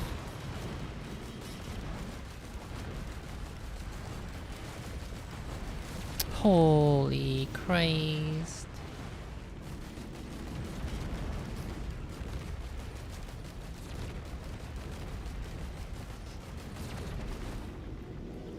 I'm literally gonna die here. I don't know if this is gonna be possible.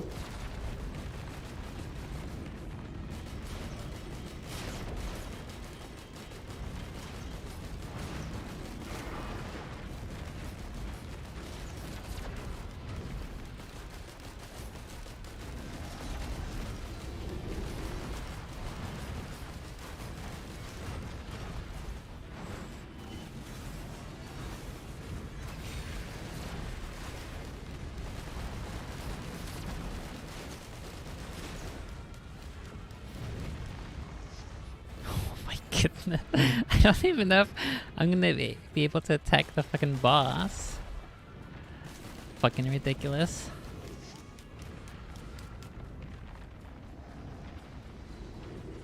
Oh no! Run! I'm just gonna be kiting for fucking years.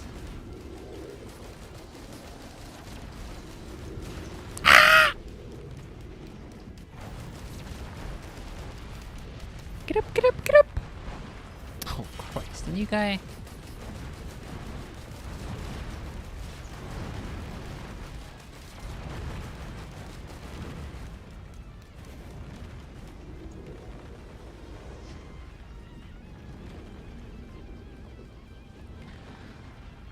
Ah, jeez.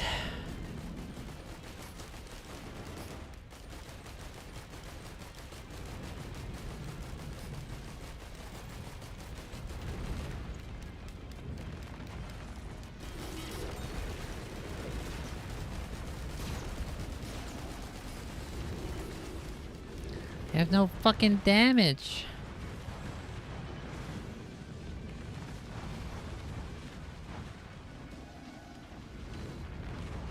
Run! Ow.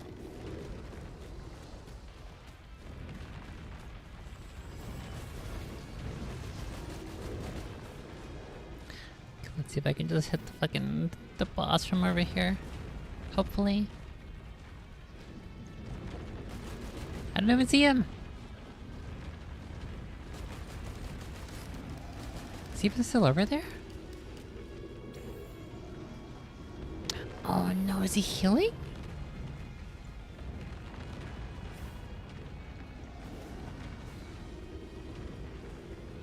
Oh, there he is. Get him! Fuck him up! I'm hitting him a little bit, but... Oh, I'm actually doing decent damage, actually. It's probably because of the piercing rounds.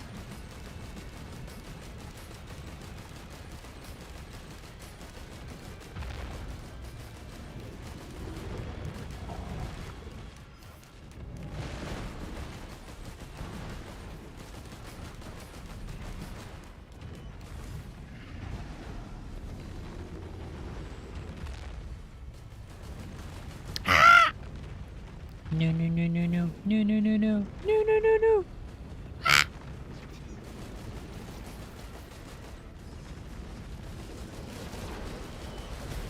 Run! Oh, no, no, no, no, no, no, no, no, no, no, no.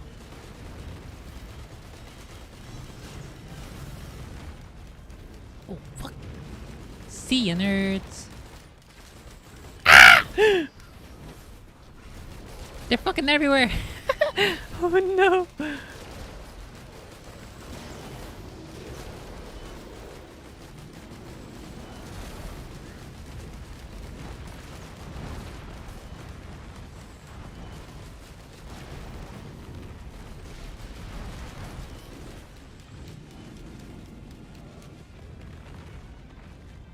Okay, I think if I can just keep going. Oh my god.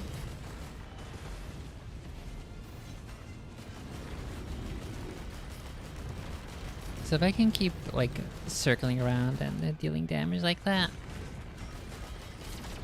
over time I might be good. Okay, there's an opening now. Let's see if I can get in there.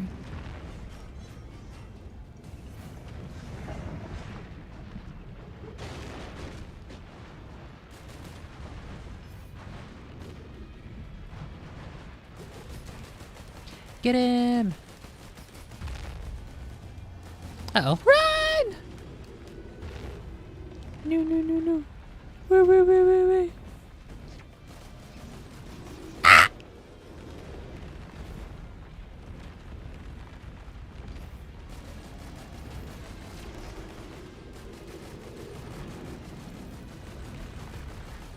Oh, fuck.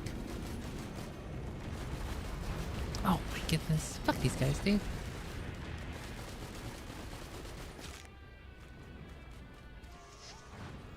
Ah, jeez.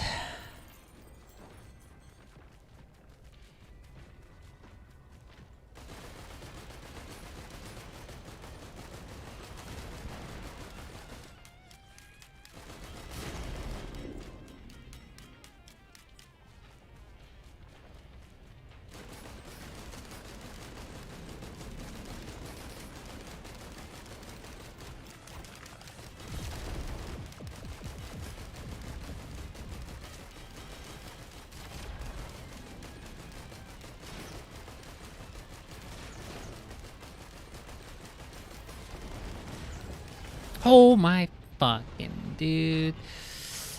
I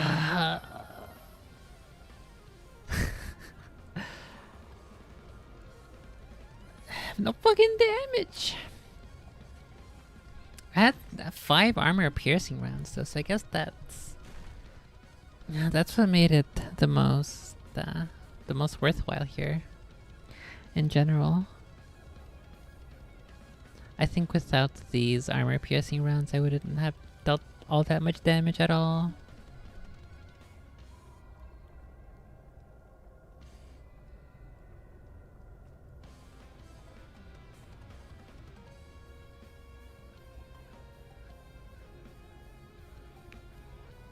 Oh shit, I think I gave away the wrong stuff. I think I wanted to give away the recharging shield. I don't even know how the heck that works. I think I accidentally gave away the flat damage reduction thingy.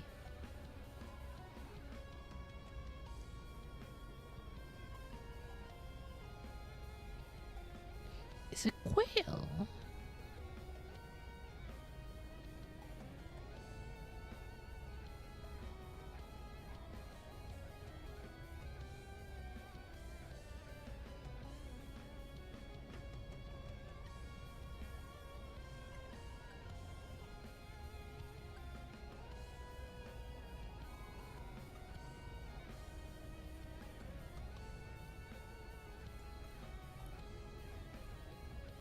This one's pretty cool. I've never seen it. The Titanic knurl. Knurl.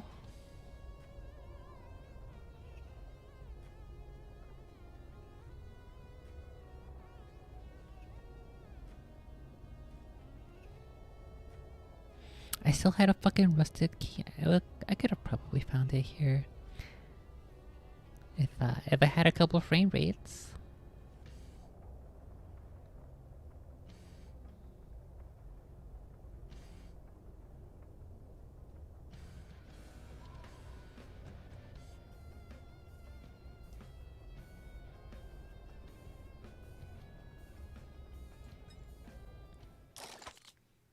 Fuck. I want to keep playing. Is there another episode that's not... Oh no, there's a fucking moth in here. One of the kitties are gonna get them off. They're gonna wake up and see him. Is there another episode of The Big Feats that isn't too long?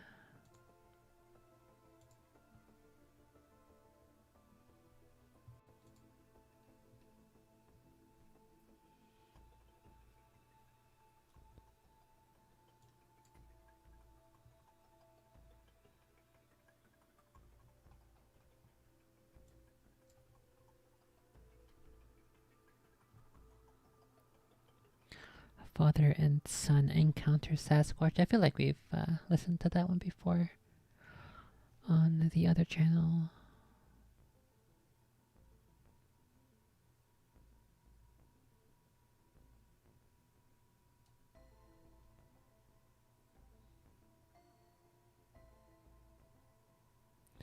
Is there one that's just like 30 to 40 to 50 minutes?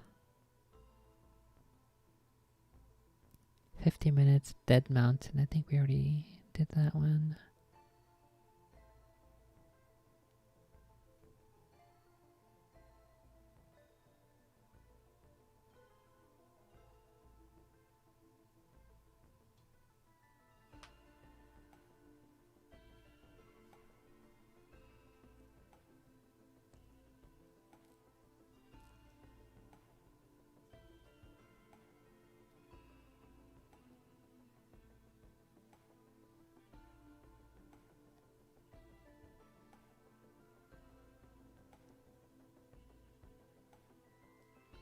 U.S. Border Patrol?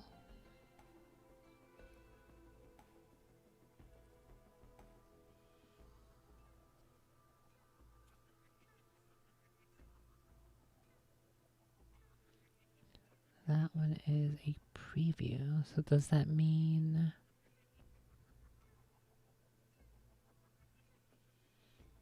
he released it later? I want to hear that one.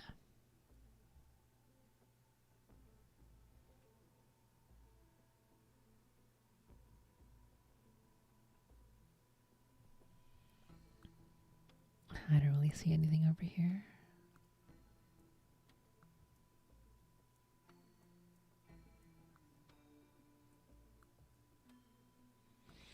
Oh, Cliff Barackman. I want to hear this one, but I don't think that would be a good episode. Because I think that one's more like a... he's a personality within Big Feet's research.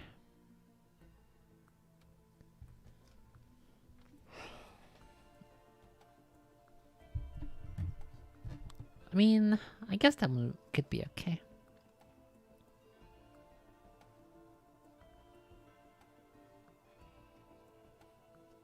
Okay, yeah, we'll do that one. The Cliff Barackman. He seems pretty reliable and quite reasonable and normal.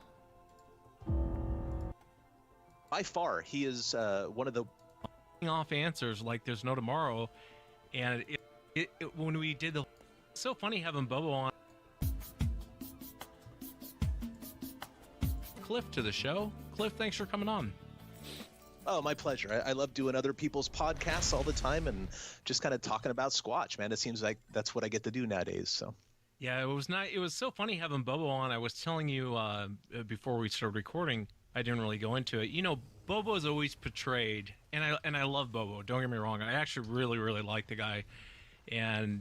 But what really surprised me is he's portrayed as, you know, like on Finding Bigfoot. They're like, "Hey, Bobo, get up there, you big gorilla. Let's see how you compare to the Bigfoot." But when you talk to Bobo, when we did the whole quarantine trivia game, I'll tell you a little secret about that. I actually asked a bunch of very difficult questions prior to us starting recording. And I'm like, there's no way either one of these guys is going to know this stuff. It wasn't the questions you heard on the game. Those were easy questions. And Bobo was just sitting there rambling off answers like there's no tomorrow. And it's funny, too, because when we got done, I was telling Tony, I was like, man, is this guy like a genius or what? Like, I had to tell him to slow down during the game on his answers because the audience is playing along. But he knew all these answers, and I was so shocked by how much information this guy has in his head. You know what I mean? Oh, yeah. Bobo is probably one of the most underestimated Bigfooters, I think, out there.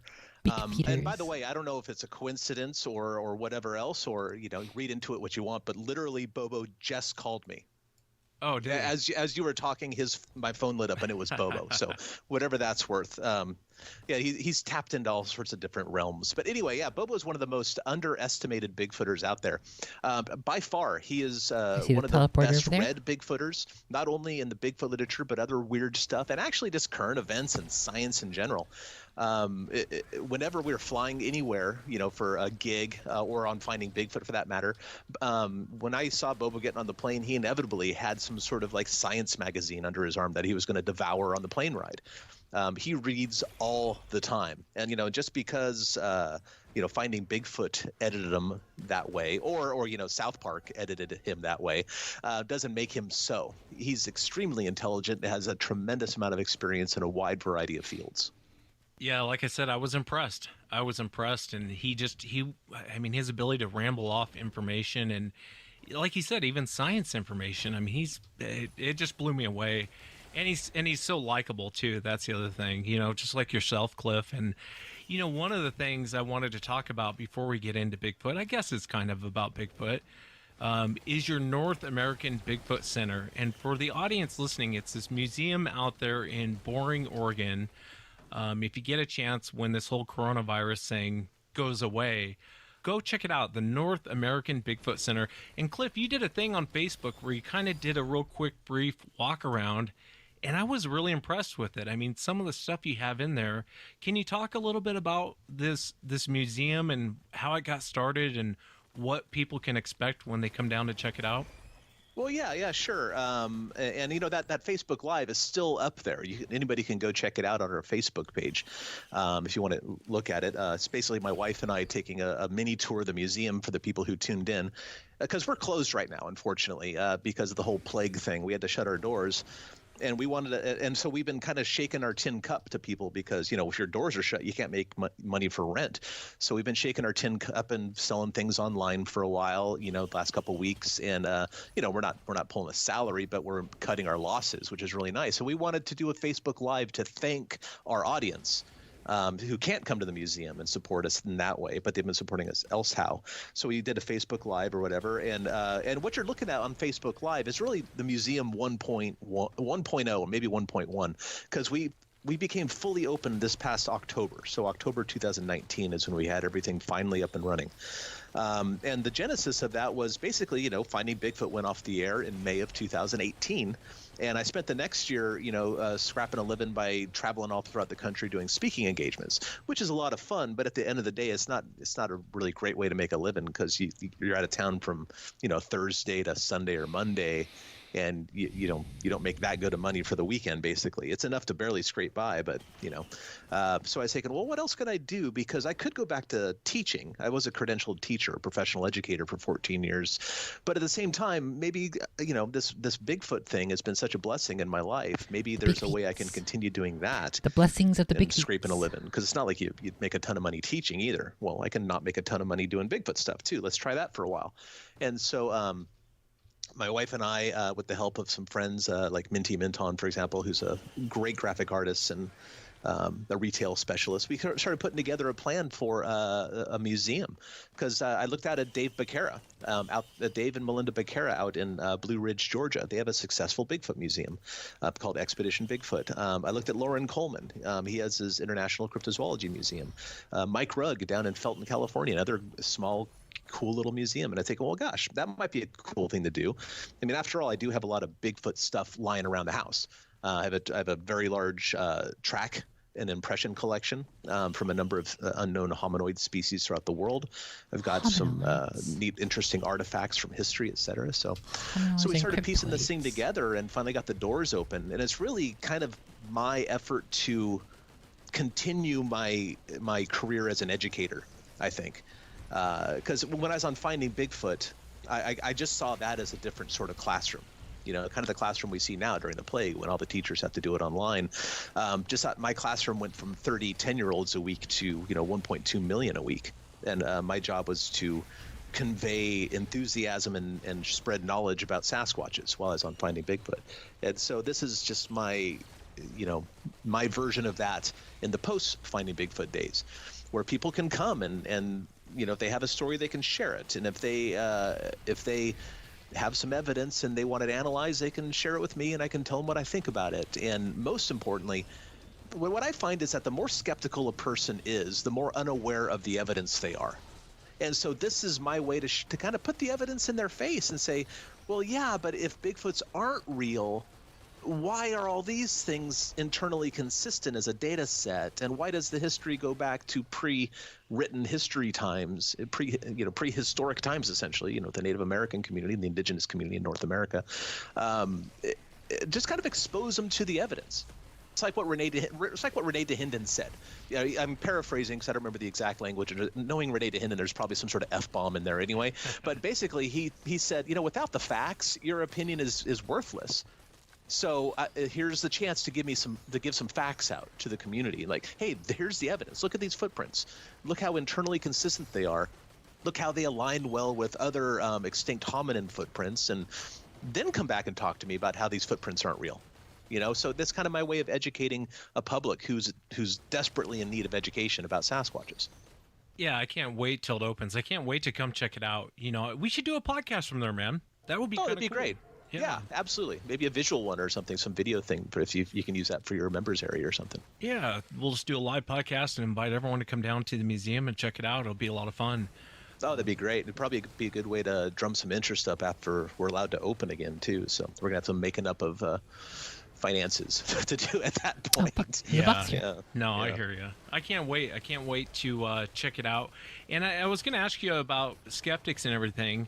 Before we get into that, and I think most people have heard how you got into. I always hate asking people how they get into Bigfoot because it's such a basic rhetorical question. You know what I mean? Yeah. And I think in your situation, you were growing up, you were a musician, you got into teaching. One thing I liked about how you actually got into it is, and you can correct me if I'm wrong, I'm jumping ahead so we can get to encounters, but you started seeing evidence of this. You started really looking into it and educating yourself. And did you actually believe that it could be real, or were you just looking at the evidence to kind of see, is this BS, or before finding Bigfoot? I grew up in the 70s, right? During, In Search of and, all that sort of stuff, all the schlocky documentaries that were on TV at the time. And I've always been a weird person, just kind of a weirdo in general. And so I've always been drawn to weird interests and weird topics and stuff and monsters too. God, I just loved monsters growing up. Godzilla, Frankenstein, all that stuff. And so the Bigfoot thing was just another monster for a long time. And I sure wanted them to be real.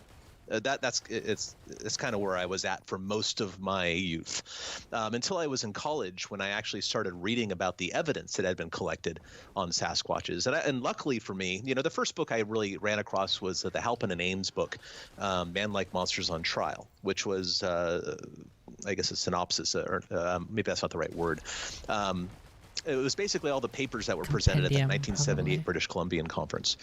So Barbara Wasson's stuff is in there, John Green's stuff is in there, Krantz had something in there, if I remember right, and a lot of anthropologists in general talking about the evidence. And when I started reading through that, it was very conservative and sober, and it was just very in tone, that is, scientific basically in tone. And it's like, oh my God, this stuff, like, yeah, how is it that every native tribe has a word for these things in North America? How could that possibly be true unless these things were a biological thing, And the more I read about it, the more I said, oh my God, these things just might be real. And God, then I got a hold of Krantz's book, because Krantz published his book, I think, in 91 or 92. And the time period I'm talking about right now is right around 93, 94. Really, I think 93 in that area. Because 94 is when I first started doing field work specifically for Sasquatches. So it was the previous school year. I started devouring everything I could.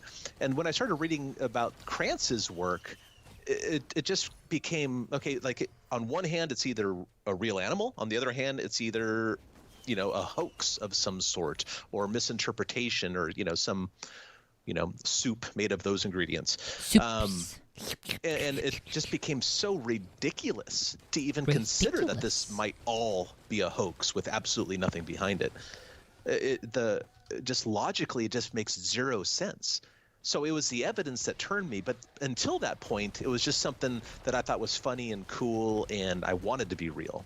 But again, it was the evidence. Even before I started actually going out and doing field work, it was the evidence. It was reading books, which unfortunately is very few people seem to do nowadays. They all seem to get their the big of information off of YouTube from questionable sources and things. And it's like, no, go straight to the Almost source like of the I'm scientists doing. who worked on this stuff and read what they wrote. And I think that's probably the most important thing any Bigfooter could do. But Nah, anyway, I that's just kind wanna of the watch my genesis Big of what Feet show I on was YouTube. doing at the time. So Nah, fuck I've reading. always been left-brained in a lot of ways, to try to balance out my right brain, Smooth and looking at the evidence, which is the most important thing to me, at least. Trying to balance out the musician, the rock and roll cliff.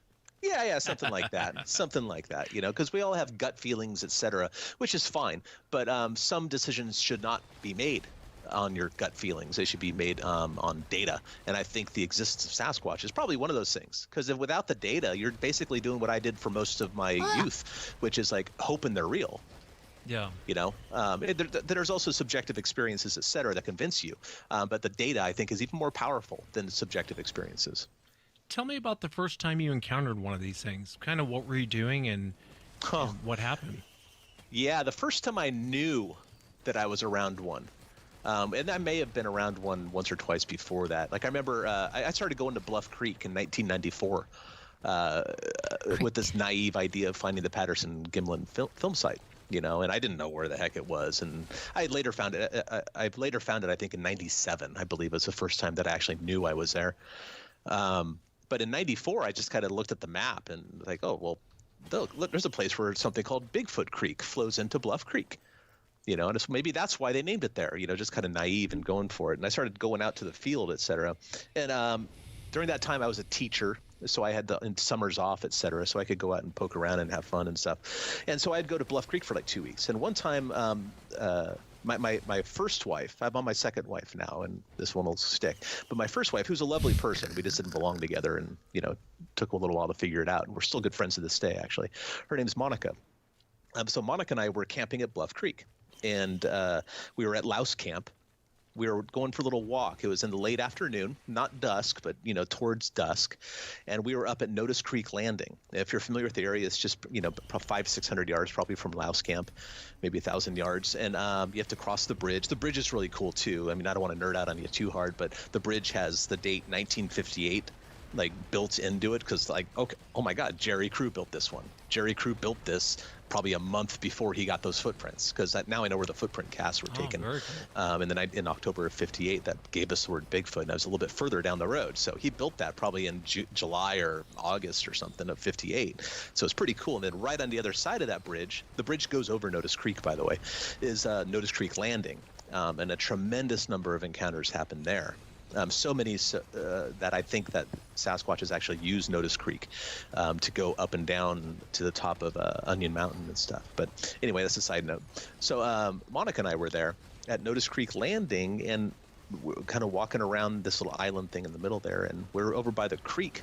We couldn't see the creek; it was too thick down in the area. But I could have sworn that I heard something walking downstream from up above in Notice Creek, and it was well, I could hear footsteps in the duff, basically, moving very slowly, step, step, step, like that slowly. And I told Monica, hey, stop, listen. And she heard it, and we're listening. And we start whispering to each other, what is it? I don't know. And whatever it is, it's coming down. And it was coming down. It didn't realize we were there, because we were standing still for several minutes, and then it got below us basically, and it had to be 50, 60, 70 yards away or something on the other slope. Because we were on this landing, and then the hill went down to Notice Creek, and then the hill goes up on the other side, and and there were these smaller trees, much larger now, but smaller trees, maybe 10, 12 feet tall or something like that replant basically from logging between us and the creek, so we couldn't see down there. But I could see the trees on the opposite slope above these shorter trees that were closer to me. And then whatever it was basically right below us. And Monica and I are looking back and forth, what? It's right there. It's right there. Then all of a sudden, one of these trees on the other side of the slope, it just shook like a twig, this 80-foot tall tree. At the same time, there's this huge crack that just echoed up and down Notice Creek, canyon there. And this whole tree just shook like a twig. And she and I just look at each other holy bleep, right? And that scared the hell out of both of us, even though we were there looking for it. It scared the hell out of both of us. And then and so I go, well, Monica, let's go to the bridge. Maybe we can see it, looking down from the bridge or whatever. So we go back to the bridge, and we don't see anything. It's too overgrown. We rush back to the spot where we first initially heard the thing, and then we can hear the same footsteps going back up creek, Up creek. much faster than it was coming down. And then so she and I make our way down to the creek and try to and I remember standing in the creek, and dusk is falling, and we're we only had to go 20 yards, but it took 3 or 4 minutes. It's pretty thick right there, or maybe 2 or 3 minutes more accurately. And we're standing in the creek. I mean, the water's lapping around her, and I'm thinking, I looked at Monica and said, hey, whatever it is, it's right there. We should go. And she looks at me, and and we're both scared, mind you, but she looks at me and she goes, if you're going alone. And I went, oh crap. Because that's oh god damn, and I had a camera and everything, and I'm thinking, well, I'm honestly too scared to go alone, because that was a tremendous show of force, right? And so we start looking around for the tree, and it's in the middle of this rock. We find the tree, and it's the whole thing was just staggering and humbling, I should say, and. Yeah, that was a crazy trip. So that was the first time I absolutely positively knew that I was around a Sasquatch, even though there's always that element of doubt, I guess, because I didn't see the thing. But I would judge that to be a Sasquatch. And that was the first time that I was aware of being around one. So what do you make of that behavior? of it swinging the tree or shaking the tree to. Well, it just broke something off the tree. Like I'm assuming it was like a 4 to 6 inch branch or something. But because there's so much jumble and and forest debris, and it was in the middle of a landslide, et cetera, underneath the tree where there's no hope of finding what actually broke. But I'm assuming it broke a tree. What I interpret out of that is a very typical primate behavior. I mean, humans show that behavior too, getting all pissed off. And I think that I'm guessing, this is all speculation, of course, I'm guessing that it walked into a situation that it didn't realize we were there. And when it did realize we were there, it was like probably a little bent out of shape, like, oh crap, and then wanted to show like, hey, up yours, and then broke that branch at us. And then when it had the chance and we weren't there, it left as soon as it could. Was there a time where you saw the creature? I mean, you knew for sure that's it. That's what I'm looking. No, I've had one sighting, and it was through a thermal imager, so it wasn't a great sighting. But I think it was a Sasquatch. The context sure points to it, in my opinion. And it was actually on our first full-fledged night investigation for the first season of Finding Bigfoot. Like when Matt goes, "There's something on the hill," he's talking about the Sasquatch that we all saw. Yeah. Matt thinks it was a drunk hillbilly, he said, spying on us, whatever that means, at 2:00 in the morning, 2 miles off trail. And maybe he's right. But we were at a place with repeated encounters over a long period of time, where nobody knew where we were going to be, and we were about 2 miles off trail at about 2 in the morning. So it seems unlikely that that was a drunk hillbilly spying on us. Although, again, maybe Matt's right. Matt's not a dumb guy at all, but it sure acted like a Sasquatch. When Matt yelled at it, it started walking away, and then he yelled at it again, and it froze for 10, 20 seconds on 1 foot. And not a week later, we were filming a Georgia episode, and that Sasquatch in Georgia had exhibited the same behavior. When the gig was up, so to speak, when it knew it had been sighted, it stopped and froze, which is very typical behavior for all animals, really. And then Matt took off after it. He was going to drag the person spying on us down the hill by its ears or something. I don't know. And then he took off after it, and he had a thermal imager on one eye and a night vision on the other, and he never saw it again. It totally outdistanced him, even though it was navigating a wooded hillside in the dark without a light. And then 45 minutes, and I never saw it again either, by the way. I tried to get in front of where I thought it was going, but I was incorrect. And then about 40 minutes later, we got a vocalization off that hillside, a big off that hill, just one yell, like a frustrated yell or something at us. So I'm inclined to think that was probably a Sasquatch. I can't say 100%, but it sure seems like it was. What's a squatch? Yeah, I do remember that. I remember laughing because Bobo and I he said it on the show, and I said it about the same time. I go, what's he going to do once he catches it? Is he going to tackle it? You know what I mean? Like, I've often thought whether it was a Sasquatch or a drunk hillbilly spying on us, I sure wish he would have caught it. It would have been quite the show. Yeah. Drunk hillbilly doesn't really make a whole lot of sense. You know what I mean? Someone's going to call back, hey, I'm up here, or, you know what I mean? They're generally not going to freeze like a tree. And you're right. You do hear that behavior a lot from a lot of witnesses. Mm-hmm. One of the things I wanted to ask you, and I thought you had a great argument for it, because there's a lot of skeptical questions I get asked, and a lot of them there's not a great answer for, in my opinion. And I can give you examples, but what do you say to someone who says they're not a hardcore skeptic to where they're not even going to look into it, but they look into it and they're like, well, where's the evidence? And you can even go back to your museum that you opened. What kind of evidence would you present to someone as an argument for them being real to a skeptic that's willing to listen? Well, I think the evidence comes in several different forms, and a lot of it is soft evidence, which doesn't carry a lot of weight. Yeah, in the legal system it probably does, but not in science. In fact, I do a presentation on the best evidence for Sasquatch, and I always start with the native stuff, because you want to know what's in the woods, man. You talk to an indigenous person, they know, because they've been living here pretty much forever, just like Sasquatches have been.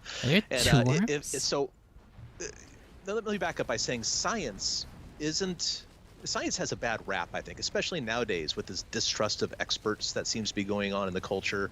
And they think that scientists have these ivory towers where they protect information and they don't want the populace. It's like this whole conspiratorial, paranoid world that we live in has really given a bad name to science, which is ridiculous, in my opinion, in my not so humble opinion. But really, at the end of the day, and I taught this to my 10-year-olds when I taught school, science is a process. It should be a verb as far as I'm concerned. Science is a process to find out what is real for everybody in a shared reality, I should say, because subjectivism is something different. It's just true for you, but you're not the universe. We should be looking at what's true for a for a shared culture or a shared reality. And that's what science does. It is a process to ask a question and see if your answer could be true or not. See, because you start with facts, and some of the facts here are that Native people all throughout North America have stories about things that match that description in the woods. People continue to see things that match that description to this day. And big old footprints are found in the woods, sometimes in very, very remote places. Hey, these are all facts. There's no disputing that as a fact, okay? So we start with those facts and we ask a question. What the hell's going on? And then from there, you speculate. Well, this might be going on or that might be going on. And that's a hypothesis, right? And then what you do is you go out and gather evidence. You gather information, and to see if your information supports your hypothesis or points to another explanation, and if it supports your hypothesis, great. You go find more. And this is a weird thing that people have a hard time wrapping their heads around. You're always trying to prove yourself wrong. You're always looking for that thing that shows that you're on the wrong track and something else is true. And if you can't find it, well, then maybe you're right, but you never stop looking to prove yourself wrong. That's what I love science. Science is one of those, because I'm wrong all the time. And thankfully, science is one of those disciplines that actually celebrates it when you're wrong. You know what I mean? Yeah. Because you're getting closer to the truth. As far as the evidence, what I would point to is like, okay, let's start with Native American, like indigenous people. If Bigfoots are in fact a real animal, which is my hypothesis, they're just a primate like us, a lot like us actually. He's a monkey. If these things are real, a normal part of our landscape, there should be stories of them in the native oral traditions. And sure enough, there are. And a lot of these stories have the same behaviors that the contemporary witnesses report. The sounds they make, banging on stuff, stealing salmon, throwing rocks, that's the smells associated with them, the size, the descriptions. If these are real animals, there should be a record of them in the native literature, or native oral tradition rather, and there is. Okay, that is actually a form of evidence. If these things have always been here, as I hypothesize, or pretty much always been here, then there should be a record of them in historic newspapers as well. As the white settlers got here and started pushing into the interior from both coasts, they should have been running across these things. And sure enough, that also exists. There's a really strong tradition of these things being reported in historic newspapers. Okay? And if they're real, they should still be seen today. Okay, there's another check off our list, right? And then we can start getting into the physical evidence, gun? Right? Because all those things are rather soft evidence, a little squishy. You know what I mean? Because anthropologists point out that, but they have Native Americans have these other things that are spirit animals and all this other stuff, and Sasquatches or Zonaqua or Bukwas or whatever you want to call them, Omas, they're probably just those. Okay, so that's a little squishy, shall we say? It's soft evidence. Well, then we can start looking at the hard evidence. Okay, and right now the best hard evidence that's available, in my opinion, are the impressions, the casts, in other words. Whether it's footprint casts or handprint casts or a precious few other body parts. So when the footprint casts are there, other body parts? Take that, let's do a little scientific thing on there. He's horny. We have 300 or so footprint casts on record between Dr. Meldrum and myself. That's about the number we've settled on, 300, 350, somewhere in there. If they're real, they should show the same features no matter where or when they were cast. And those features, since Sasquatches are not humans, period, they're not Homo sapiens sapiens, they're built differently, they have different mass, they walk differently, they have different body proportions, etc. They should show differences in the structure of the foot that would support that kind of weight, walking in a similar way as humans. And sure enough, that's true. And we all know about the flexibility of the mid part of the foot, mid-tarsal break and all that jazz. By the way, the mid-tarsal break, I want to point that out. That's a real strong piece of evidence right there, because that was only explained by Dr. Meldrum in 2000 or 2001. That's when that feature of the Sasquatch foot became common knowledge, because he published a paper on it. And that paper was based off his own observations of the footprints in 5 points in 1996, as well as a slew of footprint casts that he had copied at that point from Dr. Grover Krantz, who he was speaking to at the time. And Krantz also noticed the same flexibility, although he didn't have the same expertise as Dr. Meldrum did. Krantz was more a bone guy, osteology, where Dr. Meldrum specifically is an anatomist with a specialty in foot structure and what led to bipedalism. So it took his observations through his specific filters to see what we'd all been looking at. And if you take the photograph by Lyle Laverty of that one particular Sasquatch footprint for the Patterson-Gimlin film site, with the huge mid-tarsal pressure ridge in the middle of it, and luckily Bob Titmus cast that one when he was there 9 days later. We've been looking at that for since '67. But it took Dr. Meldrum to see what we were all looking at for so long, because Dr. Meldrum literally cut his teeth on studying the foot structure of Australopithecines, which is a hominin, an extinct hominin, the most famous of which is the Lucy fossil that most. The foot doctor studied the feet. You have to dedicate a whole entire foot doctor to look super duper intently at the feetses. And that's how you're going to be able to establish big feetologists as actual real life doctors in real IRL. People seem to be familiar with. She was an Australopithecus afarensis, and he, if I remember right, he worked on his master's degree with a specialist in that. So he literally cut his teeth on the foot structure of non-human ancestors of our own, And so when he saw that, and then he saw those prints in 1996 at 5 points outside of Walla Walla, Washington, he saw the same sort of thing about the flexibility in the mid part of the foot. Again, Krantz noted this in his book, but he didn't really have the expertise that in this one special thing that Dr. Meldrum did that enabled Jeff to see this. And so if you put that in context, we, the Bigfoot community, got to learn about this when Jeff published the paper in 2000 or 2001. But yet, if you go back, heck, that photograph that Lyle Laverty took at the PG site, that was from '67. And in fact, if you go back to the very first Sasquatch footprint cast that is still in existence, it's the Jerry Crew print. And I had an opportunity to examine the original a number of years ago and take a lot of photographs of it and share those with Jeff, and he's now seen it as well. There is that same feature in the original 1958 footprint. And it is consistent. It is consistently placed.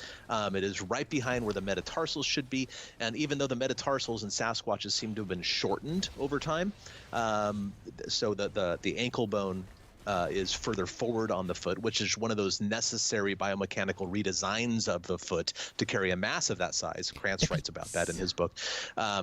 So that marker in the footprint itself of the pressure ridge is in the same place again and again and again and again and again, no matter where that footprint is found and cast, or no matter by whom.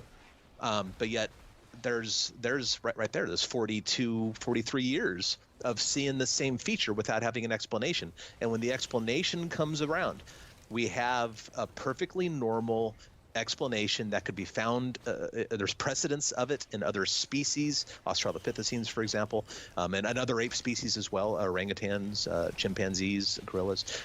They all have this same feature in their foot, which is what it should be, right? And because we're talking about science here, I'm hypothesizing these are just primates of some sort, just like we are. And if that is true, then they should have this structure because they're not long-distance persistence hunters like human beings evolved into. And sure enough, that is there. And it is in the same place as it should be.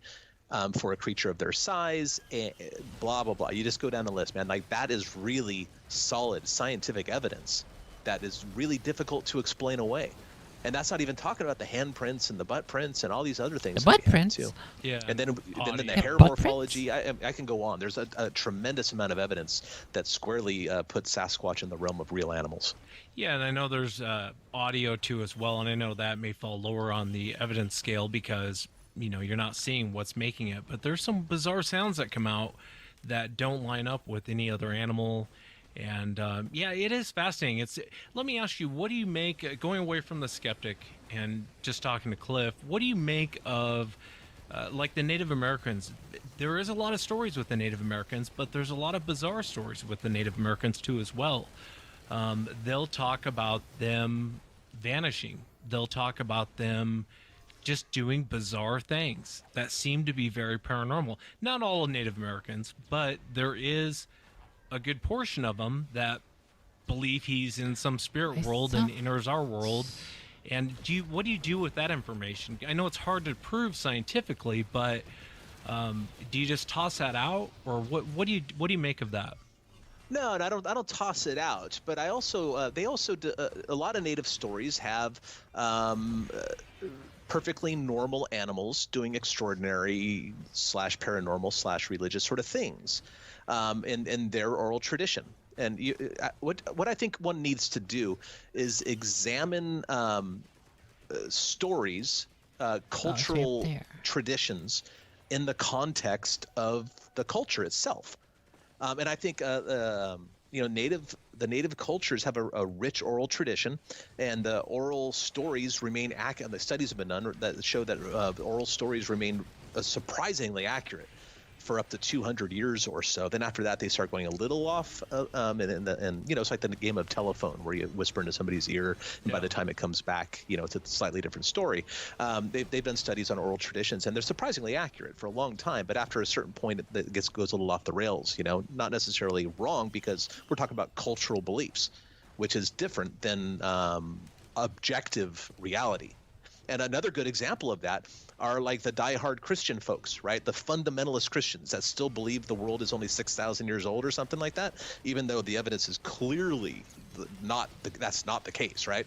But yet that's the world they live in, right? So when they approach the Sasquatch thing, they look towards their one source of information, which is the Bible, and try to make sense out of it in the context of their own culture. So that's where all this Nephilim stuff comes up, these giants and Mormons, for example. And I've had long conversations with Dr. Meldrum, who is a Mormon, by the way, about this too. Mormons take a different perspective on the whole thing because they're approaching the subject through the filter of their own culture. They think, or many of them think, that Sasquatches are actually Cain, who was doomed to roam the earth after murdering his brother Abel and had hair covering and like outcasts and stuff. So I approach the native beliefs with respect, of course, but as the same sort of thing that's happening nowadays. People have their own culture and they see the world through that culture. I think one of the most challenging things one can do is try to remove the filters off of our own eyes and to not observe things based on your own culture, which is next to impossible, by the way, but it's a fun exercise. And I like exercises. It's like jogging. I hate jogging. I fail at it, but I still like to do it sometimes. You know what I mean? Just because I'm going to fail doesn't mean I'm not going to try something. But I think it's a useful exercise to try to remove cultural contexts, because at the end of the day, culture is not our friend. Like I know that probably rubs people who have real strong traditions in their cultures and stuff the wrong way, but I don't think culture's our friend. Culture tells you what's okay and what's not okay, how it's okay to behave and act and what things to do. And who the hell are they to tell me what I can and can't do or what other people are going to approve of? Up theirs, man. So I've kind of I'm kind of rebellious against the idea of cultural norms. So I think maybe I'm the kind of person that likes to try to look at things outside of the cultural filters and whatnot, No, and I think you're right. I think you have to do that. I think, like my cultural preference, I grew up religious. And so when I hear weird things, I immediately think demon. And Demons because it's the only box I can put it in. You know what I mean? Right, Like, exactly. what other box do you put this in? And there's no other way to explain weird things that go on. What do you make of? And I'm sure I know you've gotten these same reports. And when it comes from the Bigfoot world, people who we both know in the Bigfoot world, and they'll say things, and they're very eccentric, and I think most people take what they say with a grain of salt. But what do you make of, like, when a hunter tells you something very bizarre? I'll give you an example. I had a hunter one time. He absolutely refused to come on the show, and didn't want his name out there. But he ran into this creature, and he said it was so bizarre. He was hearing this voice telling him that to get out of here. You need to leave. And he said he'd never experienced anything like that before. And I used to think, well, maybe it's our subconscious telling us, run, get out of here, go.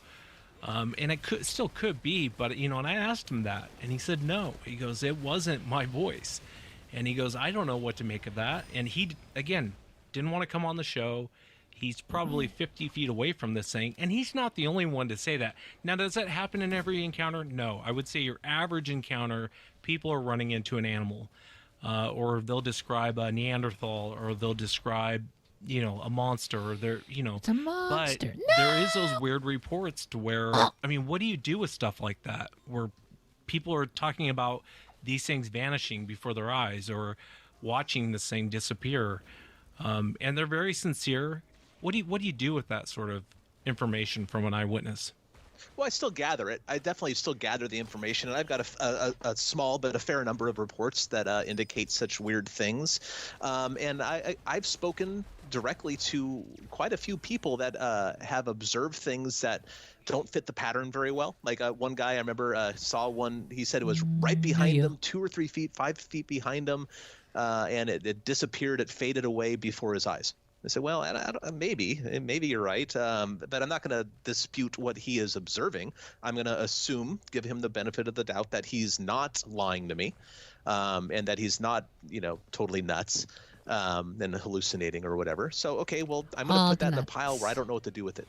People who have the mind speak thing going on. Like I've spoken to quite a few of those people, maybe quite a few, a handful, less than a half dozen probably, but still, not a large percentage of the witnesses I speak to have anything like that at all, really. Totally the minority, but I don't think they're lying necessarily. Yeah, I think maybe a couple of them are lying or trying to jump on board of a fun train to be on, but I don't think they're all lying. And so, what could be the truth behind that? And I think that's a fun spook train of the feet a fun exercise as well. And I've taken that challenge on and started exploring other possibilities. In fact, I think I've gathered enough stuff to kind of start doodling around with a book or something on that if I ever get around to writing my other books first. But yeah, there might be some truth in that. Now, is it Sasquatch related? I don't think so. I really don't. And I'll kind of briefly go into it. Like I noticed that these people, these contactees or whatever of Sasquatches with the mind speak and all that jazz, they all kind of seem to walk away from the experience with kind of the same overarching message. You know what I mean? Like kind of a pseudo hippie sort of message of like, hey, you're screwing up the planet. Maybe get your act together. You need to treat each other with more respect, etc. Like that kind of thing. But I noticed somewhere along the line that those were the same general takeaways from people who claim to have been abducted by aliens many times. Yeah, you're right. They give us a gift. Huh? They gives us a gift. Who? The people who give us the watermelons too? Yeah. Mm-hmm. Do you know what it is? Yeah, I know what it is. I don't know what it looks like. Okay. Yeah, and those are the same general takeaways of the people who think that they've spoken to angels or God or whatever, or that kind of thing. It's also the same general, and this is the clincher here. This is the same general message that people who experience near-death experiences take away. So I said, oh, that's interesting. So I started doing a little bit of reading about that. And actually through years of kind of meandering light reading, etc., I found that there might be a common source for that deal. And in fact, I actually spoke to a person once who thought that they were abducted by aliens. And something interesting this person told me is this person asked the voices, are you aliens? And the answer was a laugh. They said, well, if that doesn't scare you so much, then yeah, we're aliens. And I said, oh, isn't that interesting? And so I'm kind of wondering if all the messages are the same. That's it? Maybe the messenger is the same. And it's willing to adopt its form or pretend to be or convince you it is something that doesn't scare you so bad. You know, like, and that is. And you're right. I've looked into alien encounters, and you're right. There is. And then what they do, they put it on a thing like a roller, and then there's actually a couple different ways. I know how to do this. There's a roller one where you put it. There's like one thing that you suction it to, or there's two rollers, and then as you roll it, it will like press it on. Or no, okay, I take it back. This is the laser engraved one. You can feel it. They put like a max. It's like fucking a whole thou deep. Okay, this is the same thing. So this one, they have two rollers. And it goes back and forth in the laser head. It's like a 3D printer. Imagine like a 3D printer.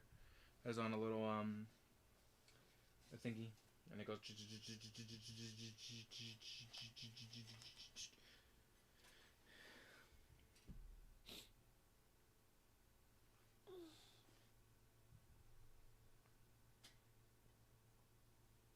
It's so you this is how you're supposed to do it.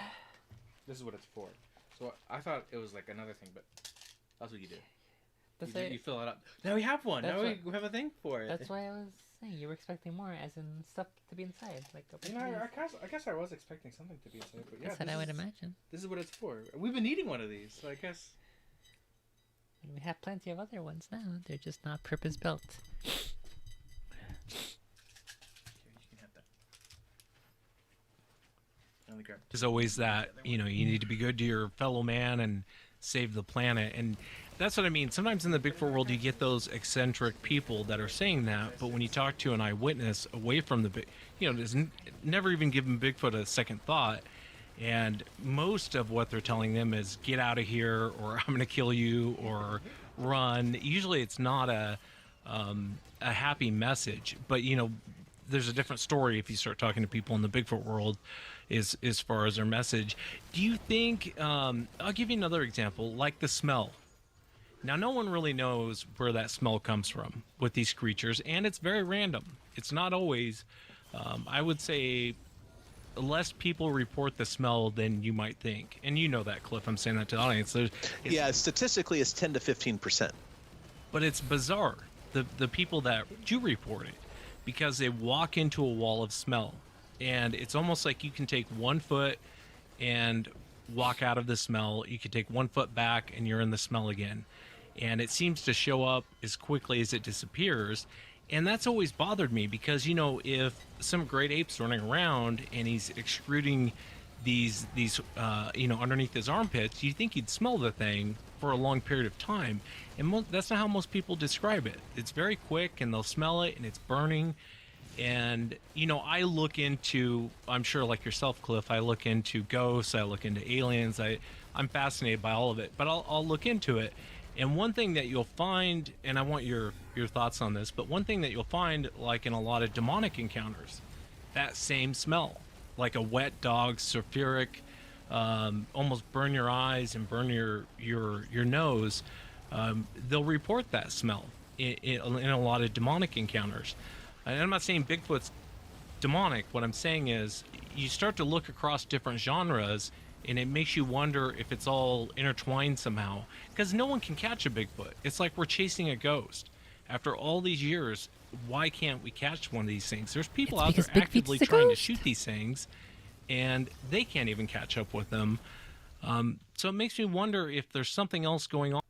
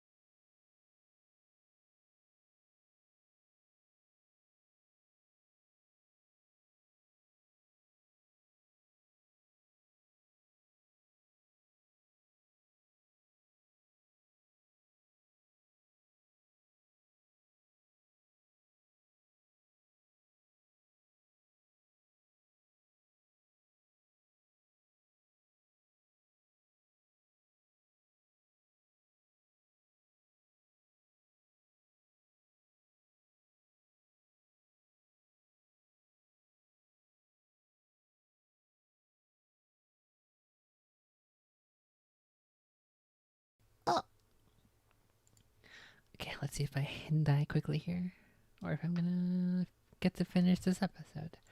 On. I mean, have you ever thought maybe there's something else going on here? Maybe it's not a primate. Maybe it's not just an ape out there running around. Maybe there's something else going on here. You know, I have entertained the possibility, but I'm an evidence guy, and all of the evidence is squarely in the corner of non-human primate.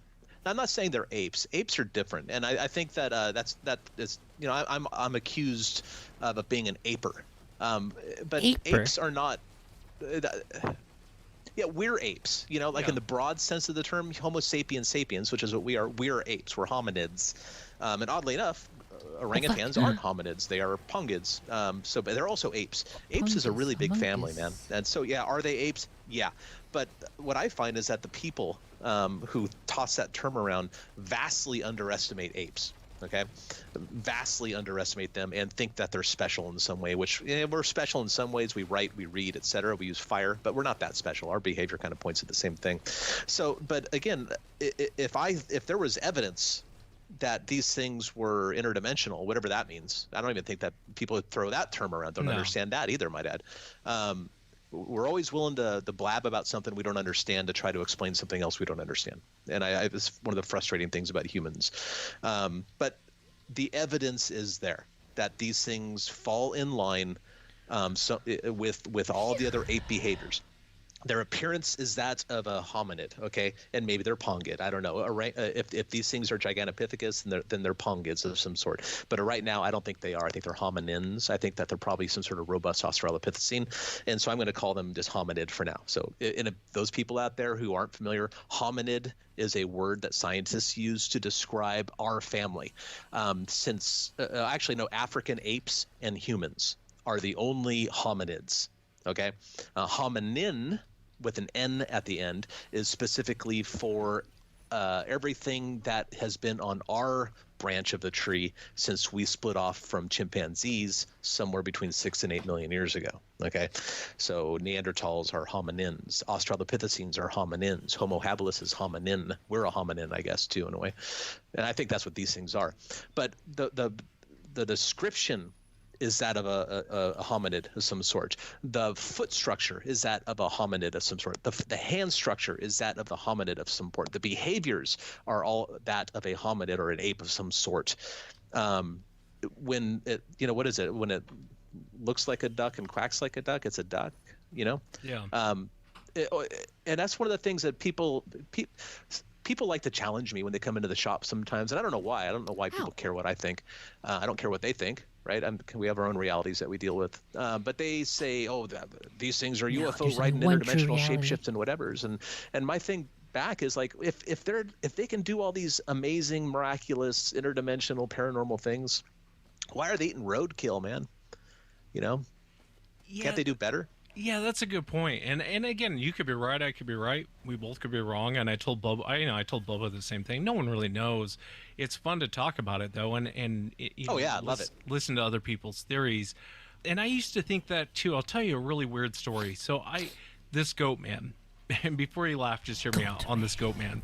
So a couple of years ago, probably 5 years ago, I was getting not a whole lot. Honestly, I probably had maybe 8 reports of this thing in 5 years.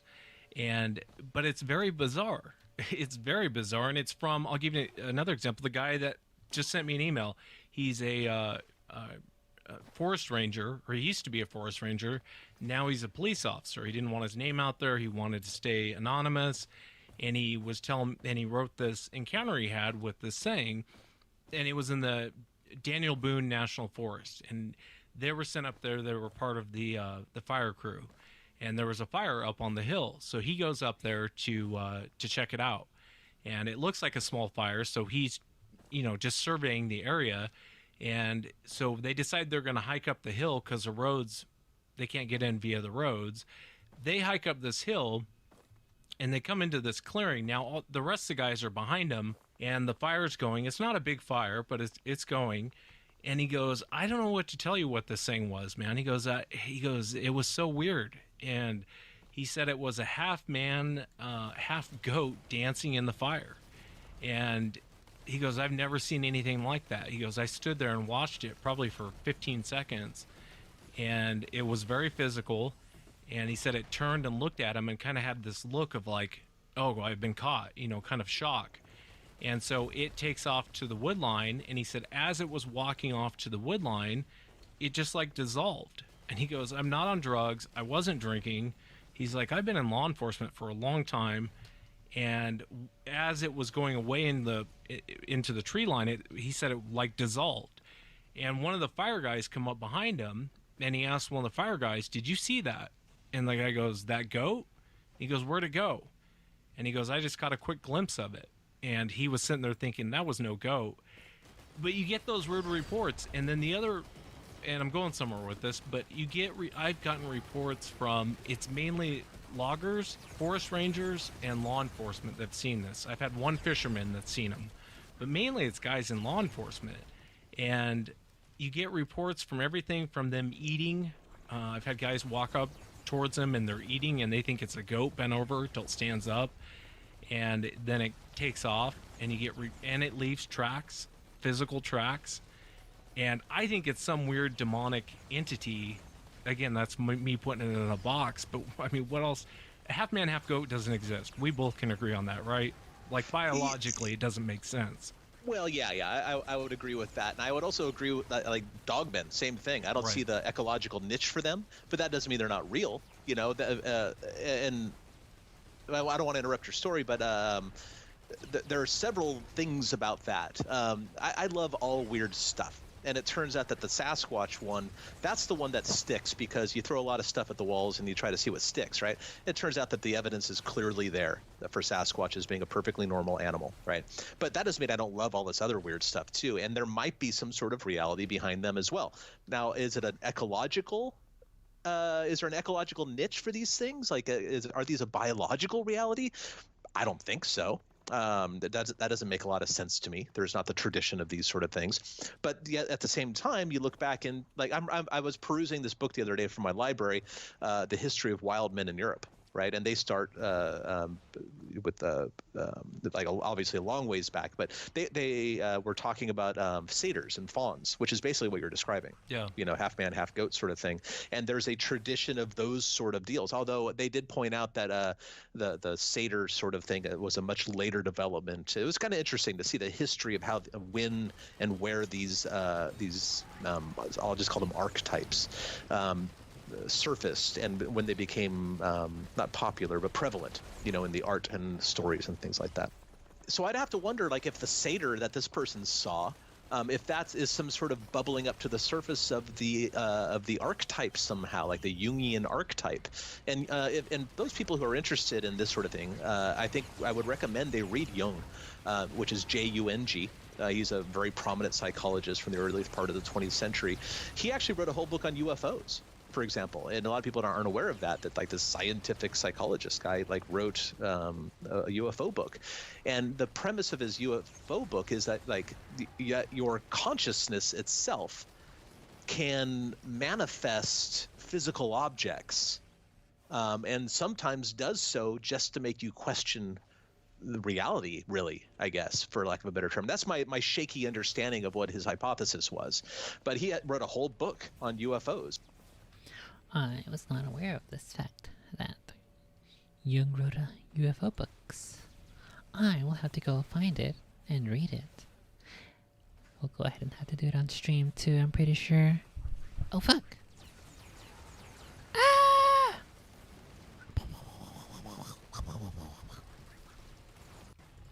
And I believe that's, if I understand it correctly, that's the conclusion he came to, is that your consciousness is actually a little bit more powerful than most people give it credit towards, which brings about the the positive visualization and all that sort of stuff that people are into. It can actually manifest things, and sometimes does so just to mess with you, just to make you question certain things. Yeah. No, it's bizarre. If you ever get a chance, even like I think it's called the Pope Lick Monster. And it's, I've heard of that. Yeah, in Kentucky, and people die on that bridge, and they're chasing this thing up on the bridge. It's just bizarre to me. It's just really, really bizarre that people are running into these weird things out in the woods. Have you ever seen the lights? The balls of light people talk about. Have you ever been out there and seen those for yourself? No, never, never. I've been around when other people have, and I've seen a video or two that I find interesting. But I've never seen them for myself, and that's kind of the thing too. Is like people say, no, they turn into orbs, or no, they're sprites, or no, those are ghost Bigfoots, or whatever they're trying to sell me, right? But I say, well, you're basing that off of your own experience. I have never once experienced that. I get the right to do that as well? Don't I have the right to base my own beliefs off my own experience, or do I got to take your word for it, even though I don't know you? Yeah, no, I agree with you on that. I mean, I've seen them, and I didn't think it was Bigfoot related when I saw it. I still don't necessarily believe it's Bigfoot related. It was just a weird ball of light, and there was no explanation for it, hovering, 4 feet above a creek in the middle of the night, in the middle of the woods, and it was the most bizarre thing I've ever seen. It didn't turn into anything. It just was this weird looking light, and I still have no explanation for it. It's interesting. I've toyed around with the idea. Maybe that's some sort of like residue from infrasound or something, like some sort of thing like that, because it has happened in areas where I think there were Bigfoots around. Like Bobo and I were at a place up by Bluff Creek, and he claimed to have seen a basketball-size blue light, and he said that I was too short to see it, but to me that sounds like Bobo slamming me. I'm not sure. And then because Bobo does take some pride in his height, I guess. Because, funny, going off on Bobo for a second, and I love the man, don't get me wrong, but when the South Park thing came out, and Bobo was depicted as being very, very dumb, which is unfair to him, of course. The two things he complained about the South Park depiction is like, dude, they treated me like I was a freaking idiot, dude, and they made me just as tall as Cliff is. That's hilarious. Yeah. Well, anyway, yeah, but he claimed to have seen one of these things. And another time, I found it very interesting because this is another multiple witness sort of thing. Bobo happened to be one of the witnesses again, though.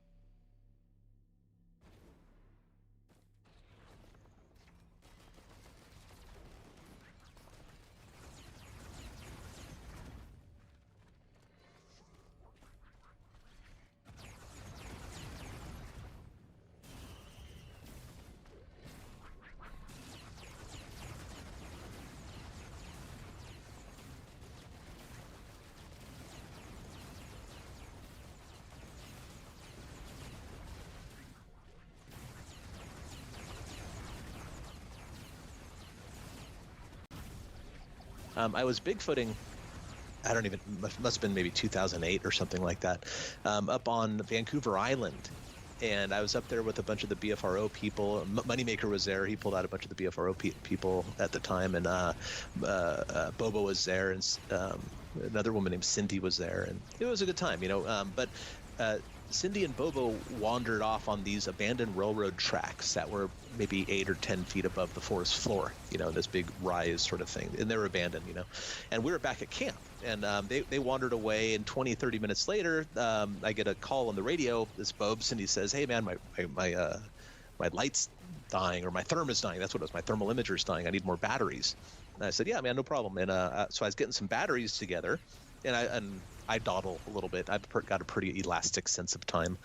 And so I was taking longer than I intended. But at some point, I was just about ready to go. Then Bobo radioed in and says, "Okay, Cliff, I see you, but you need to go more to the right. I'm up in here. You're going too far to the left." And I'm back at camp. And I go, "Hey, what?" And then everybody stops, Moneymaker and Wally was there as well. And they go, and I radio back to Bobo, "What'd you say?" He says, "Yeah, I see you. I see your headlamp. But you're walking too far to the left. You need to turn to the right and come out about 100 yards from you." I go, "What are you seeing?" "That's not me, man." He goes, "What?" And then he and Cindy watch this little dot, an LED sort of thing of light going through the woods like it's a headlamp or something at a distance. And then at some point they lose track of it. And that was it, So I was nearby, but I didn't see the thing. But obviously it happened. We have 2 witnesses there who are, who are not going to lie and all that sort of stuff. So it's bizarre, man. There's so many weird things to run into, even out in the woods. Outside of Bigfoot, I've heard a lot of bizarre things that people run into that has nothing to do with Bigfoot, like that goat thing. And again, those are very rare. I haven't gotten too many of those reports, but like Dogman, I tend to agree with you on Dogman. I really think Dogman is some weird entity that presents itself that way, because I've talked to people who've shot at it, and this thing doesn't react when it's being shot at. It's strange though, because that's the other thing I don't understand is there is reports of them eating like chickens and leaving footprints, and it's like I can't explain any of that. Like, how does it, if it's and maybe in my mind I think if something is spiritual or it's more demonic, it's not going to leave footprints. It's not going to eat, what's the point in eating something? But you always hear those weird reports of that. But I still agree with you, Cliff. I think it's some weird entity. It's not a biological animal that people are seeing. People are seeing the universe is a really amazing, wonderfully weird place. I often like to say, I forget who said this originally, but the universe isn't not only is it weirder than you think, it's actually weirder than you can think. You can't comprehend how weird this place is. It just turns out that Bigfoot isn't really one of those weird things. Bigfoots are kind of boring at the end of the day. They're a perfectly normal animal, and I think that's really what makes them so cool. But these other things, like the Dogman thing, that one perplexes me, because I would like to write it off as misidentified Sasquatches, but I can't, because I know 2 excellent witnesses, and I know them well. They don't know what they saw either, though, but they clearly thought, it looked like a wolf on 2 legs. Or, there's another story. I got a report a couple years ago from Vader, Washington. This couple was driving down these farm roads, off the grid there, and they drove by what they thought was a stump, like a 7-foot stump. But as they drove by, it spread its wings and flew in front of their car. And so they were looking at a 7-foot tall owl. Well, God, I've never heard that one before. And of course, since then, I've heard secondhand or thirdhand, a handful of other stories of similar things. I think Ken Gerhardt actually has 1 or 2 of those things written up in his book, but the flying hominoids, or whatever that book is called, I forget. But that's another weird thing. It's like I kind of don't think that there are 7-foot tall owls in general. Maybe I'm wrong, but that's kind of where I've come down. It's like, what the hell was that about? I don't know, but I love it. It's cool. Yeah, there was one on the I-5 bridge a couple years back. A guy took a picture of it. Do you remember that? No. It was in I'll have to dig it up. Yeah, it was this weird-looking, just how you described is basically what, if you can imagine, that's what it looked like. And it was on the top of the I-5 bridge, and a guy took the picture from, on the other side of the Columbia River, the Hoosong and Larry's. Mm-hmm. And he snapped a picture of it.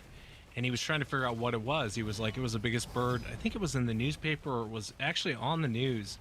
and that no one knows what it was. And it was that one quick picture he took of it sitting on the I-5 bridge, man. It was bizarre. I'll have to dig that up. I've talked about that before, and I've looked for the article. It was years ago. But he snapped that picture. It's fascinating. There's so many weird things. That's why I like to listen to people, and I know you do it, and Bobo does the same thing. And after a while, you might hear something you think is crazy, and then a year down the road, it may not seem so crazy anymore. Yeah. People give you information. I totally agree with that. And I love all the weird stuff, but don't ask me to believe it. I just like to listen to it, and I'll decide for myself what I believe later, Yeah. And that's what it's kind of come down to with the Bigfoot thing. It's like I'm interested now in Sasquatches because I've always been interested in weird, off the beaten track sort of topics. It just so happens that Sasquatch actually has the evidence behind it, and not everything, but most other things, you have to rely on somebody else's subjective experience and their observational skills. And I don't care how experienced a woodsman you consider yourself, you're still seeing the world through a bunch of filters. And I may not have the same filters as you do. So your observation is by far the most meaningful to you.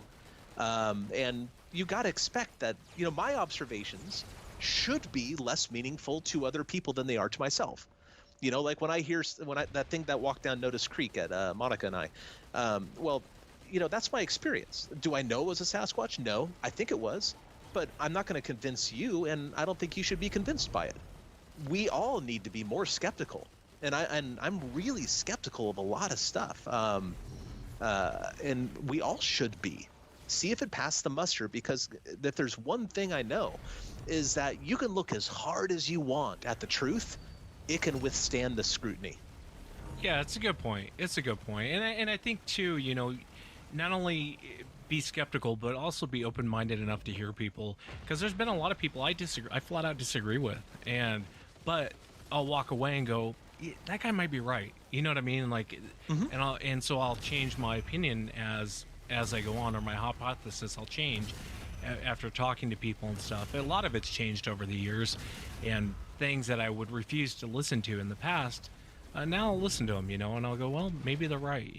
It's like Ron Moorhead I used to argue with him. He does his quantum Bigfoot thing, and Ron's brilliant, by the way. I love the man. Love the man. Yeah. Good friend. Great man. But I used to argue with him, and he'll tell you this. I used to sit there and argue with him about when we were talking about the subject, and I love Ron because he'd put up with my arrogant, he'd put up with me, and but he used to always say, you could be right, Wes, you could be right. And then I'd walk away and go, God, he got me again. Like, how do you argue back with someone saying you could be right? Yeah. So, no, I can't. So well, that brings up something, is that and the Bigfoot community, and I think all niche communities are probably guilty of this to various degrees. People get pretty offended when you don't agree with them, and I think that's ridiculous. I think that we should make it a point to hang out with people who we disagree with. Because if you, again, the truth can handle the scrutiny. If you can't handle your paradigm, your model of the world, or Bigfoot or anything being questioned, that's, to me, seems like it's pretty flimsy ground to begin with. If you don't even like being questioned on what you believe to be true, I think we owe it to ourselves to hang out with people. And go get a beer with somebody who totally like a good friend of mine, Tom Powell, for example. I couldn't disagree more with him about Sasquatches, but I love the man, and he always shoots things at me, and I keep a very open mind. Tom did a special event at our museum before we had to close down. I think it was in January or maybe February. And part of his thing is that he does a lot of stuff up the Mackenzie River, for example, in Oregon. And he's been doing these experiments. He actually puts out tic-tac-toe boards because he thinks that the Bigfoots are like, moving things around on the tic-tac-toe boards. And maybe he's right. I don't think he is, but maybe he's right. And he goes, Cliff, what do you have to lose? Try it. So I did, in my yard. And I've got a number of acres up by Marmont, outside of Portland. And of course, like most people, I chose my property location based on sighting reports. I'm assuming you did the same. But so there's occasionally we have indications that a Sasquatch might be around. It's not, it's not one of these things. It's not banging on my door asking for garlic or something every day. But like, 2 or 3 times a year something weird happens on the property, that'd be a lot easier to explain if Sasquatches were cruising around. So I did. I put a tic-tac-toe board up on top of my property. It's been out there for a week or two now, but nothing's happened, of course. But Tom's right. Like, Cliff, keep an open mind. Maybe something will happen. And what do you have to lose? It's free. I go, oh yeah, you're right. So let's try this. Let's try a little science here. Let's see if this is going on. So far, it hasn't, but so it's still fun. Yeah, it's worth the try. I don't think anything's gonna happen, and I bet you anything I'll win if it does happen. But yeah, I hear you. Or it'll be a draw. I saw, war games. It'll be a draw. I know better. Yeah, no, I hear you, man. And I like that about. And I wasn't expecting that from either you or Bobo. To be, it's like I was telling Bobo, I like how you guys approach the subject. You guys aren't, you get these people that will, everything's a fact. They'll break down all the facts for you. Bigfoot does this, Bigfoot does that. And it's like, well, how do you know that? How do you know what you're saying is true? Just because you claim to observe it doesn't make it so. But you'll hear these guys and they got an answer for everything, regarding behavior and this and that. And I think some of that, it's hard to do that in the Bigfoot world. It's hard to get along with people. Maybe it's me. Maybe I'm the jerk. But some of these guys, they're cut from this narcissistic DNA cloth, a lot of them. And it's hard to have the conversations like you and I are having right now because it's like, nope, you're wrong. You're 100% wrong. And it's like, I wish people would sit and listen to each other. I told Bubba the same thing. If the Bigfoot world would actually talk instead of fight and quit being number one, they'd probably accomplish a lot. Yeah, that's another takeaway from Tom Powell. And again, I couldn't disagree with more of them about Sasquatches, but why not give it a try? Like this tic-tac-toe thing I'm doing right now. It's kind of fun. I don't expect anything, but maybe something will happen. Surprise me. But Tom says, he goes, Cliff, I love what you're doing. I'm glad you're trying to film one. I'm glad you're trying.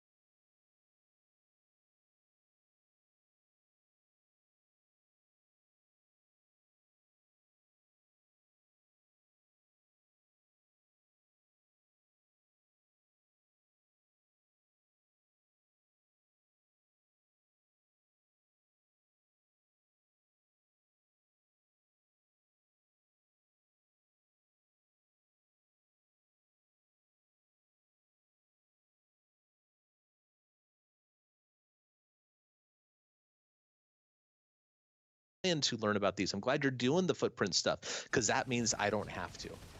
Yeah, and that's a great attitude. So I'm glad Tom's doing what he's doing because I don't want to, and that means I don't have to. Because if he does come up and he's come up with some very intriguing, funny things, like the whole Chehalis project thing. I don't know if you read The Locals. Yeah, I haven't. No. Oh, you haven't? You should check it out. It was actually a pioneering book in a lot of ways. And I'm saying that as a totally physical sort of biological kind of thing. It was very pioneering in a tremendous number of ways. But like his Chehalis project stuff, unbeknownst to other researchers at the time, he actually enlisted a psychic to try to talk to the Sasquatches that were frequenting these people's properties, and he got weird results. And a lot of these results are written up in his another one of his books, his second nonfiction book, which is called Edges of Science.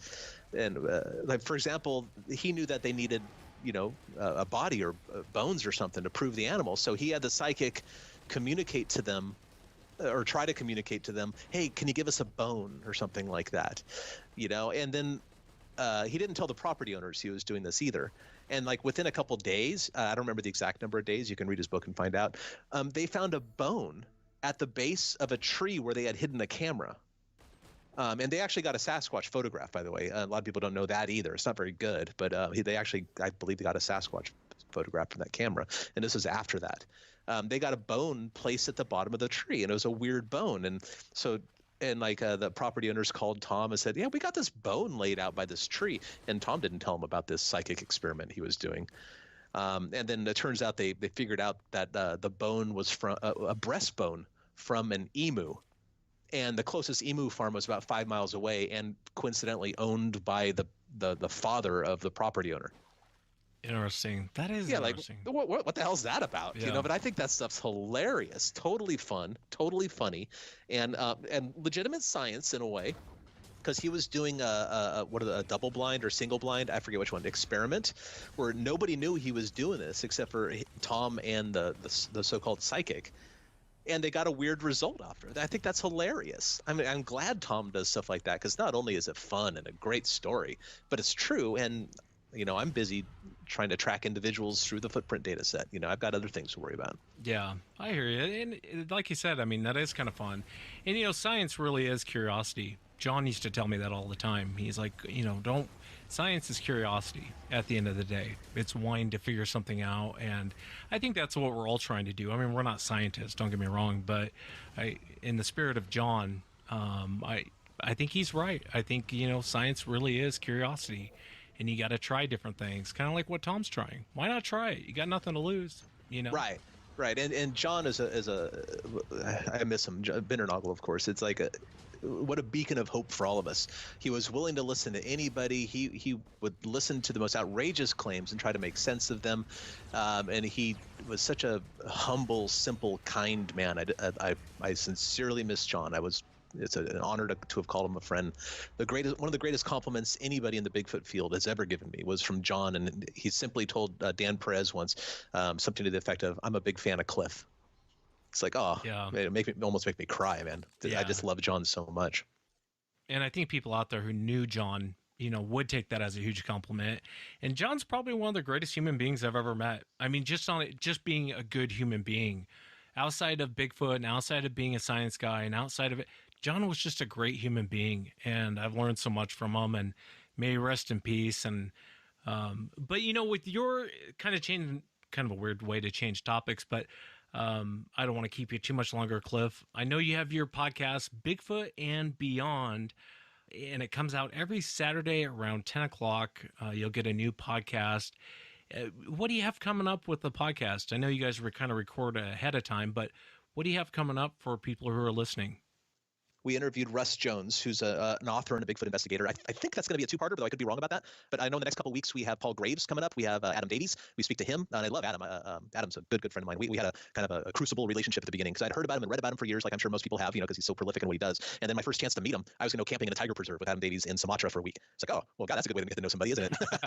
So he and I both share that bond and great stories. So we kind of reminisce about that, looking for the ring pen deck in Sumatra together, as well as his other research. We talked to Mark Purcell, who, of course, rediscovered the Ape Canyon cabin site. Those are the things coming up in the next few weeks, and we have a couple other possible guests lined up. We're trying to get ahead of the curve, since everybody's on lockdown with the plague and all. It's, as you know, probably better than anybody, it's stressful to try to pump one of these shows out every single week. So we're trying to get ahead of the curve a little bit. I guess we're trying to flatten our own curve in a way, aren't we? Yeah, well, I'm looking forward to the next episode. It's Bigfoot and Beyond, and whatever podcast you're listening to Sasquatch Chronicles on, definitely check the guys out. Bigfoot and Beyond with Cliff and Bobo. Cliff, thank you again for coming on. Oh, anytime, anything. You just let me know what I can do to help you, and I'm here. And that's it for tonight, everyone. Remember, if you've had an encounter, shoot me an email. My email address is wes@sasquatchchronicles.com. Until next time, everyone.